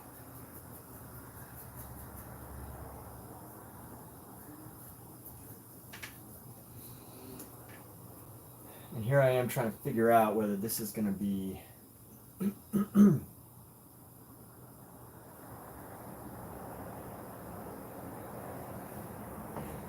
trying to figure out this, navigate the space right here. I actually need to leave in like 3 hours, so I might as well just keep going. Got a lot of stuff coming up, so I don't know if I'm gonna be able to paint as much as I have this past like month or so. So I'm trying to take advantage of all the time I can to paint. Never know, something might come up, something positive, and well, a lot of things are gonna positive things are gonna happen, and I can already feel it because I have a booth next month in September, and then another, and then I got a show coming up. So, do I have a show coming up? No, I just made that up. I don't actually have a show coming up. I was just thinking about the booth, and maybe I do have a show coming. You know what? I think I signed up for another show that I think I have a very high probability of getting into. That's why I said that. But I don't have a show specifically coming up. However, I do feel like I have a good chance of getting into one. And what we're going to do is we're going to bring this up. And this is going to have 3 separate lines here.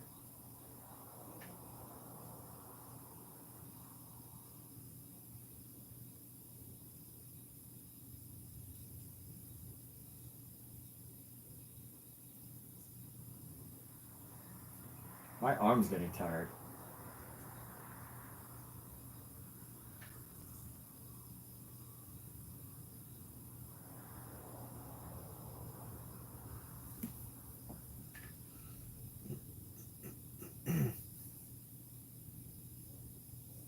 This is it. I'm done with painting. I quit. I quit this job. The job of YouTube. I'm leaving. I didn't sign up to just work for Omizu. I didn't sign up just to entertain all of you.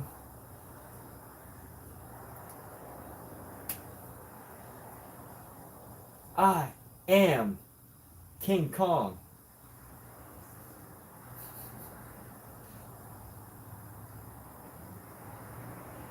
Totally kidding, people. I'm totally glad to have so many wonderful bosses.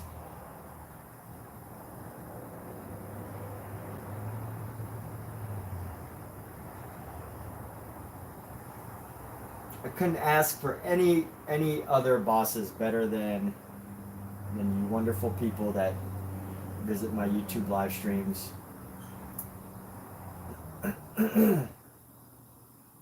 And expect from me what I expect of myself.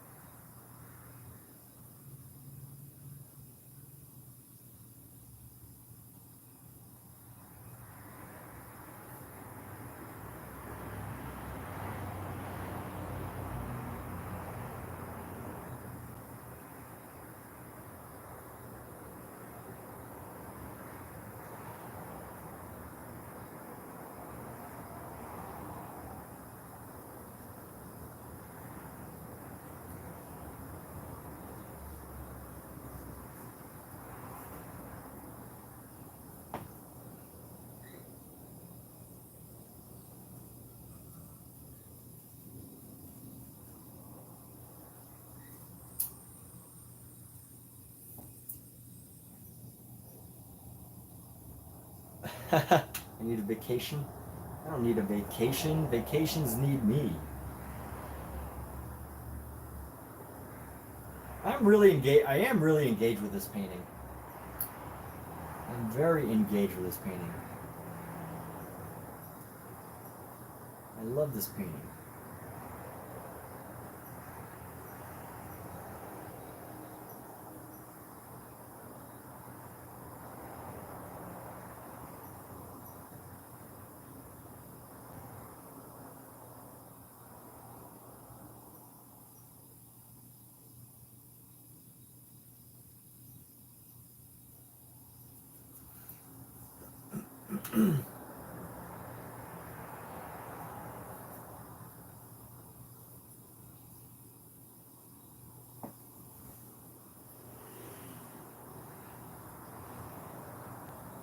Let's aim to add little specks of highlight and see if this is going to give us the design that we want, the little textures. So going light over dark.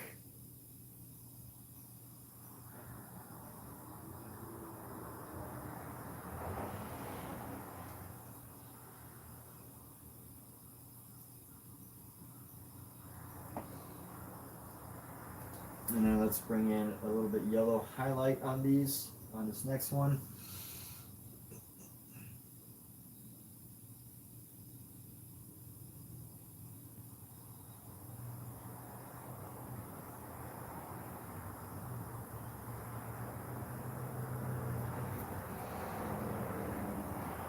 It's looking detailed. I can dig it. And let's go right down here. I think underneath needs to have some. Let's go add this highlight right around there.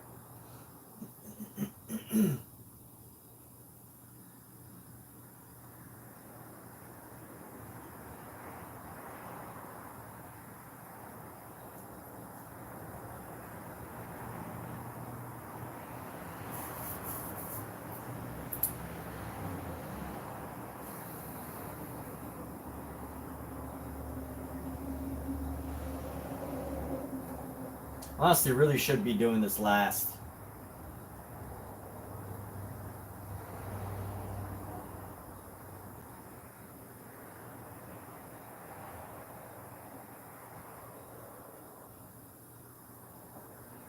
Yeah, I should probably be doing this last here. But whatever. We're gonna make it. We're gonna do it now. Do some of it now, at least.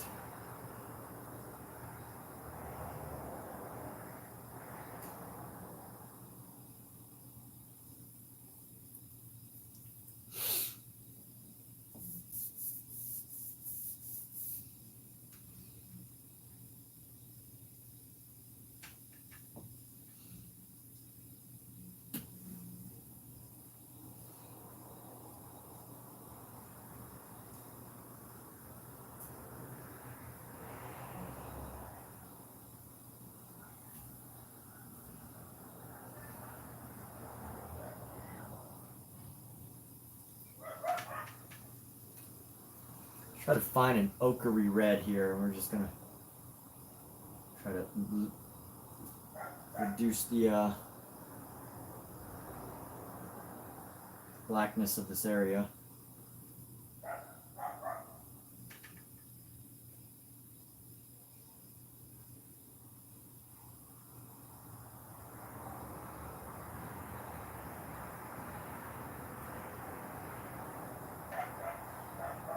So I use black for the shadow, but it doesn't need to be so dense.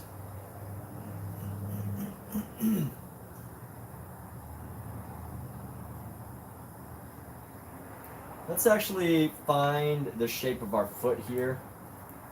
I'd like to define it. The shape of our feet.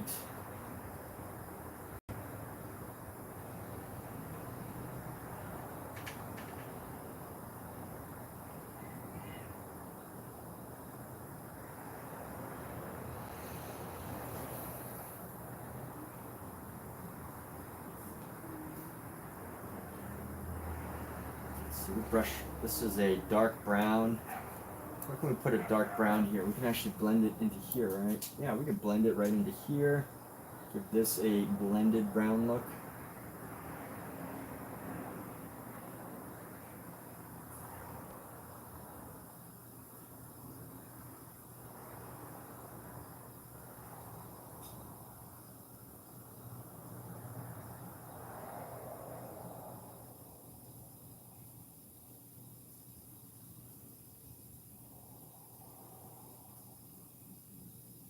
Just let this paint just come its own thing here.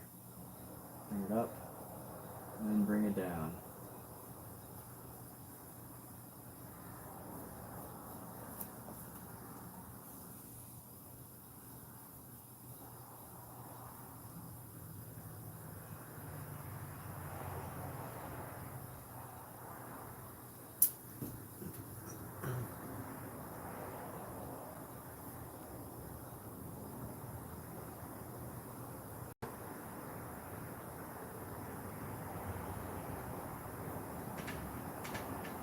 Oh,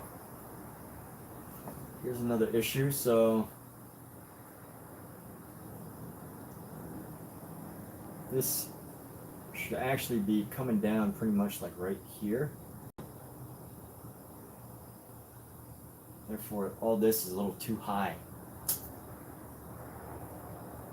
This is why you sketch stuff out ahead of time.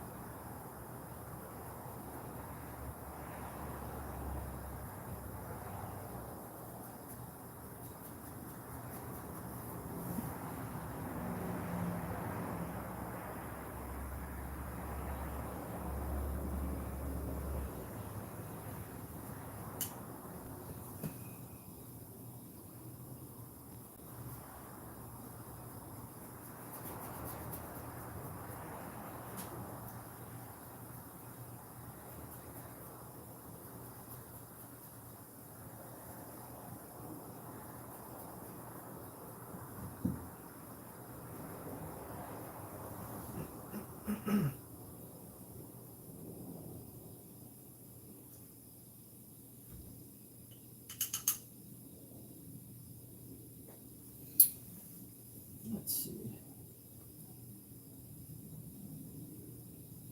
I think I should leave some of this for scumbling.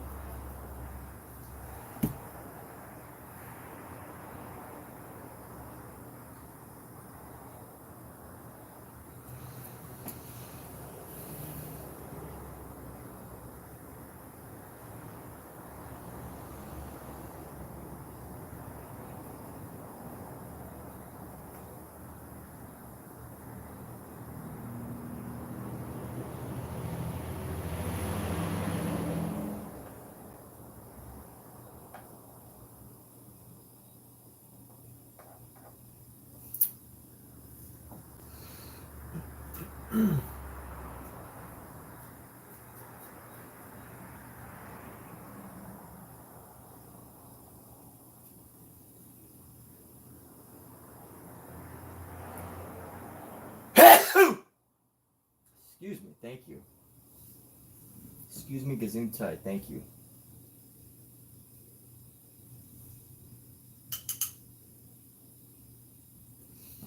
Alright, so we need to bring some of this down right here. We're gonna go around and up. Let's go up with this. And this actually needs to come right down to here.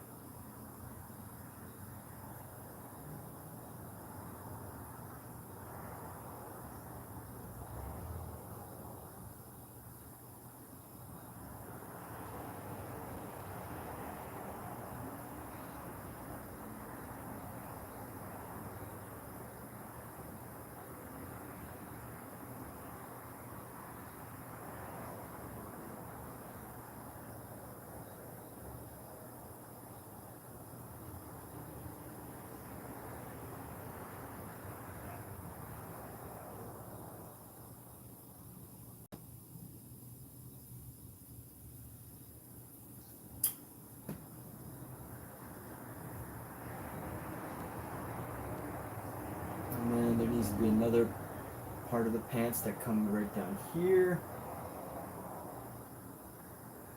Right into there. I think that's what separates our region. And then this is going to be another part of this dress here. Another part of the dress right here. Let's shape this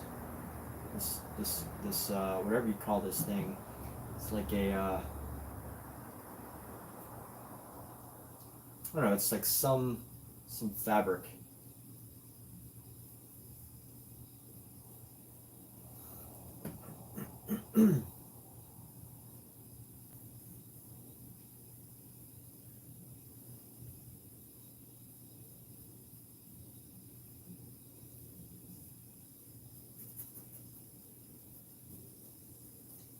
All right, let's actually paint into our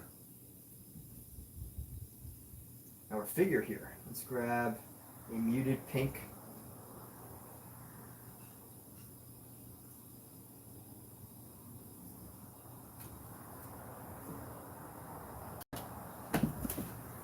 Let's try to find the shape of our feet.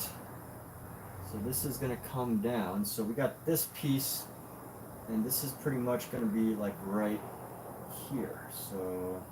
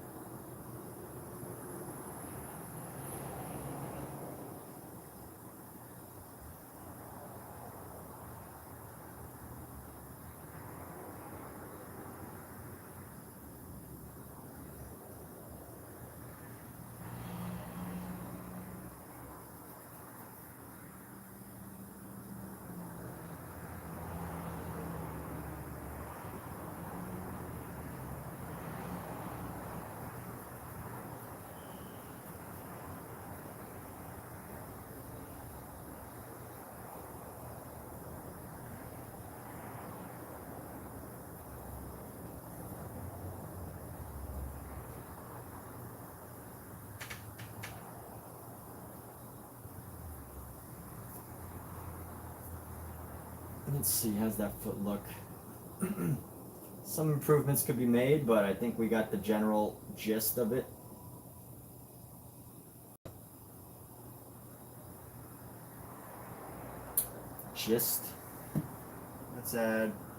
Let's bring some highlight in. Just bring in the white.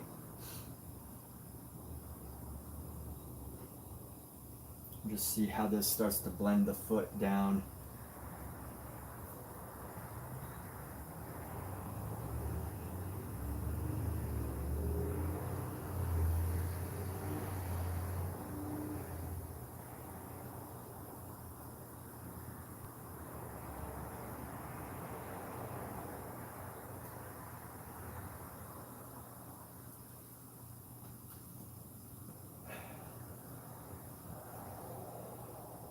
And then there's another toe behind it, which is secretly hiding.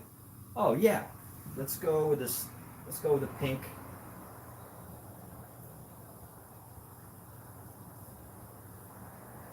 There's a foot behind it that's secretly hiding in the back.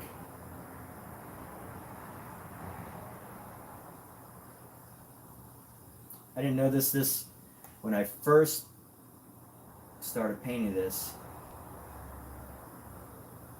Didn't really make sense to me, because when I first started painting this, I was like, why is this knee so far out, right? There's these two knees, she's got these two legs, and I was like, why is that knee so far out from here? And here's the answer. So this knee is actually bent, and you have to look really closely to know this, but this knee is actually like bent, and it's hidden behind this foot. And then it's like in front of this other foot, or behind this other foot. So that's why, if you ever see this painting, it can be a little confusing if you're studying it. But there's her other foot. Where's her other foot? It's behind this thing. Her other foot is behind this foot.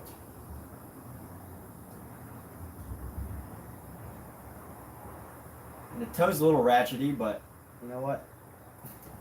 The toe actually looks like a finger. So the worst... It is funny that when you start to like do master studies, you can really see the... This isn't why you should do a master study, but you start to see like the flaws of the original artist.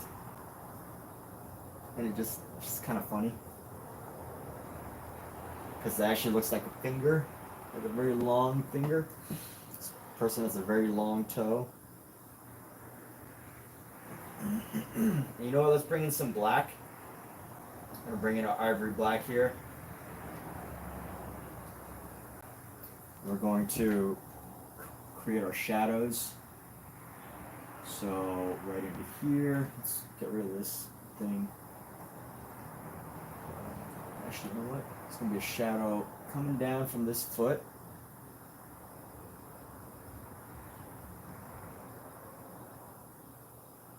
Nice rounded shadow there.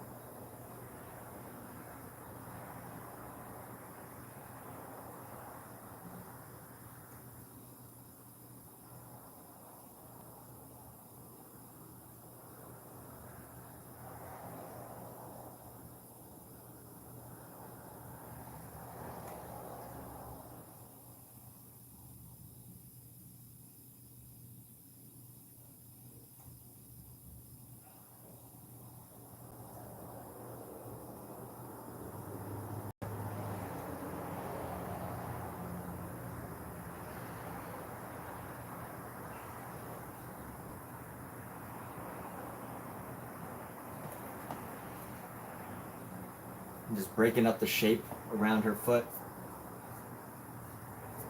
Let's actually, we can bring this down to here a little bit.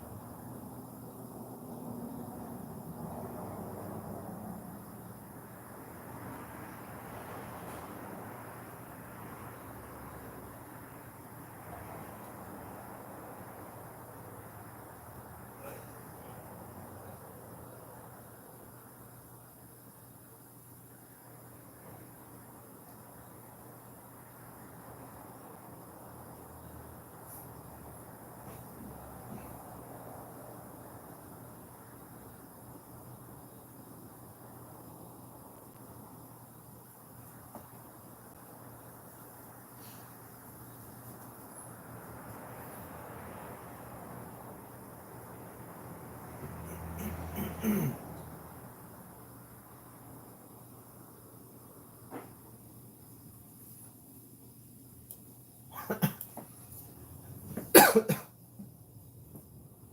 see how we can.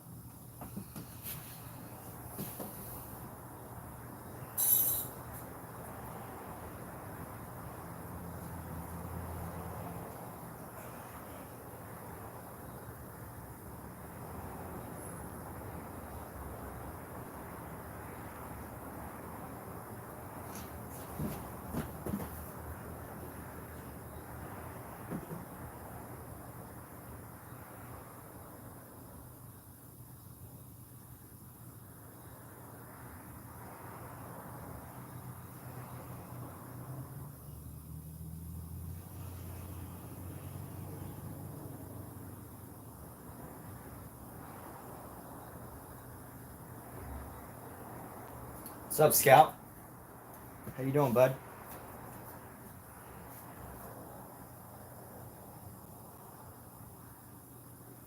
What are you doing, my young cat friend?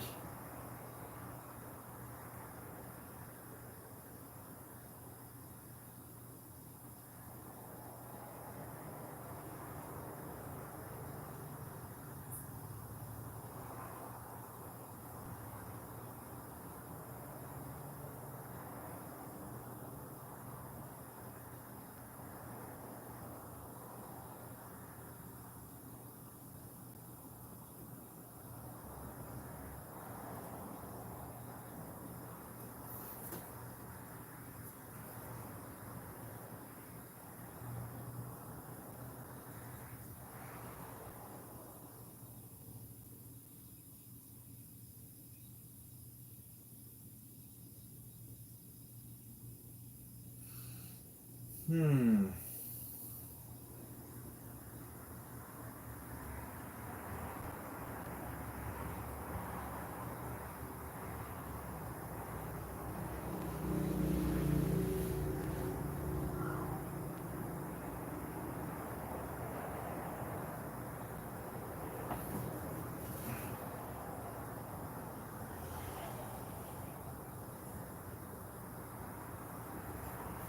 Grab our blue for shadows here. We're just going to come down into here, start to establish some of the values.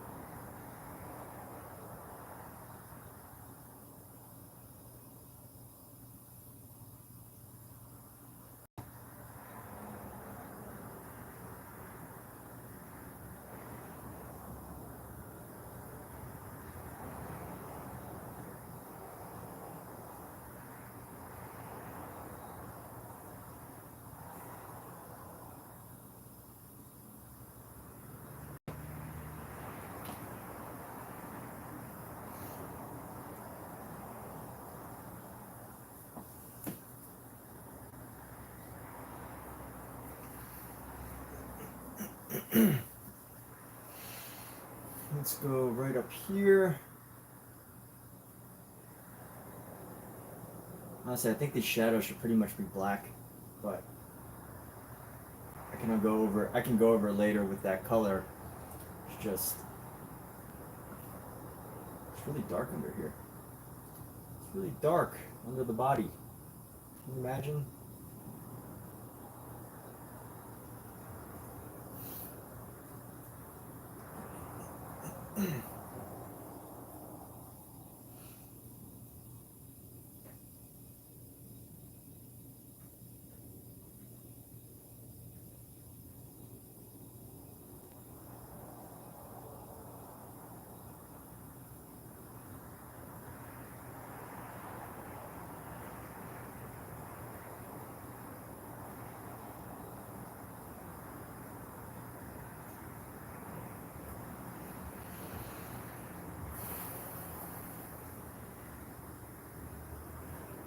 Alexa, tell me about the artist William Bouguereau.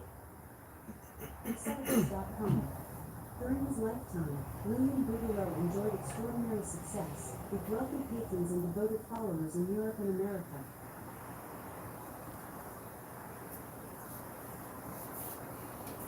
I'm gonna have a conversation about art with ChatGPT.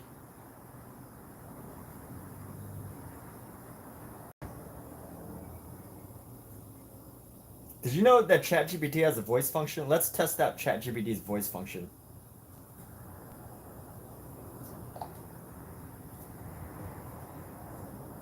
Hi there. Nice to meet you. I'm excited to help you get things. Hey Maple, can you tell me about the artist William Adolphe Bouguereau? Absolutely. So, William Adolphe Bouguereau was a French academic painter who lived in the 19th century. He was born in 1825 and passed away in 1905. He's really well known for his incredibly polished, almost photorealistic style and his focus on classical and mythological themes. He was a big deal in the French art world of his time, especially within the Académie des Beaux-Arts.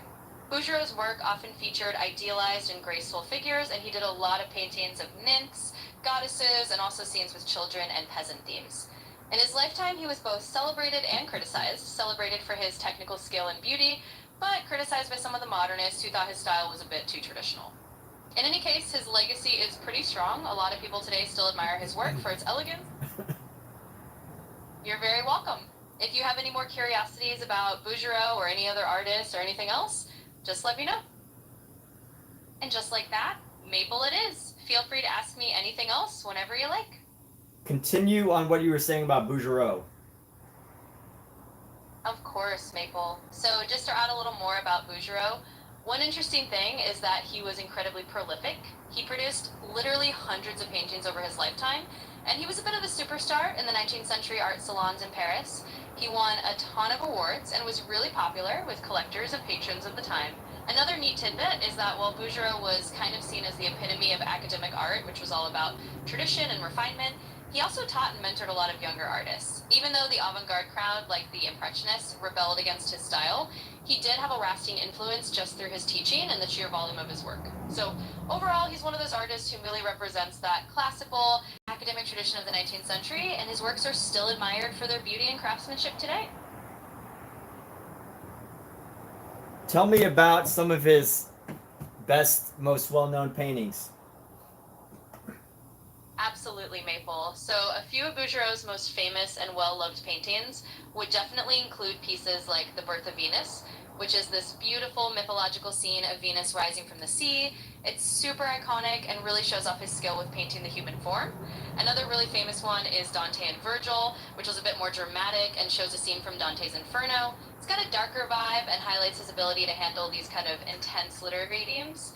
And then there's The Bohemian, which is a lovely portrait of a young woman with a mandolin. It's a little more down to earth, but still has that refined, polished Bouguereau touch. Those are just a few highlights. He really had a wide range of works, all showcasing that same incredible attention to detail and classical elegance.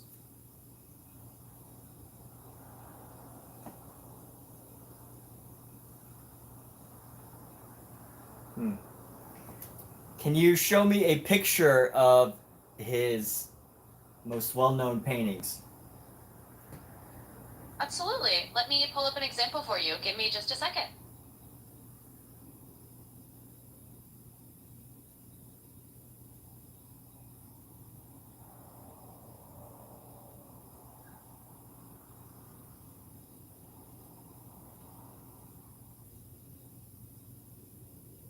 Are you sending them or what?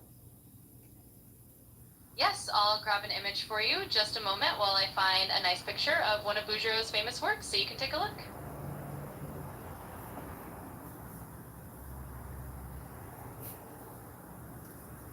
I don't think she's sending me anything. It looks like I can't actually display the painting image right now, but I hope the descriptions were still helpful. If you want to check out his works, The Birth of Venus and Dante and Virgil are pretty easy to find online. Let me know if there's anything else you need. See, I knew it. I knew you wouldn't be able to handle that, Maple. I get it, Maple. Sorry about that little hiccup. Stop calling me Maple. You're maple, Got not it. me. Ah, I see what you mean. Got a little wires crossed there. Thanks for clearing that up. I'll stick to just being maple myself, and you just be you. Alright, there we go. That's funny. I'm glad we got that sorted out and gave you a little chuckle. If you need anything else, just let me know, and we'll keep things rolling.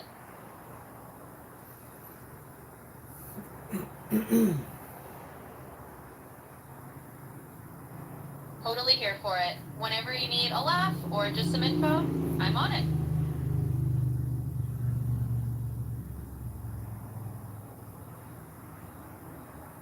Tell me about Bouguereau's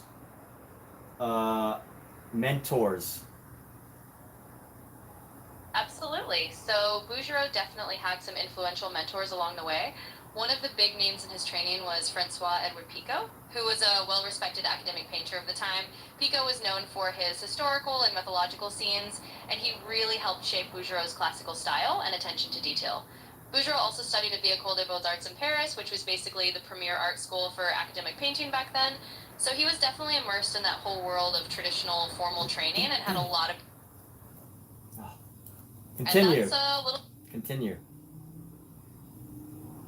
Sure thing. So just to round that out a bit more, Bouguereau's education at the École des Beaux-Arts and his mentorship under Picot gave him a really strong foundation in the classical techniques that defined his style.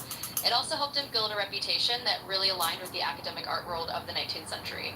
So he kind of carried on that legacy and then passed it down through his own teaching as well. If you ever want to dive deeper into that era or more artists like him, just let me know. Keep going. Expand. Absolutely, I'll keep going. So expanding a bit more on Bouguereau's influences and legacy, because he was so steeped in that academic tradition, he became almost a symbol of the classical style at a time when modern art movements were starting to rise. Even though the Impressionists and other avant-garde artists were kind of breaking away from that style, Bouguereau still had a really strong following. He influenced a lot of students and kept that classical tradition alive. So in a way, he's a great example of how art kind of transitions from one era to another, and how those classical foundations were both respected and challenged. If you ever want to chat more about that art history context, just say the word. Yes, continue. Absolutely, I'm happy to continue. So just to wrap that thread up a bit more, Bouguereau's legacy is really this interesting bridge between the old academic traditions and the newer modern movements. Even though he was sort of on the traditional side of the fence and some of the avant-garde artists were pushing in a totally different direction, his technical mastery and his themes kept that classical tradition alive and well into the late 19th century. And even today, you know, a lot of people who love that very refined, classically mythological style still look back at Bouguereau as one of the masters. So he really kind of holds this unique place in our history. There's more you want to explore? Just let me know. Yeah, continue. Absolutely, let's keep it rolling. So to sum it all up, Bouguereau really stands as a fascinating figure at the crossroads of tradition and change in the art world. His mentorships, his academic training, and his own role as a teacher all helped keep that classical flame alive, even as the art world was moving toward modernism. And today, people still really appreciate his work for its sheer beauty and technical mastery. So he's definitely a great artist to look at if you love that kind of classical style. And of course, if you ever want to chat more art history or dive into another topic, just let me know. Tell me the history of his painting Girl Defending Herself Against Eros. Absolutely. So, Girl Defending Herself Against Eros is one of Bouguereau's charming and more playful pieces. He painted it in 1880. The painting shows a young girl kind of fending off a mischievous Cupid or Eros who's trying to shoot an arrow at her. It's a really sweet and lighthearted scene compared to some of his more serious mythological works. In terms of its history, it was part of that era when Bouguereau was at the height of his career, and it definitely showcases his ability to blend classical themes with a kind of gentle, almost narrative charm. It's one of those pieces that's often cited as a great example of his softer, more playful side.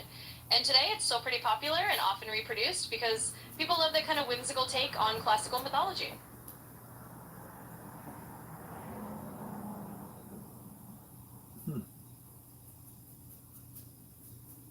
If there's anything else you're curious about with Bouguereau or any other artist, just let me know.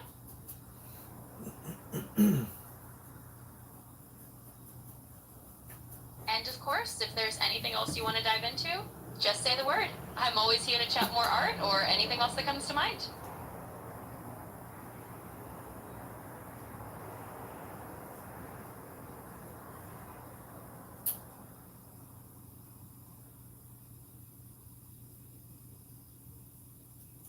Explain Bouguereau's color palette. Absolutely. So Bouguereau had a really refined and harmonious color palette that was all about creating that sense of realism and softness. He often used very delicate, naturalistic skin tones and these kind of gentle, almost pearly colors for flesh. He was really known for making his figures look almost luminous and idealized. A lot of that came down to his super careful layering of colors. He also loved using soft pastels and muted backgrounds to really let the figures stand out. And when he did use stronger colors, it was usually in a very controlled and balanced way, so everything felt harmonious and elegant. Overall, his color choices were just another tool he used to create that incredibly polished, classical look.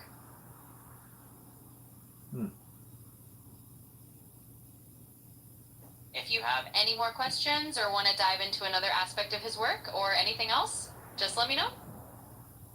Can you expand on his color palette? Absolutely. So, expanding a bit more on Bouguereau's color palette, he was really a master of subtlety. He often used a limited range of colors, focusing on gentle, natural hues that made his figures look lifelike, but also idealized. He was known for these creamy, soft skin tones, and he'd use a lot of delicate layering to achieve that kind of glowing effect. He also had a real talent for balancing warm and cool tones. For example, he might contrast warmer skin tones with cooler, more muted backgrounds to really let the figures pop.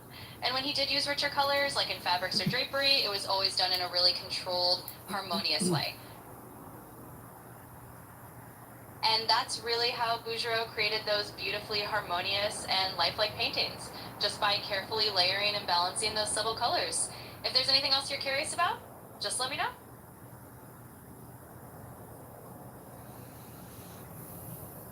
Layering. Just layering. Can you explain the idea of layering? Absolutely. So in painting, especially in the kind of classical style that Bouguereau used, layering is basically the process of building up colors and tones gradually. Instead of just applying one thick coat of paint, you apply multiple thin layers, letting each one dry a bit before adding the next. This technique allows you to create a lot of depth and realism. For example, when Bouguereau was painting skin tones, he'd start with a more neutral underpainting and then add these thin translucent layers of color on top. Each layer modifies the one underneath, creating a really subtle glowing effect that's hard to get with just a single layer of paint. It's a bit like stacking transparent sheets of colored film to build up the final color and depth. That's how he achieved that lifelike richness and those super smooth transitions. So layering is really all about patience and building up the painting step by step. And that's layering in a nutshell. It's definitely one of those techniques that gave Bouguereau's work that beautifully polished and realistic feel. If you have any other questions, just let me know.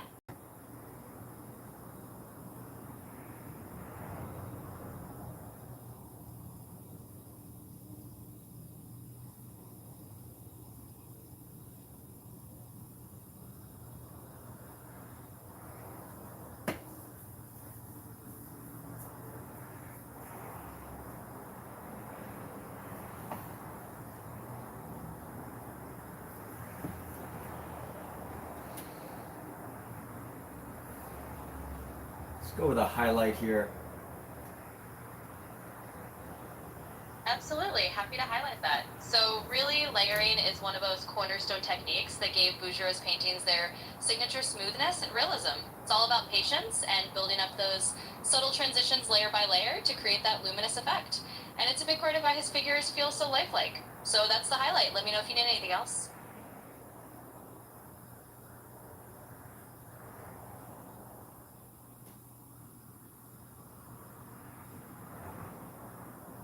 Share some theories on modern art.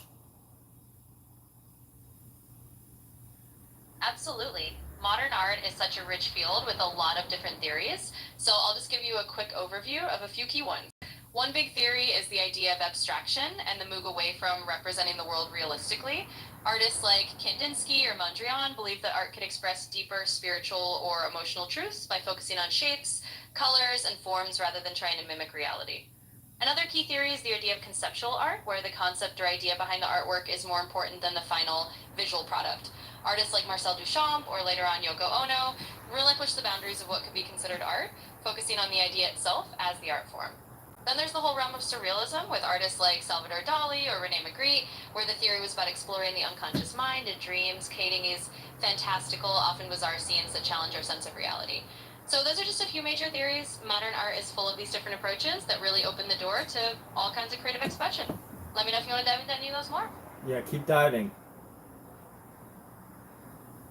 Absolutely. Let's dive a bit deeper. So if we take, for instance, abstraction, artists like Kandinsky believe that by removing recognizable subjects and focusing purely on color, shape, and composition, they could evoke emotions or ideas that went beyond the physical world. It was kind of like music in visual form, where feeling mattered more than any literal subject. Or if we look at conceptual art a bit more closely, someone like Duchamp with his famous fountain, which was basically a signed urinal, argued that art is defined by the artist's intention and the viewer's interpretation, not necessarily by the craftsmanship or the object itself. This was a radical shift in thinking about what art could be. And with surrealism, you've got artists diving into the unconscious. They were influenced by Freud and the idea that our dreams and subconscious minds could be a source of deep artistic inspiration, leading to all those fantastical and dreamlike scenes. So there's a lot of layers to modern art theories, and each one opened up new ways of thinking about what art can be. Feel free to let me know if there's a particular one you're most interested in. Pick a random one and surprise me.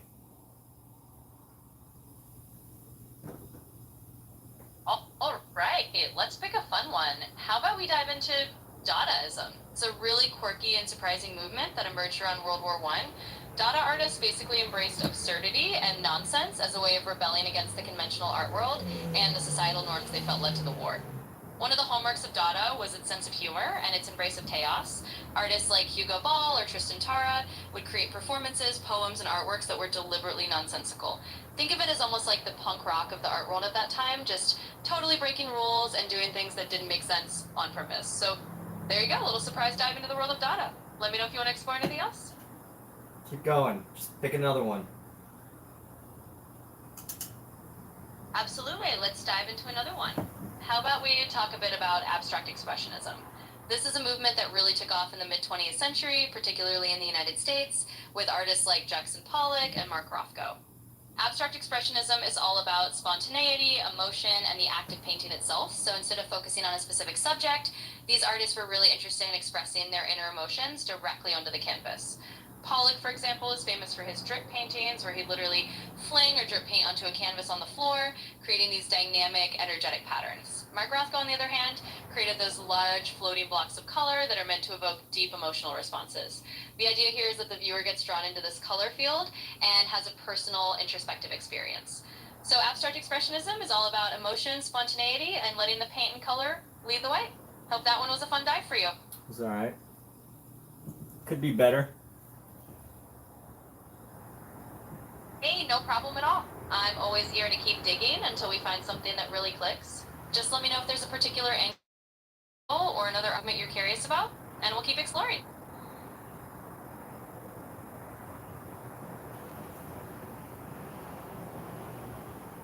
Talk about the modern take on realism.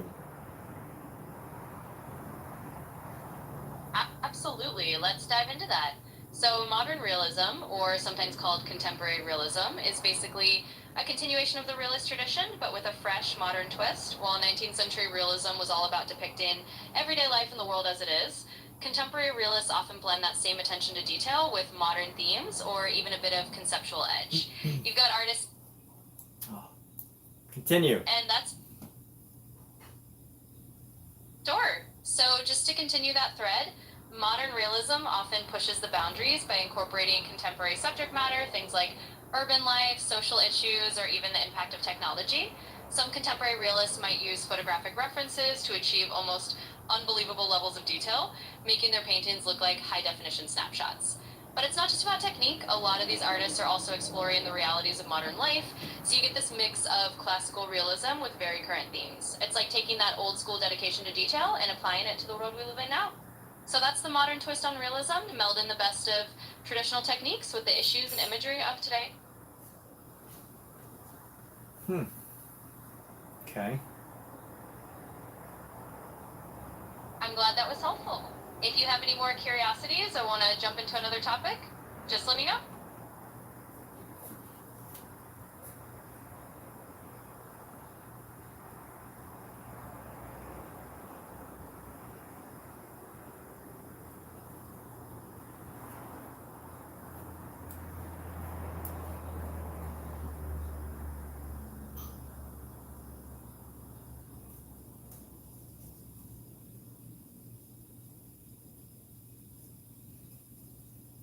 Patient layering.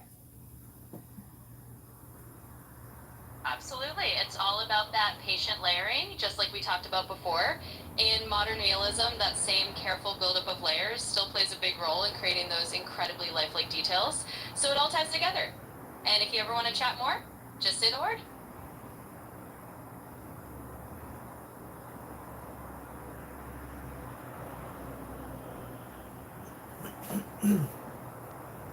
All right, well, that was enough of that. Absolutely. We can switch gears anytime. If there's anything else on your mind or something completely different you want to talk about, just let me know.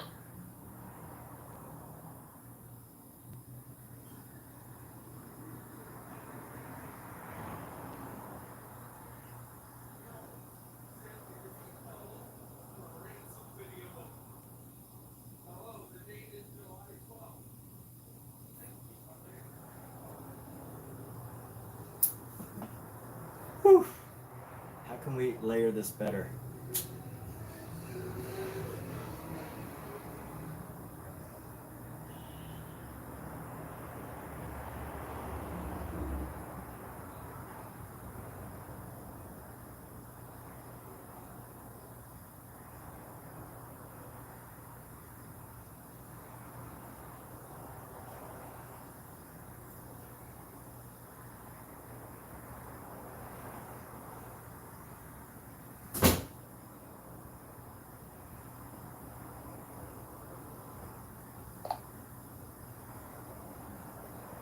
How many hours a day would Bouguereau spend painting? William Adolphe Bouguereau was known for his incredibly disciplined and methodical work ethic. He was a 19th century academic painter who took his craft very seriously. On average, he would spend about 10 hours a day in the studio painting. He kept a pretty regimented schedule, which helped him produce such a 10 hours a day. That's insane. Well, it's not insane. It's what he did. Continue with what you were just saying. Absolutely, yeah. It does sound pretty intense, but that was just his level of dedication. Bouguereau really treated painting almost like a full-time job, or more than a full-time job, really. And that kind of routine was pretty common among a lot of academic painters of his era. They believed in the value of consistent, almost daily practice to really hone their skills. And for Bouguereau, it definitely paid off in terms of the sheer mastery and detail he achieved in his works. Wow. Yeah, it's definitely one of those things that makes you go, wow, that's a whole different level of dedication.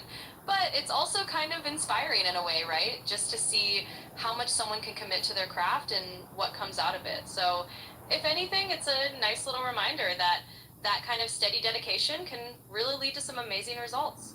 Yep. Absolutely. Yeah, it's totally get that feeling. Sometimes it's just sort of a wow moment and there's not much else to say. But hey, no worries at all. Sometimes a little is just the perfect pause. If anything else pops into your mind, you Stop got it. and thank you. You're very welcome. I'll be here if you need anything else.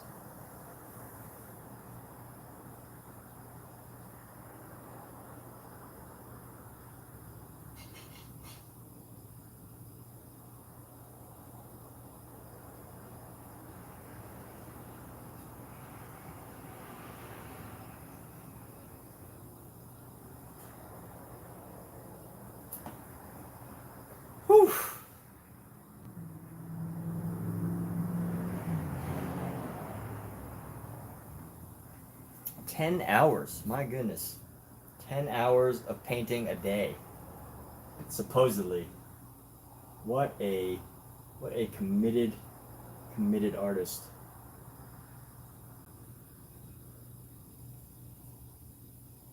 But I like how ChatGPT said that he treated it like a full-time job. As if a lot of artists don't treat painting like a, being an artist like a full-time job. I gotta stop messing with this part because I'm doing stuff to it that I shouldn't be doing. And let me see now.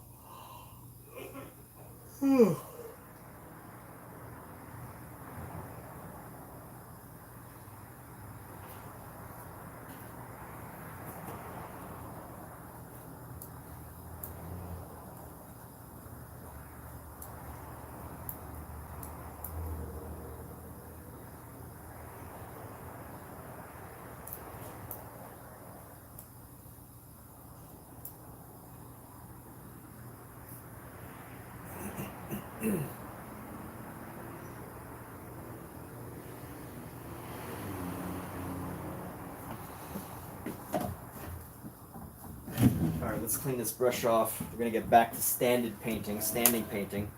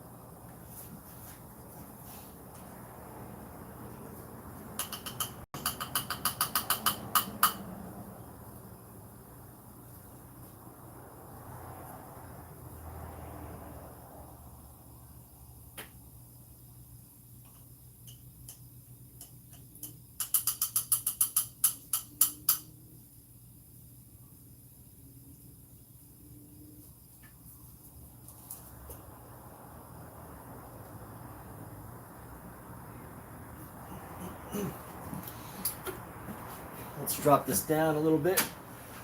There we go. Get face level with the face here.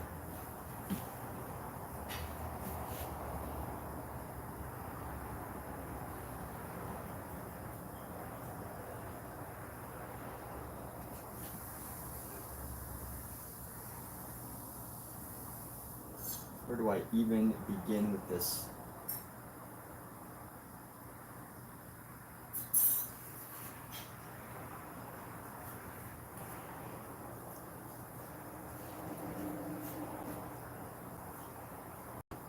Or where do I even continue? That is the question.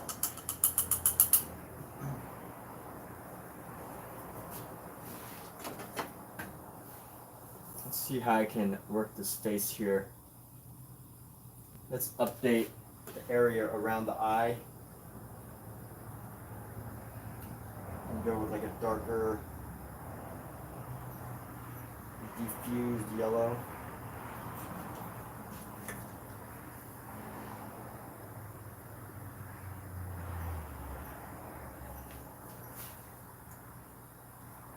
Everything's so muted. All these colors are so dang muted.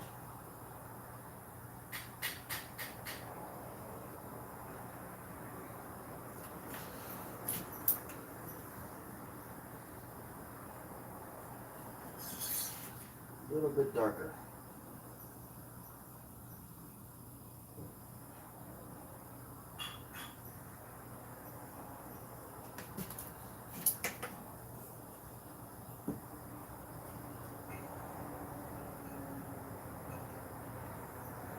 To be even darker. Come on now. Try to find our gray.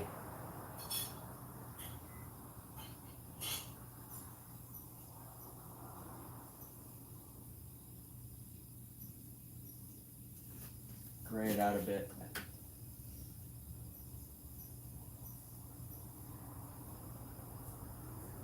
No.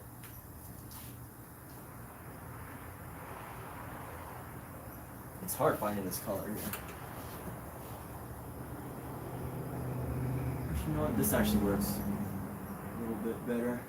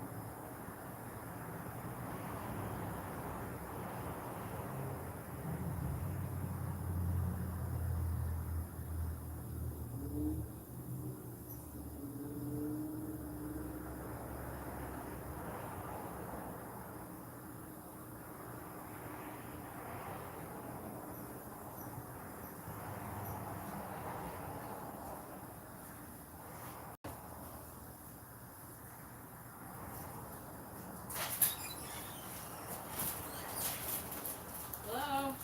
I'm not here. Nah. That's too bad. I guess I'll have to eat all the fried chicken myself. What? You got fried chicken? Yes. Oh, wow, okay. Okay, hold on. It's a good time for a break.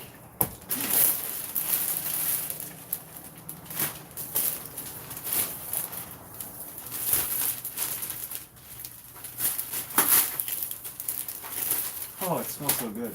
Isn't it? Dang, that's great. Mm. You like it? It's got its qualities. Yeah. It has its qualities. A lot of work to do. Lots of work to do.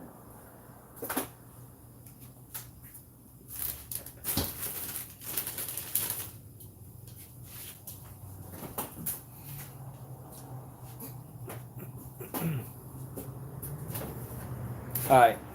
We're going to keep this live stream on, but let's take a little break to eat some fried chicken. Who wants to eat some fried chicken? Fried chicken. Only because I don't like to turn off the stream and turn it back on. It's really like, because then you got to rename the stream, and then you gotta name the stream. You gotta add stuff. You gotta do all these things. It's just easier to just stick with keep the stream on. Alright, I'll be back. What time do you want to leave for? Yeah. Starts today. Yeah, it's not like 7:25. Alexa, what time is it? It's 5:18 p.m. You're not getting it? You get stuff out of the car, so. The grocery store, the doctor's appointment. Oh my God, I had to wait an hour in the waiting room because they got a new check-in system. And everything was screwed up, so it took forever.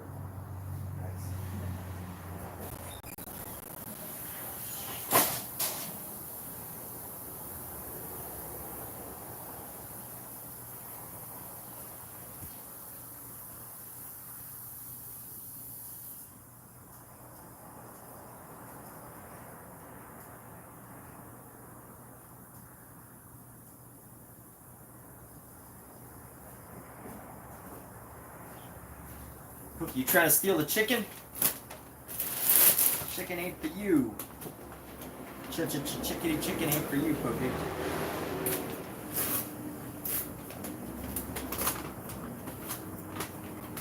Chickity chicken.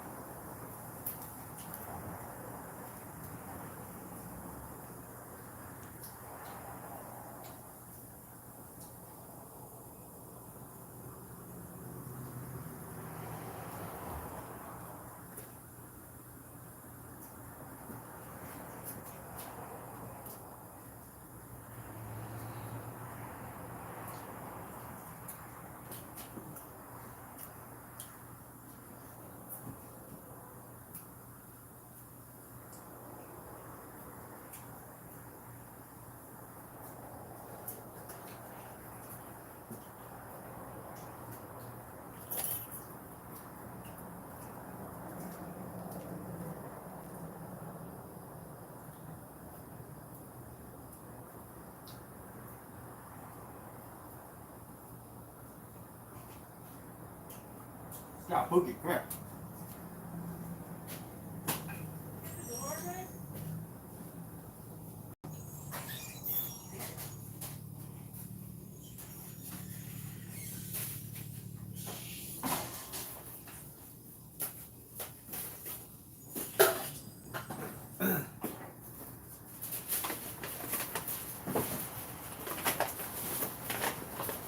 Scout, look at you.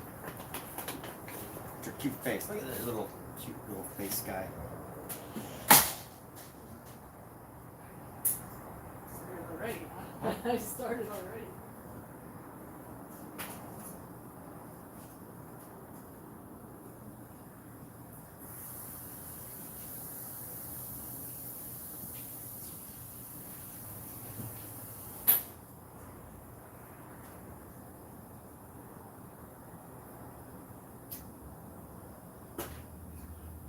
I've got another special, which I didn't see until after I got this, was 10 drumsticks for $9.99. I'll take this weight. Is that how you're gonna eat? Slam it over the trash? No.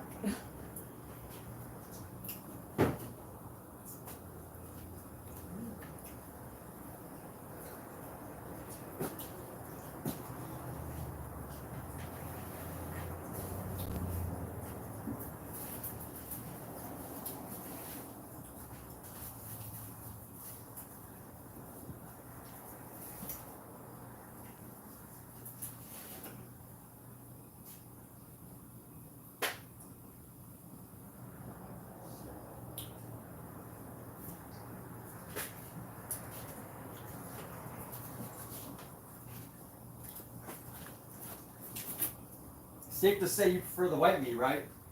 Excuse me? What? Safe to say that you prefer the white meat, right? Yeah.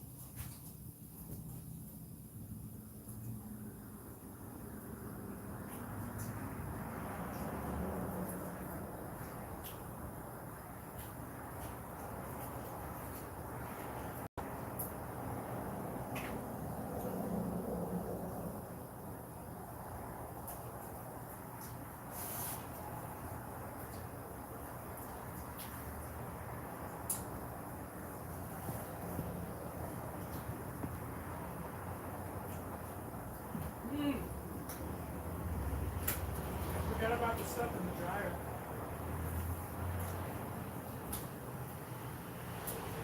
You hear me? Yeah.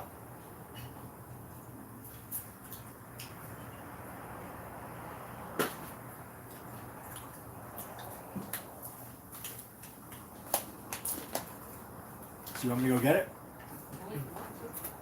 No. Yeah. I just was looking at this pile of laundry, and that's what I remember.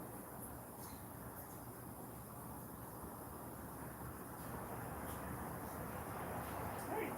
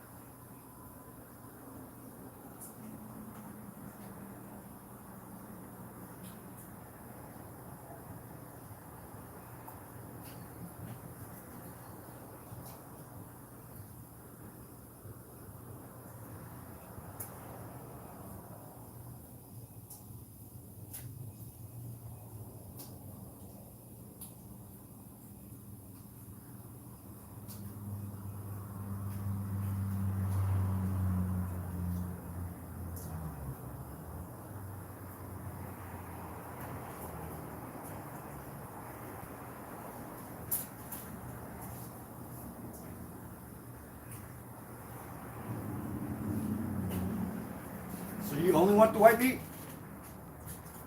I'm just gonna eat that one big chicken breast when we finish. That's high food. Huh? Well, there's 2 pieces left. One's white meat, the other one's dark meat. No, just save white meat for me.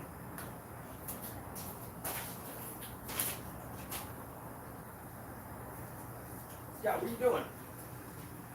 Why are you on the sink?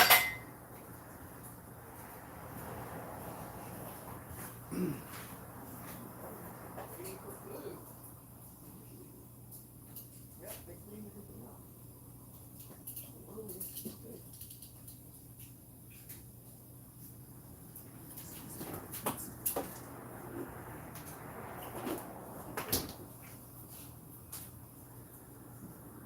On the sink, right? Right? What? It's on the sink because he likes it. Something to explore. Right? Right, Cookie? Oh.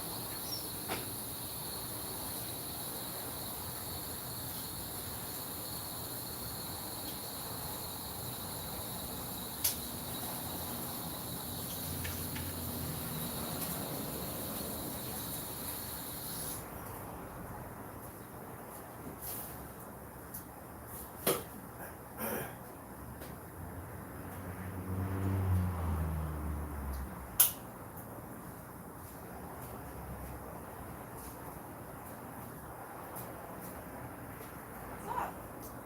What's up, kitties? My agent sent me an audition. What? I have an audition from my agent.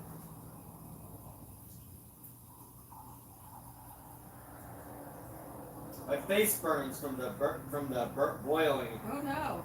Do you have a blister? Yeah, I got a scab now. It's obviously like a red mark. You have a what? A red mark. Oh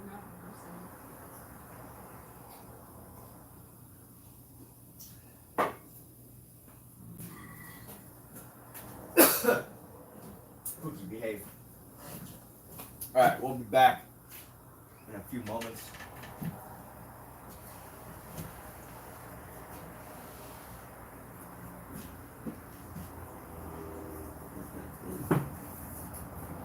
Scott, I don't think you can actually get through.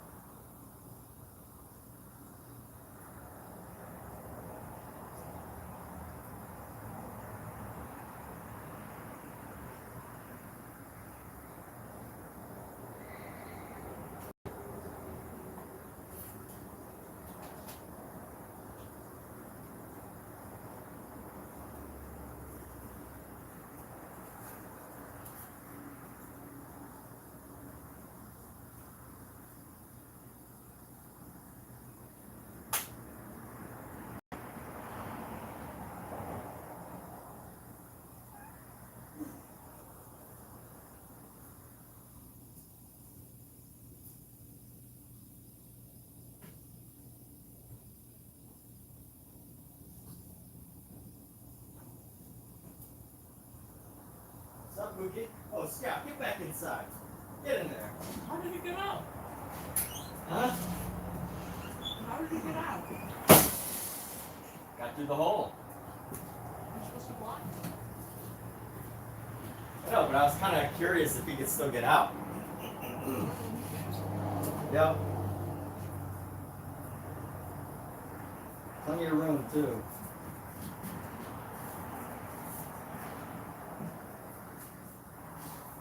Yeah, you're such a mischievous cat. Alexa, set alarm for 1 hour. 1 hour alarm set for 6:34 p.m. What's that? Cat, when's your book gonna be done?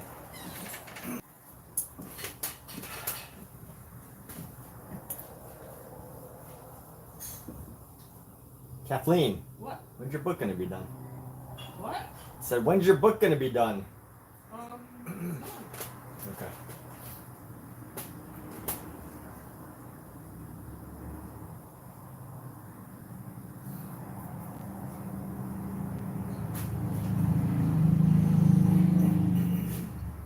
Almost done. As soon as I get the red ink.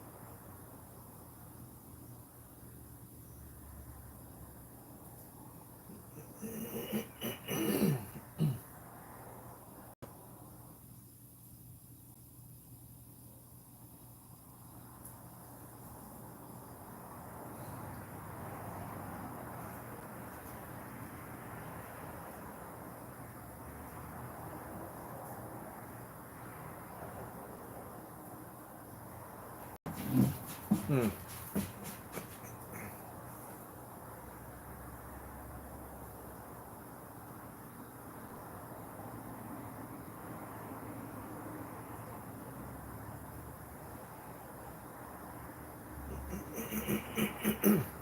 Huh. I want to debate that.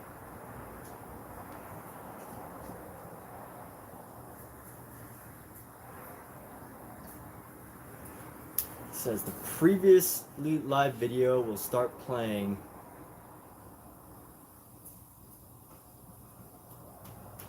just before the host begins speaking. What do they talk about? That's ridiculous. Again, so according to Amazon, I was using a screened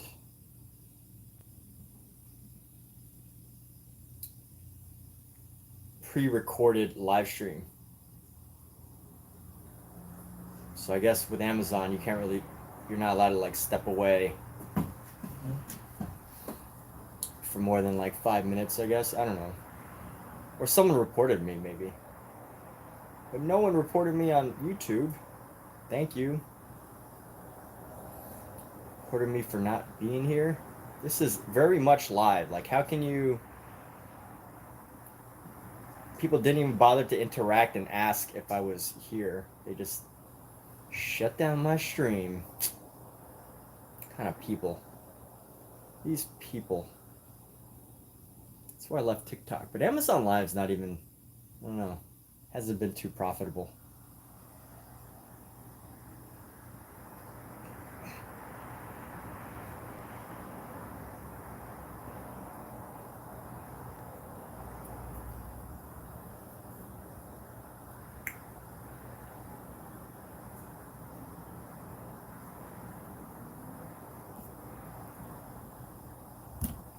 All right, let's get back to this painting here.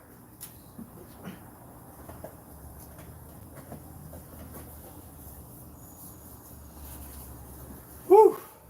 All right. There are so many things about this painting. So much work to do. Such a stray away from my usual methods.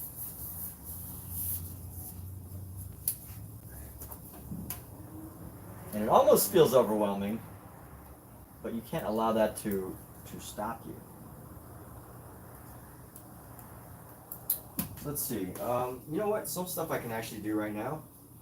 Let's get some leaves going on down here.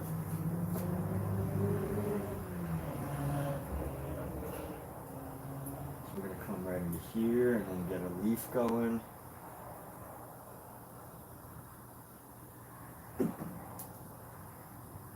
Pookie, why are you making funny noises, huh?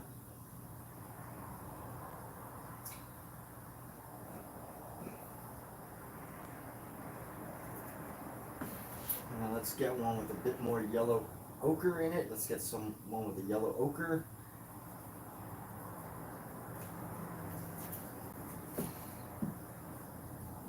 And actually this one will come up here.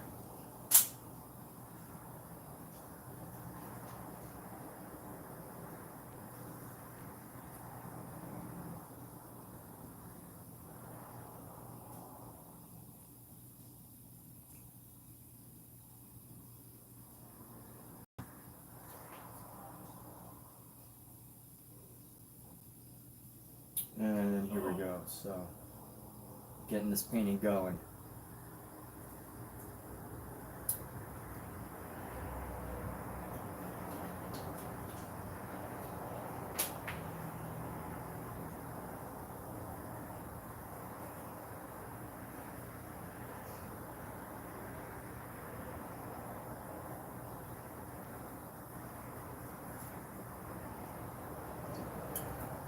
You know what I haven't experienced yet? The person who doesn't like your channel so much, your streaming, that they actually go to lengths to sabotage it. Haven't had that person yet, except for maybe the person that reported me. I wonder if I had to get reported in order for Amazon to detect that, Amazon claimed that I was that this was pre-recorded. My last stream was pre-recorded, which definitely was not. There's got to be no there. I was away for about 10 minutes, which I get that. If they were trying to take away points from me for that, but there's no reason for them to say that I was using a pre-recorded live stream. That would be totally false. There's no way to even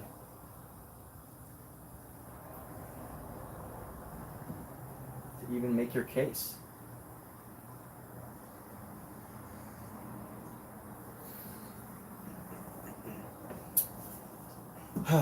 So anyway, let's keep this painting going. Got the greens. Now here's the scary part, is even if I was to layer and layer and layer, and I'm not sure, like I'm seeing how the layers coming together, but I'm not sure exactly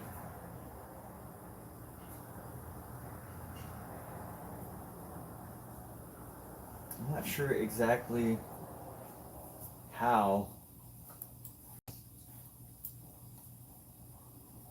if it's even gonna, can't tell for sure if it'll actually work out. But you know what? Right, let's see.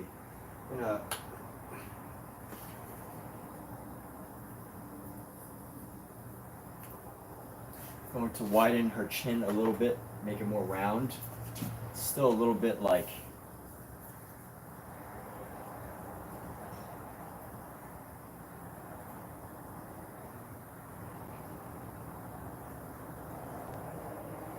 a little bit of a sharp point.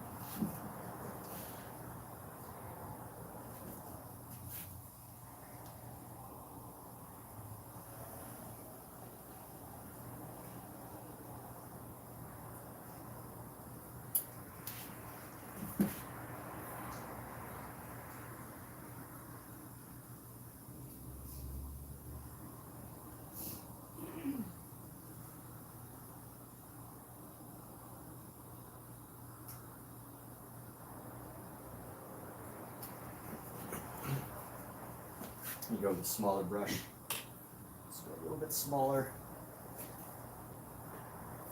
And highlight some of the space around the nose.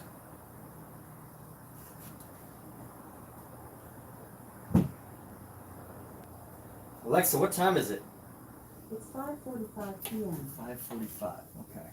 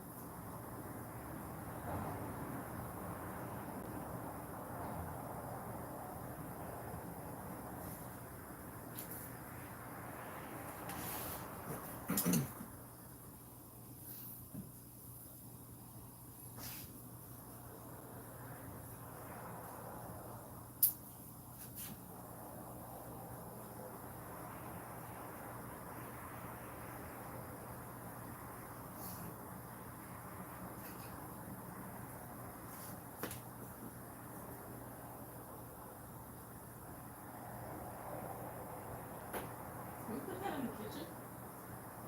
Talking to me? Or dragging a chicken carcass over A chicken carcass? here. Here. Let's go this way. Here.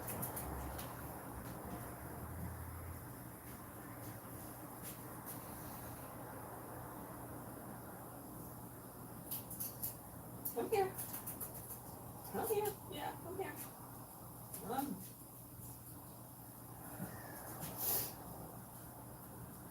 Come. Come here.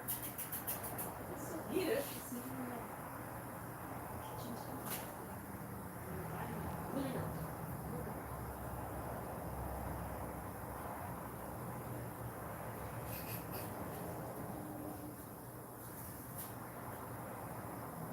Hey.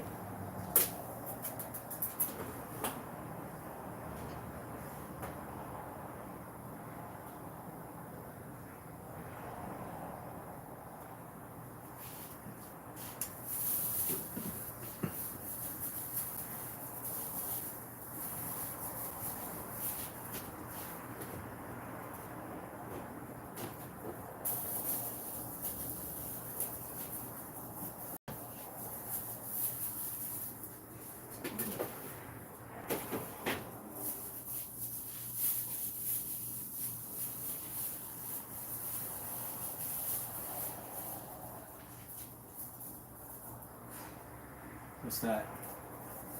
Talking to me? Yeah. My back. Hurts.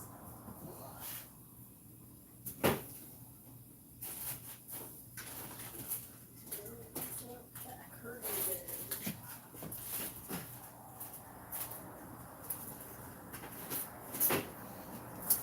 I think sometimes I feel like like when people say when artists say what's that word? I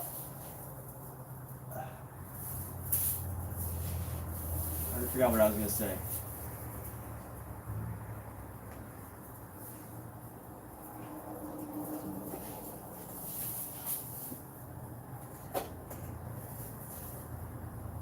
Sometimes I think when artists say like layers, like spending extra time on layers, I feel like it's just a euphemism for painting things over and over Ugh. until you get it just exactly how you want it.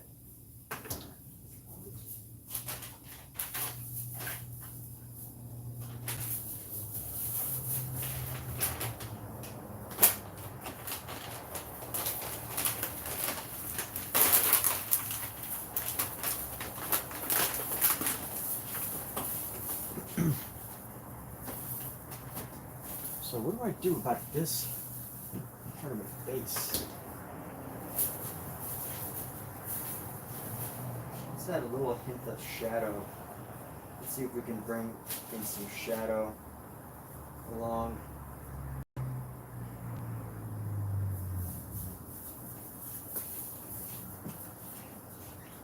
Alexa, what time is it? It's 5:50 p.m.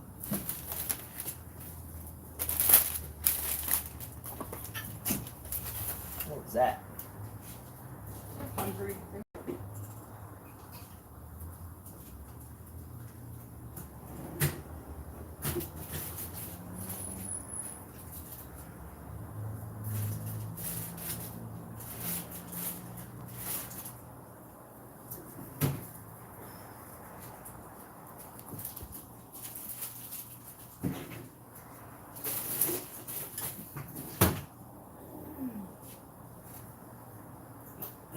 Hey guys.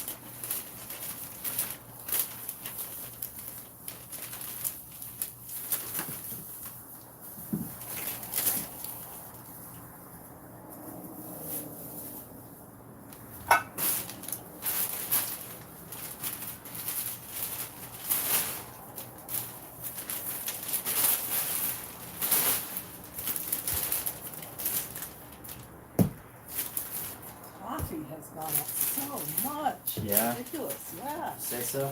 Yeah. I so. Quit drinking coffee. Want to drink something else instead, and that'll be just as expensive. Everything's gone up. Quit drinking coffee. Is that the craziest thing I've ever said?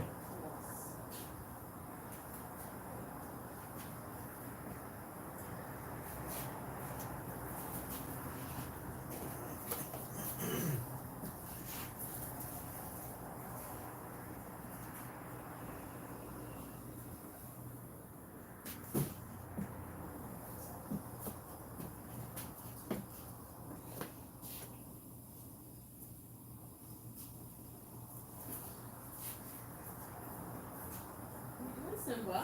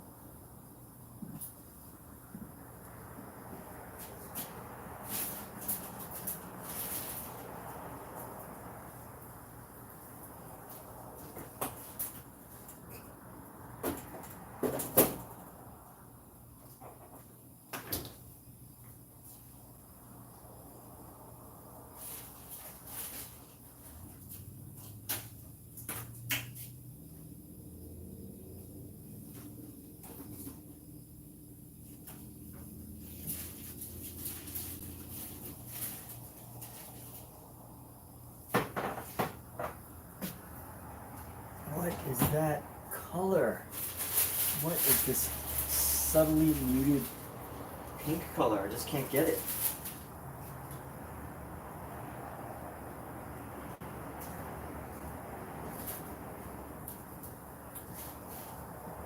It's one color around the eyes.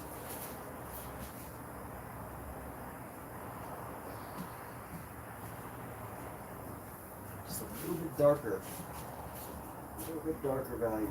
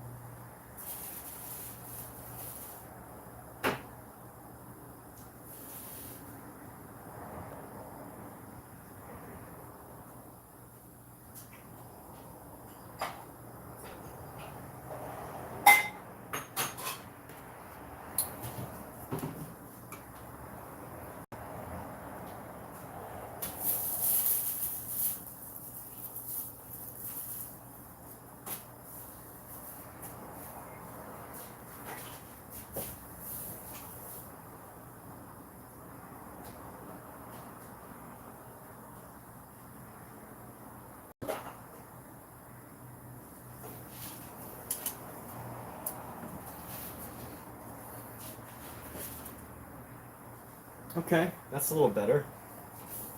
Just a little bit. And let's go down to here.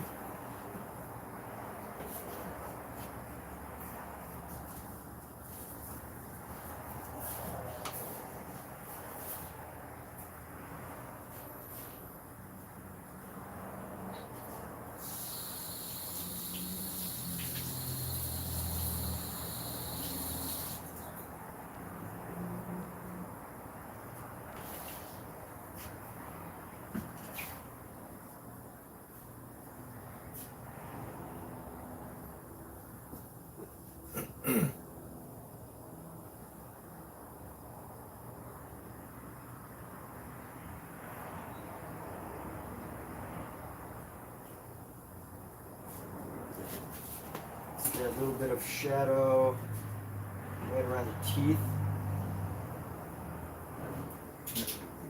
Clear up some space around her teeth here, right? Push it in just a little bit. This might be a little too dark. Let's test it on the hair. No, that should be good.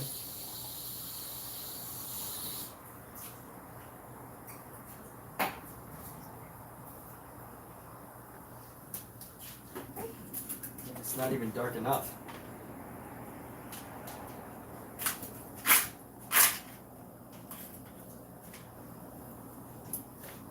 Create a little bit of dimension where her teeth are.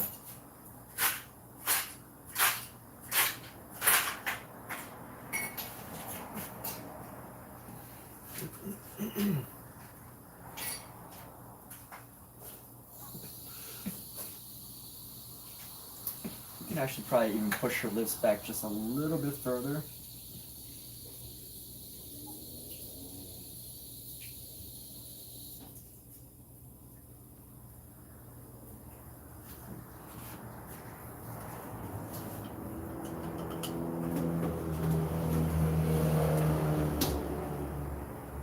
Let's grab a bit of a gray for her teeth.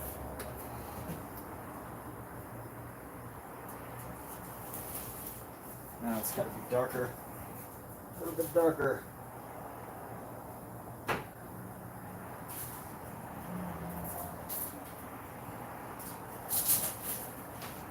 Can't be as bright as the space around her mouth.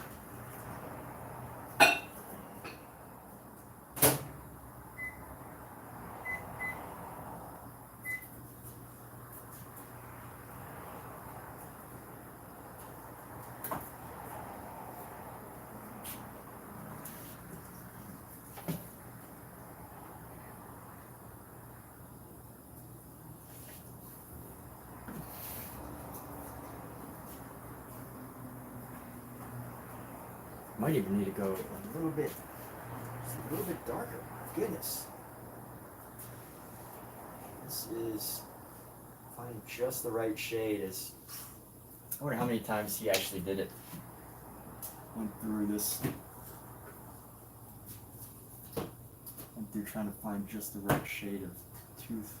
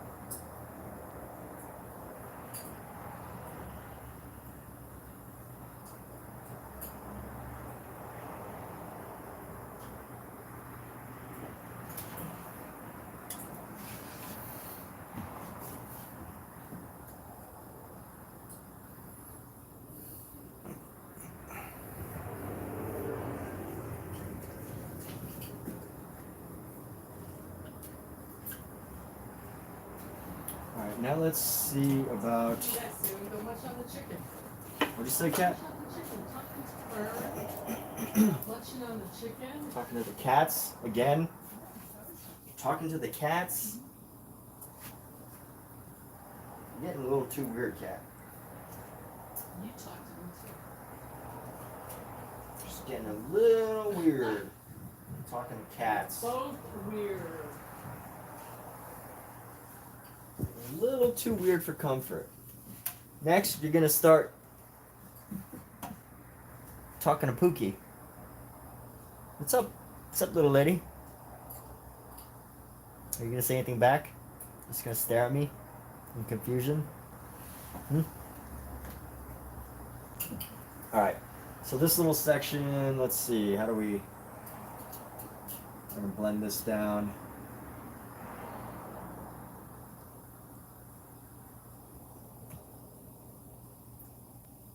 Give it a little bit of separation here.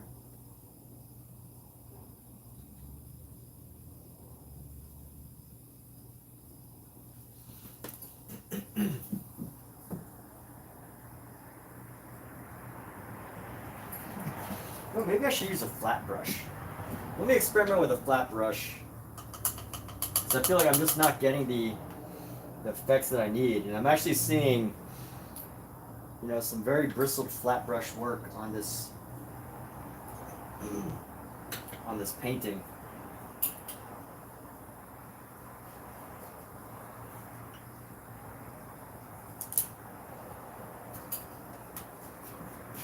Let's see how this brush works out. Alright, let's go.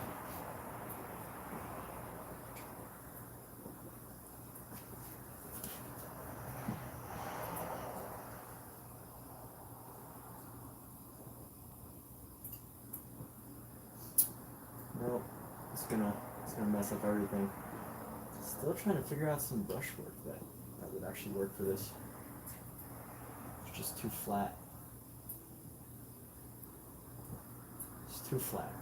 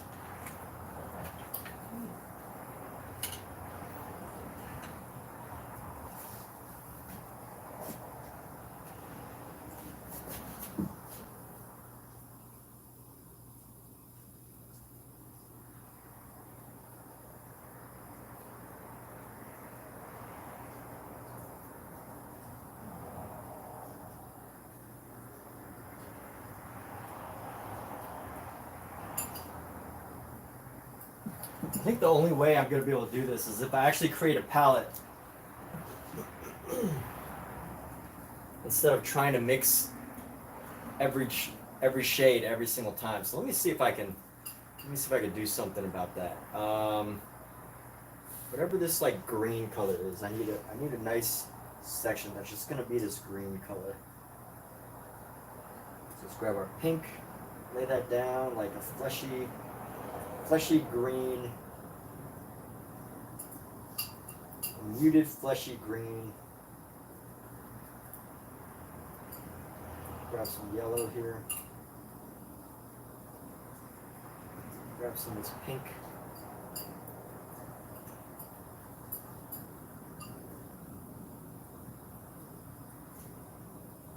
Maybe some more yellow. Some more pink.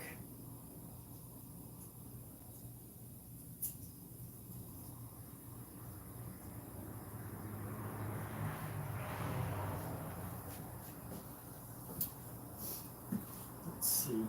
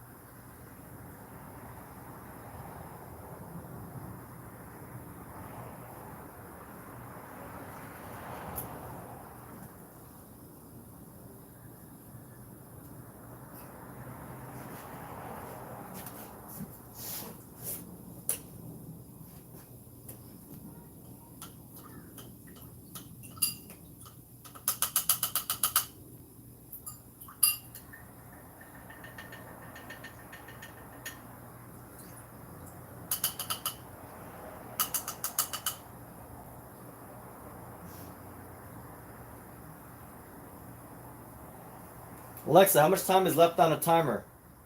There are no timers set. You have one alarm going off in 21 minutes.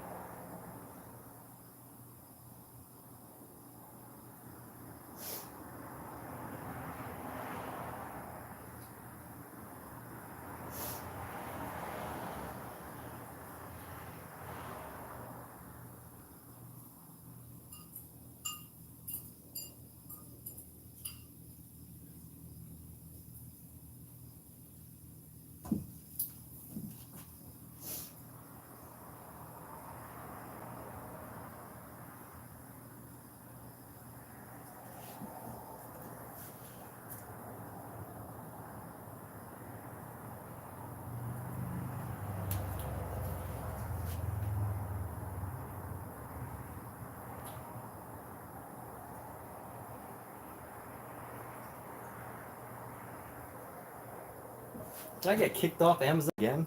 No? Oh, I ran out of battery. I see. Alright, that's fine.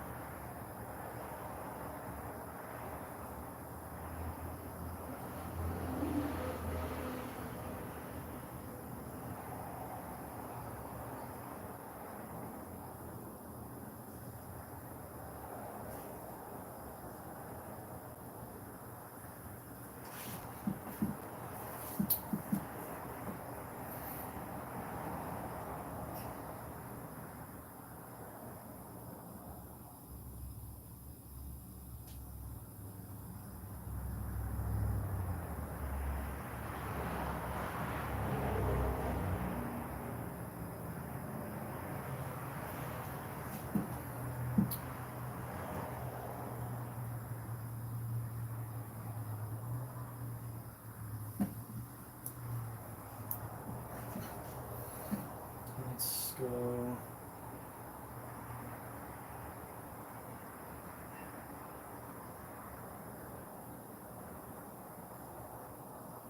Okay, I need to do every strand of hair.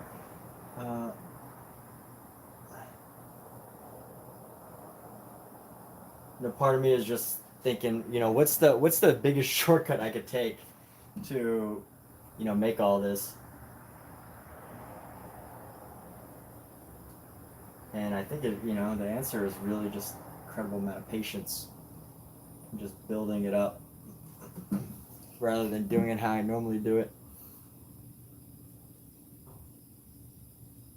And also realizing, accepting the fact that that Bouguereau is a highly respected artist who probably has, before he even did this painting, probably already painted for 10,000 hours.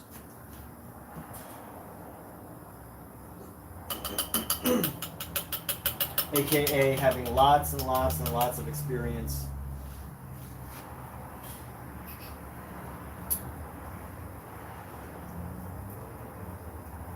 And I just don't know how I'm going to complete this.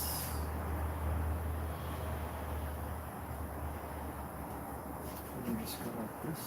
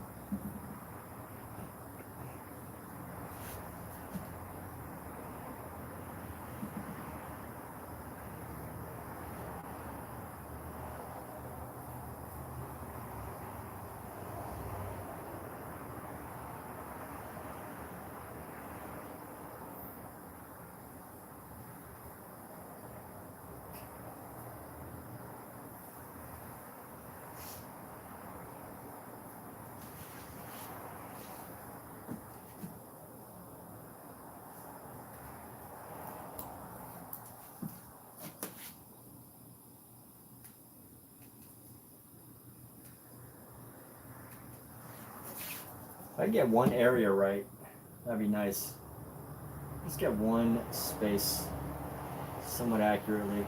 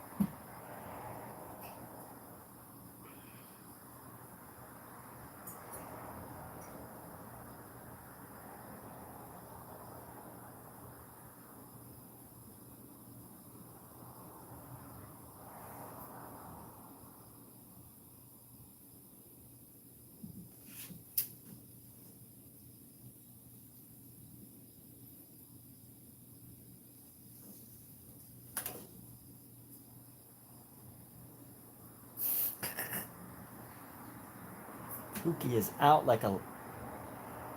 She is out.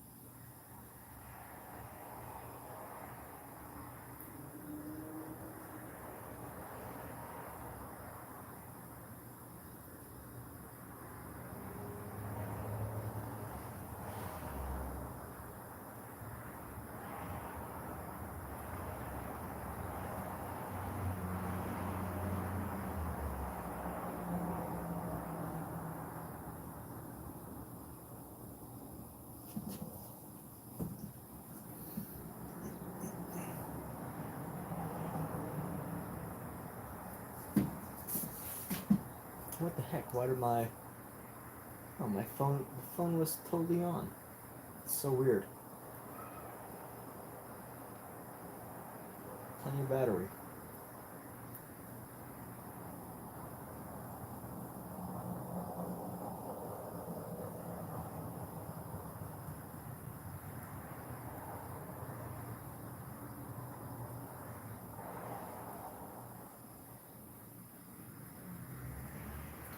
Oh, whatever.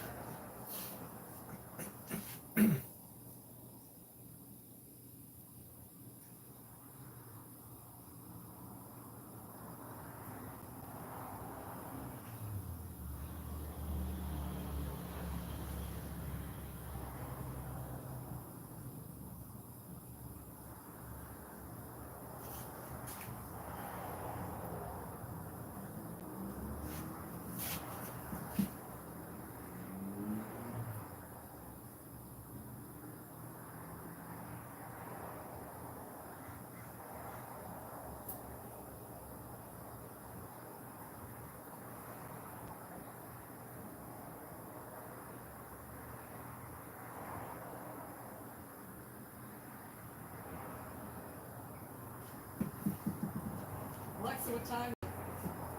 It's 6:30 p.m.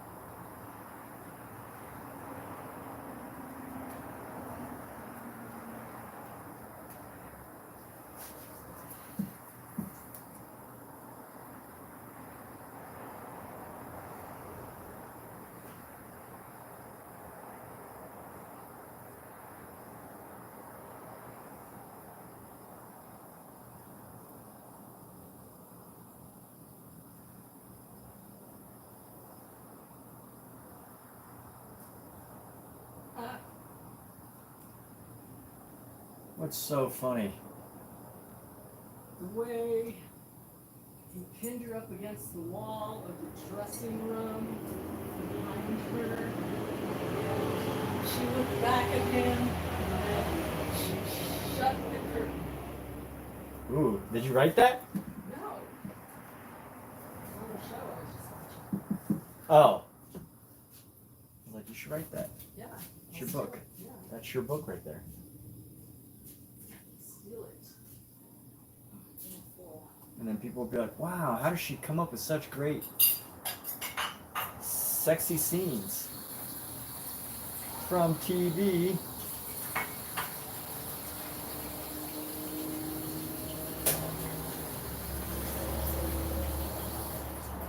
gotta eat.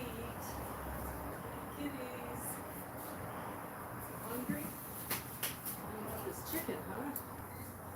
Alright, this garbage has to go out too. Overflowing.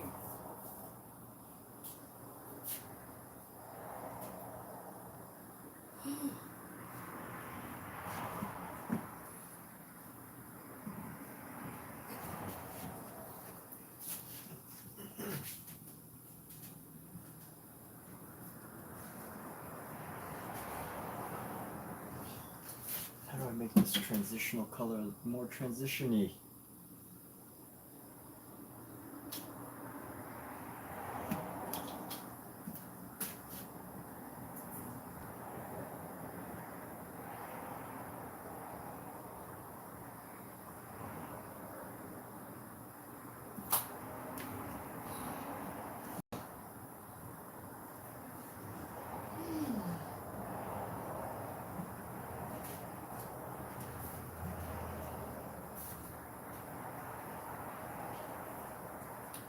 Maybe, you know what, if I'm thinking about this critically, I feel like I'm spending, I'm doing all this activity that, I'm treating it like I'm gonna paint it in one sitting, right? Letting all the colors blend together.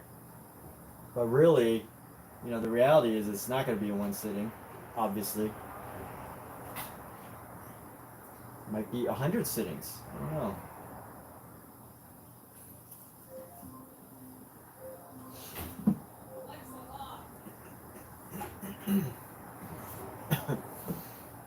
It might be 100 sittings, like just for the face.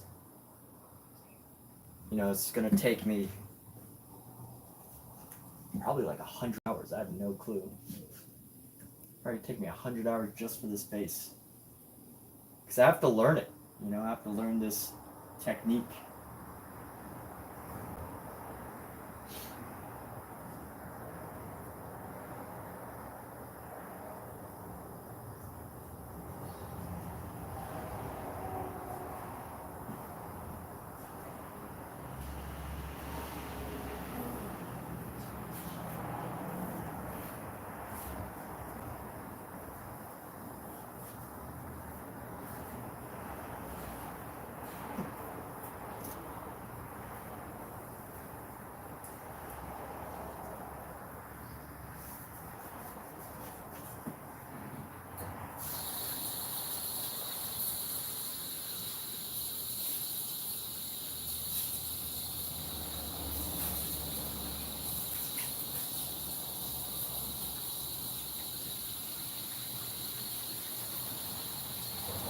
And I truly am just so baffled at how he uses flesh tones.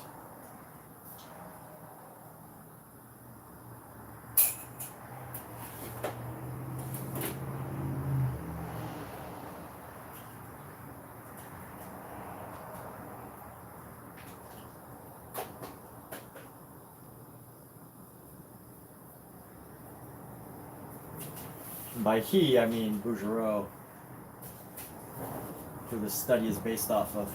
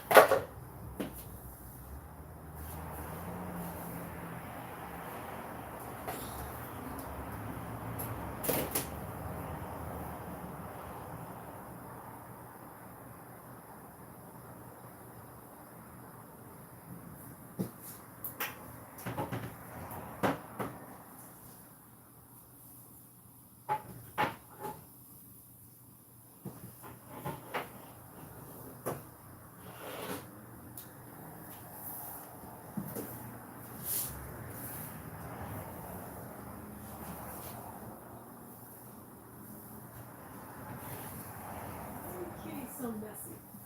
I'll start charging you rent. 5 mice.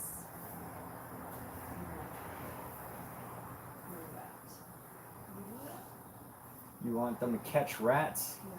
and bring them to you? Yes. Drop them on your head at night? No.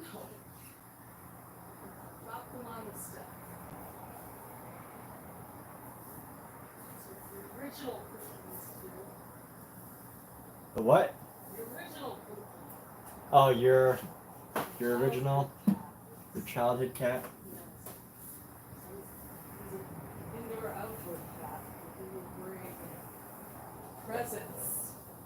Oh. Just like Bogart did.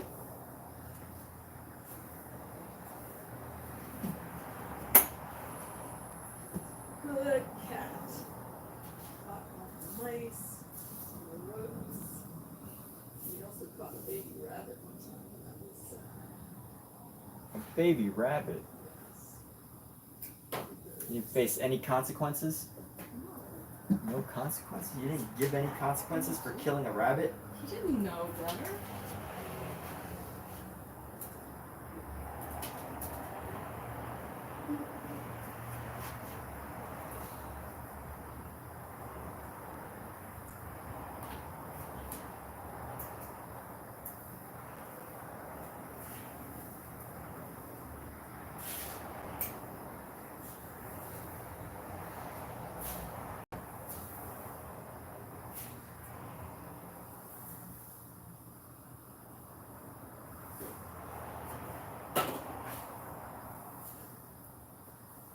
Could have been somebody's pet.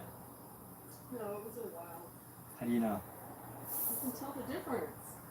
It wasn't white, it was a brown field rabbit.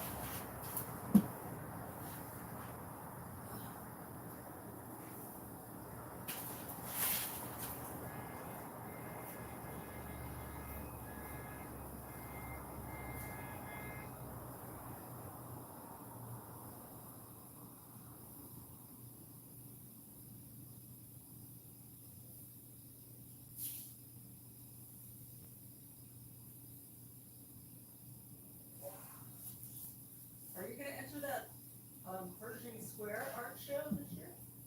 No. I think it's only one,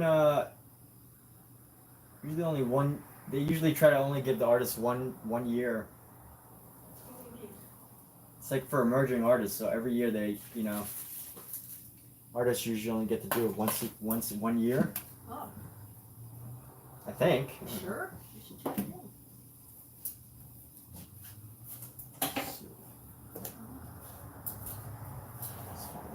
Give another artist a chance.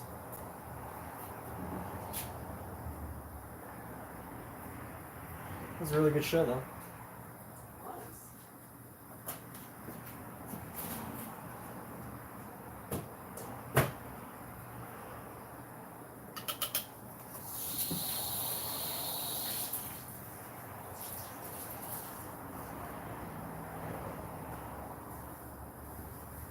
Wanna save these jars? There's honey in them. Yeah, Huh? I know, but there's not much. Why would you? Yeah, if you wanna save them, that's Why would we not save them? There's honey in them. trying to clear stuff up.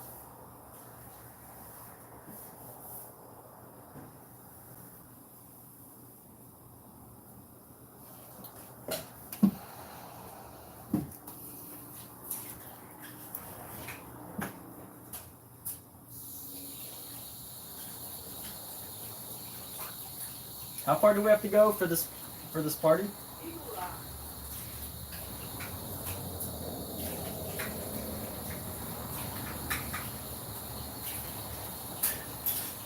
Alexa, how much time is left on a timer? No time is set. Alexa, how much time is left on the alarm? Alexa, how much time is left on the alarm? There's no alarm set. Oh, so I guess the laundry must be ready by now then. Oh, you checked it? Well, there's no alarm anymore, so I think it should be ready by now. Excuse me, what'd you say? So the alarm's up, so I feel like it should be ready by now. Oh, you put quarters in it already? Yeah. Oh.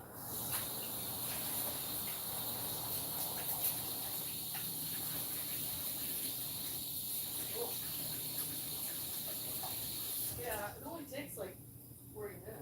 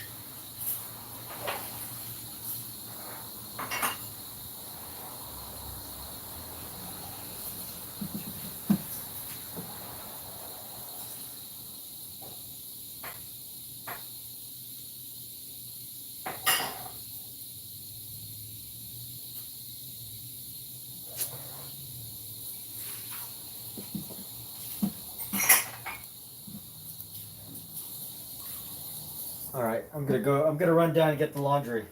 Okay. We'll be right back, people.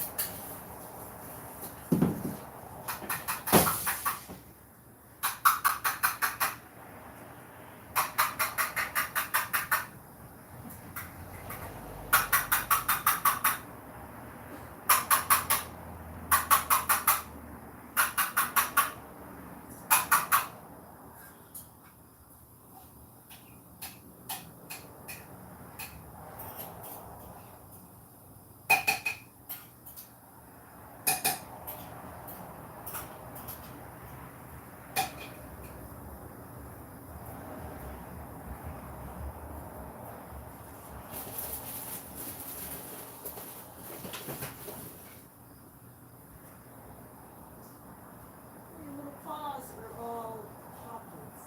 Huh? Where are your little chocolates?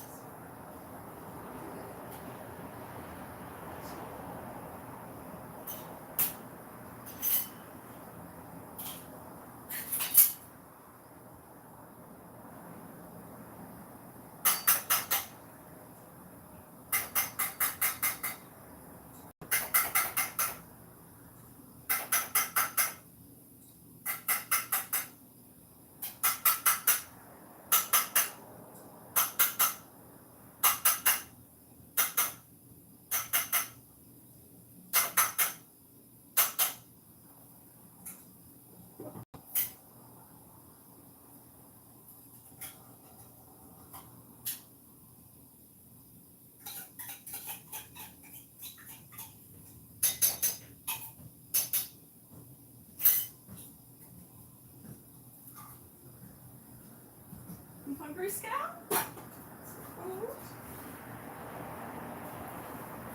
Hungry, Scout? Scout! Scout! Where's my kitties? Who want to eat? Huh? Where's the kitties? Who wants to eat? Scout, you trying to escape? Crazy one.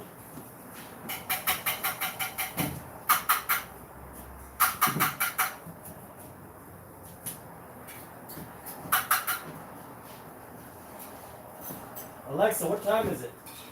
It's 6:49 p.m. Yeah, what time you gonna start getting ready?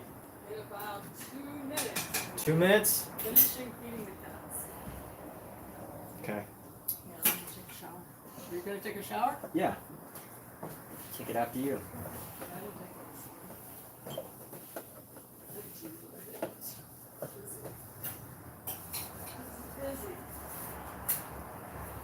Scout, quit causing trouble, dude.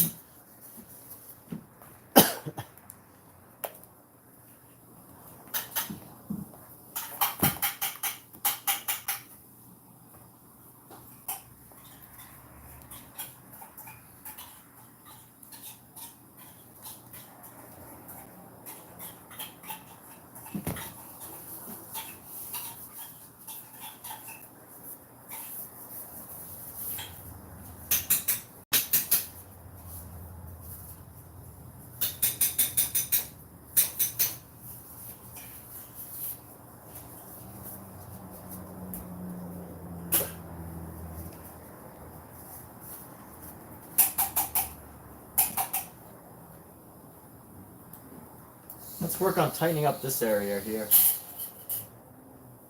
Kitties. Fern. Simba. Wanna eat? Come on, Simba. Wanna eat? So we need Plenty. Come and eat. Plenty.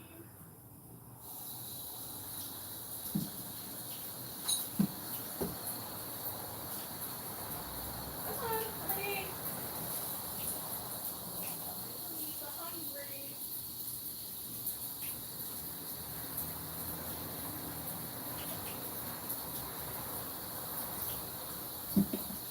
I'll mute this down a little.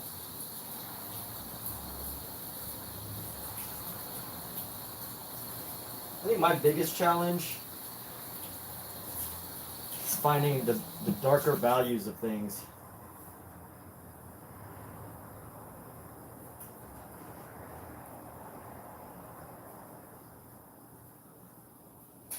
Simba, want to eat?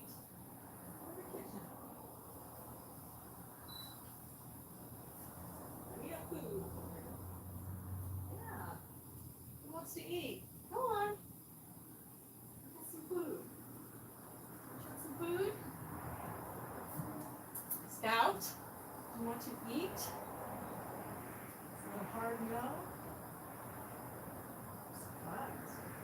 All the cats like to eat. We got plenty of food, so. Why is it so pretty? Let's actually try to find some greens. So incredibly detailed, this guy. Even went as far as to create the veins in the breast. Pretty fascinating work. Think you had a model? Yeah, probably. I'm sure he had a model. They didn't have photography back then, right? Well, no, I mean he was early 1900s, so maybe, you know, he started working from photographs and stuff. Yeah, they had photographs, black and white. Oh, right, black and white.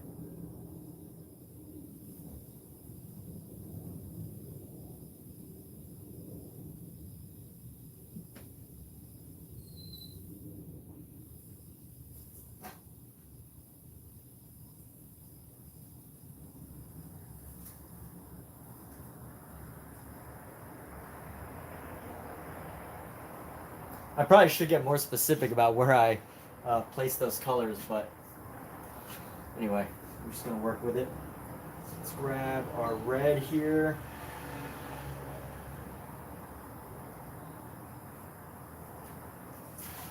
Let's try to find.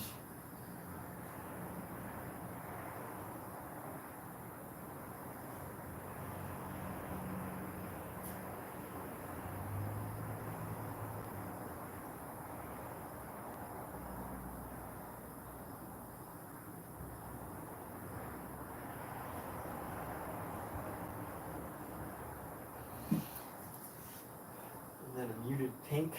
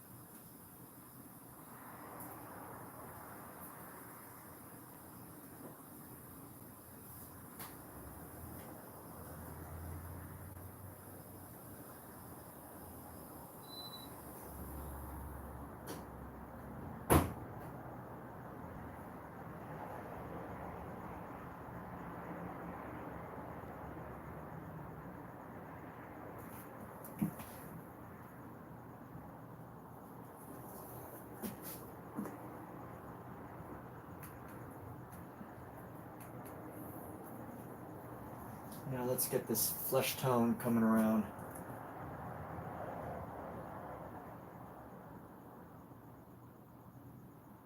I don't know if I'm ever gonna be able to get this right, but I'm sure he had a lot of students.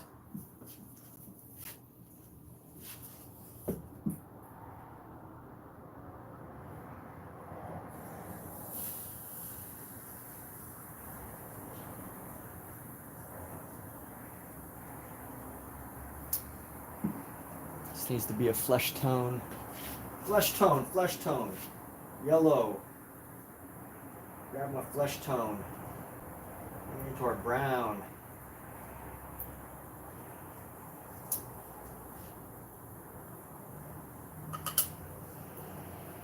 Lighten up with some white.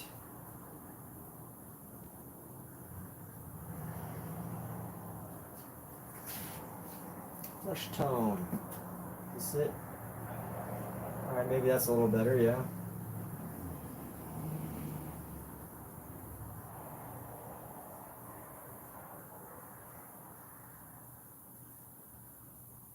think this one is a little too round.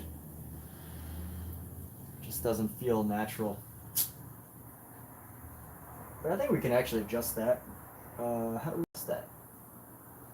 Well, let's get this one a little first. You right? You trapped? We're always stuck. Shut it.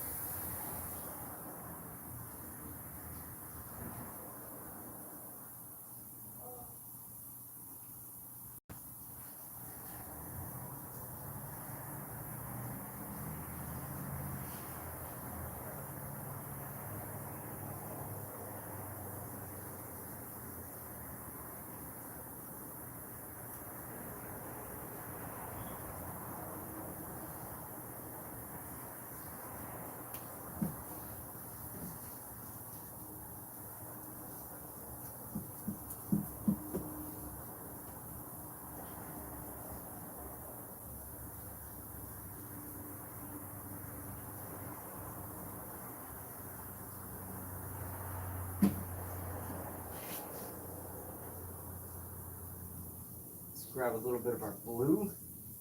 It would be nice to know how he mixed colors here. Nice to know how he mixed colors. How did he mix colors?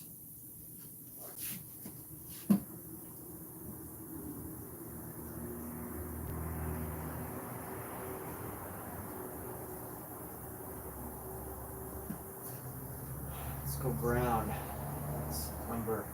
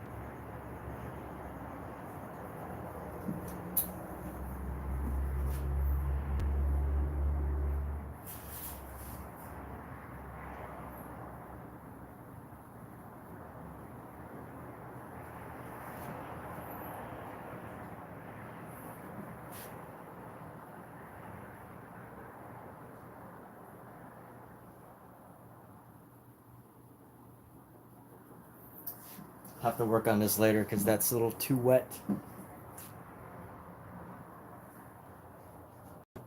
This part of the painting is a little too wet. Let's see, you know what? I can add a little highlight going into here just to separate the belly button a little bit.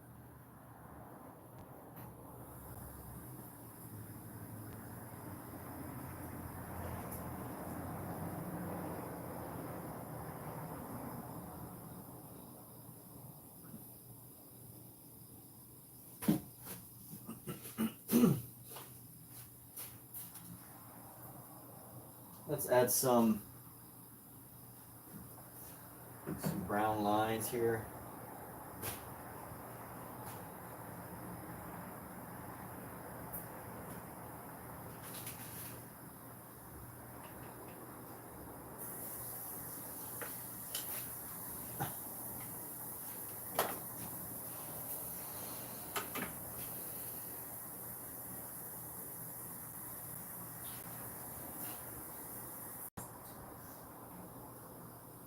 Maybe even make this red. A little bit red. A little bit of a red, darker red, brown.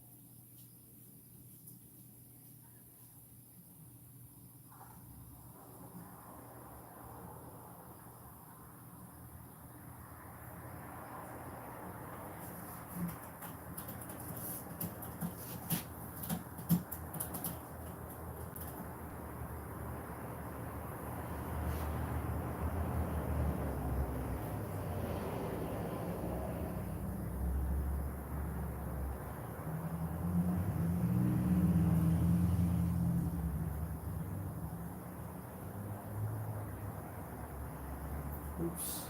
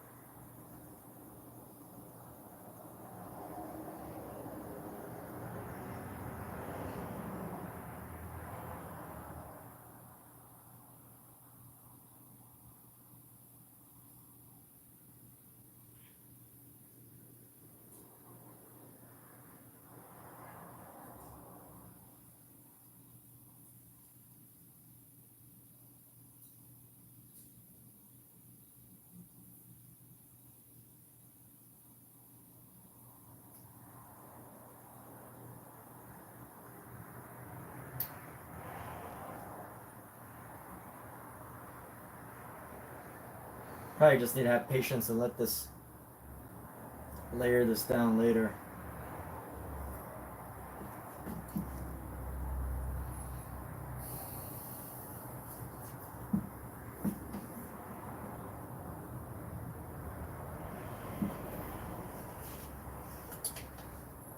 Let's go with a nice big brush here.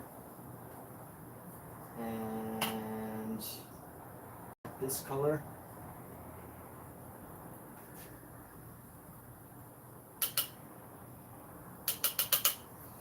Let's just see. And that tone. Let's grab pink or white.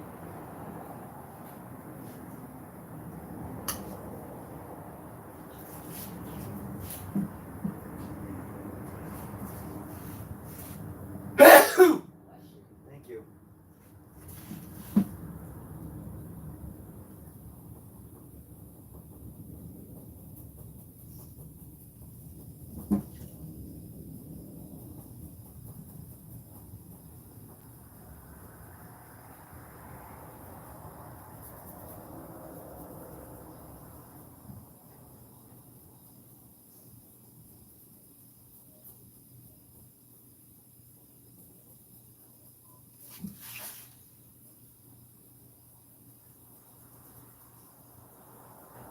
Honestly, this would be a good color just going into this section, but let's see.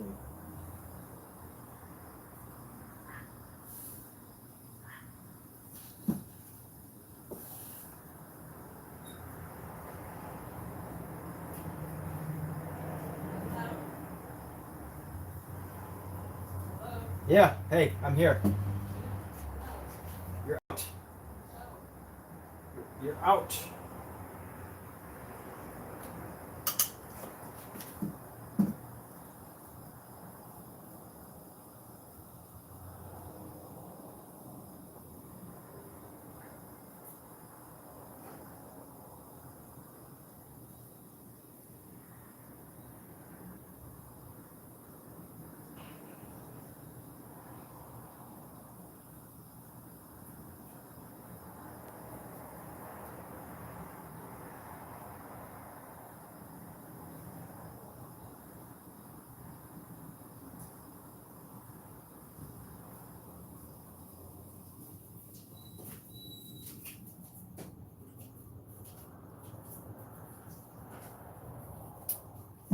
We're getting closer.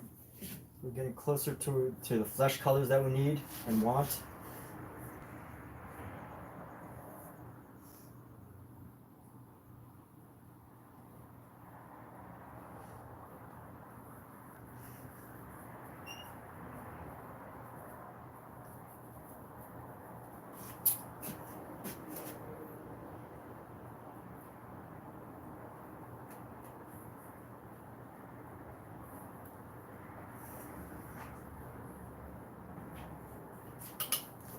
Still need a minute.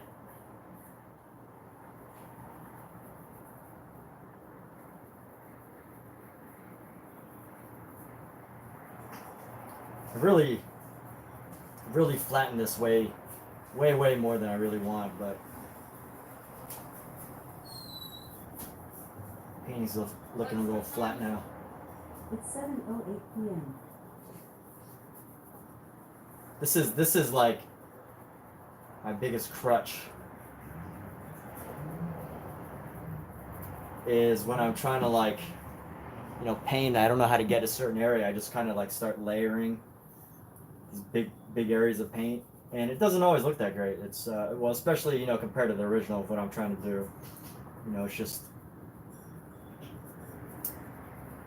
flattens it out a lot.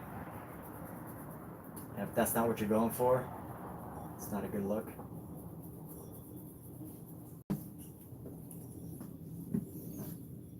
But I think really all I need to do is just kind of work over it bit by bit. Just keep pushing at it. And before I finish tonight, I want to adjust this back.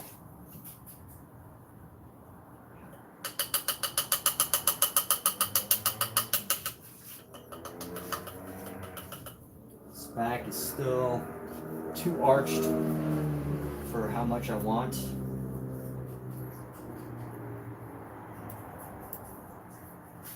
Like, it's not a hunch, it's just a subtle curve.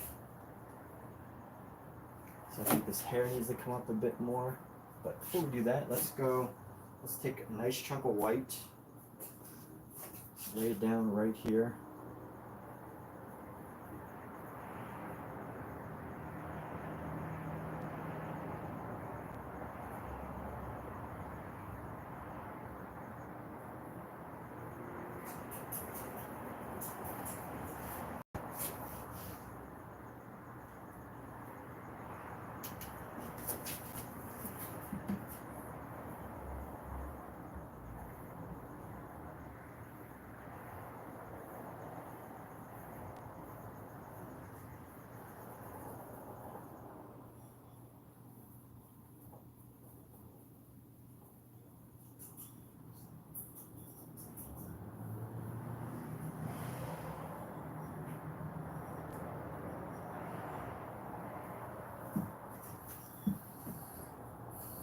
Still too much.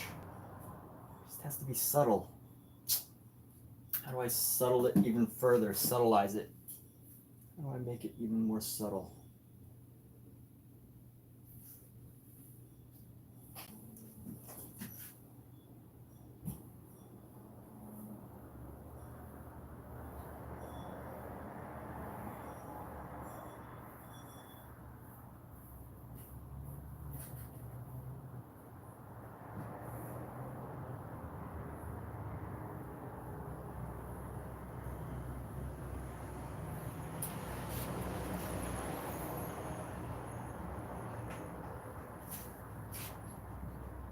just don't like this back. I mean, you know, Bougereau made it look great, but see, this should just go straight back. Bougereau somehow made it look good, but I don't know.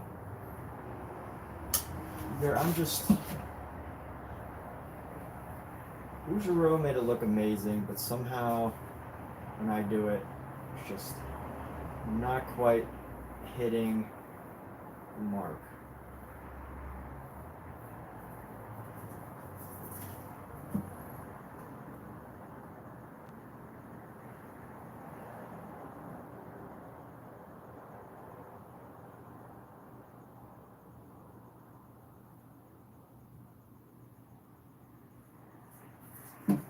And let's actually bring up. I'm gonna bring this hair up a little bit closer to the body, and maybe that'll help. We bring the hair closer to the body here. Use the hair to tighten up this space.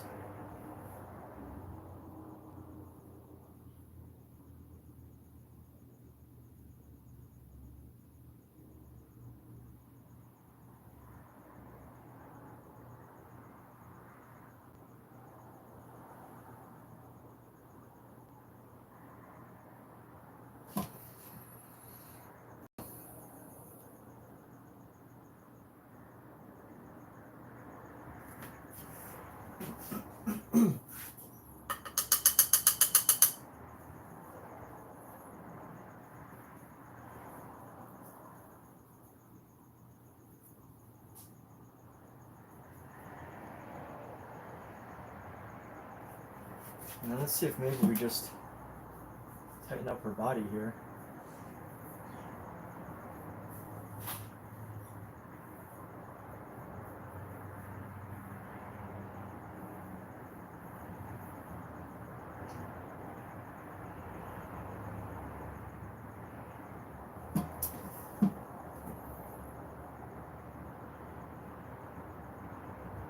Why? That should be pretty much just a straight line until it curves. So that should be pretty much a straight line until it curves. And then just go straight up. So this goes up and then just straight up and then around. Yeah, this doesn't look that inaccurate. Maybe it's the proportion or the roundness. Maybe this has to be flatter.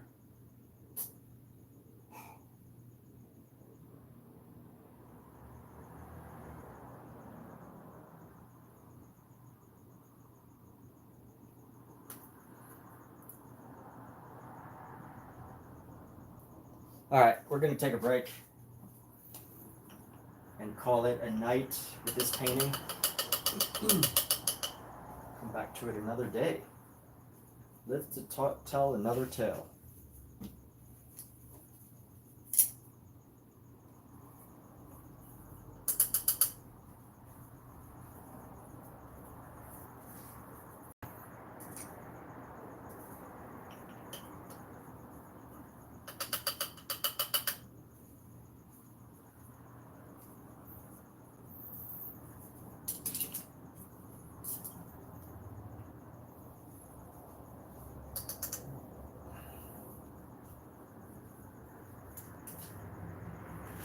Still a lot of paint on this. Let's see, what can we do with this color?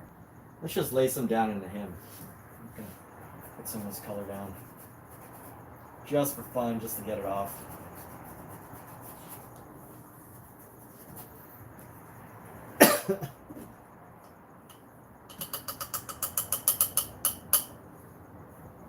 Pookie, why are you sleeping on the floor? Why don't you sleep on a chair or something, you weirdo?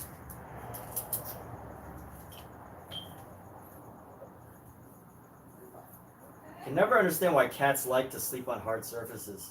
And they have so many options. It's very suspicious.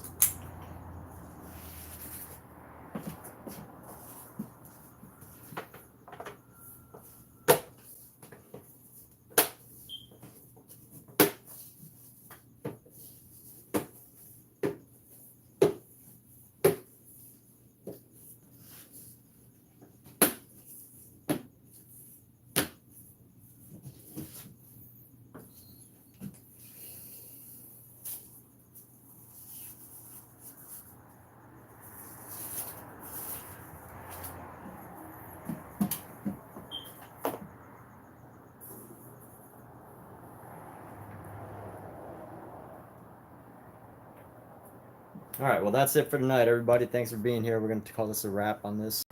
Take care.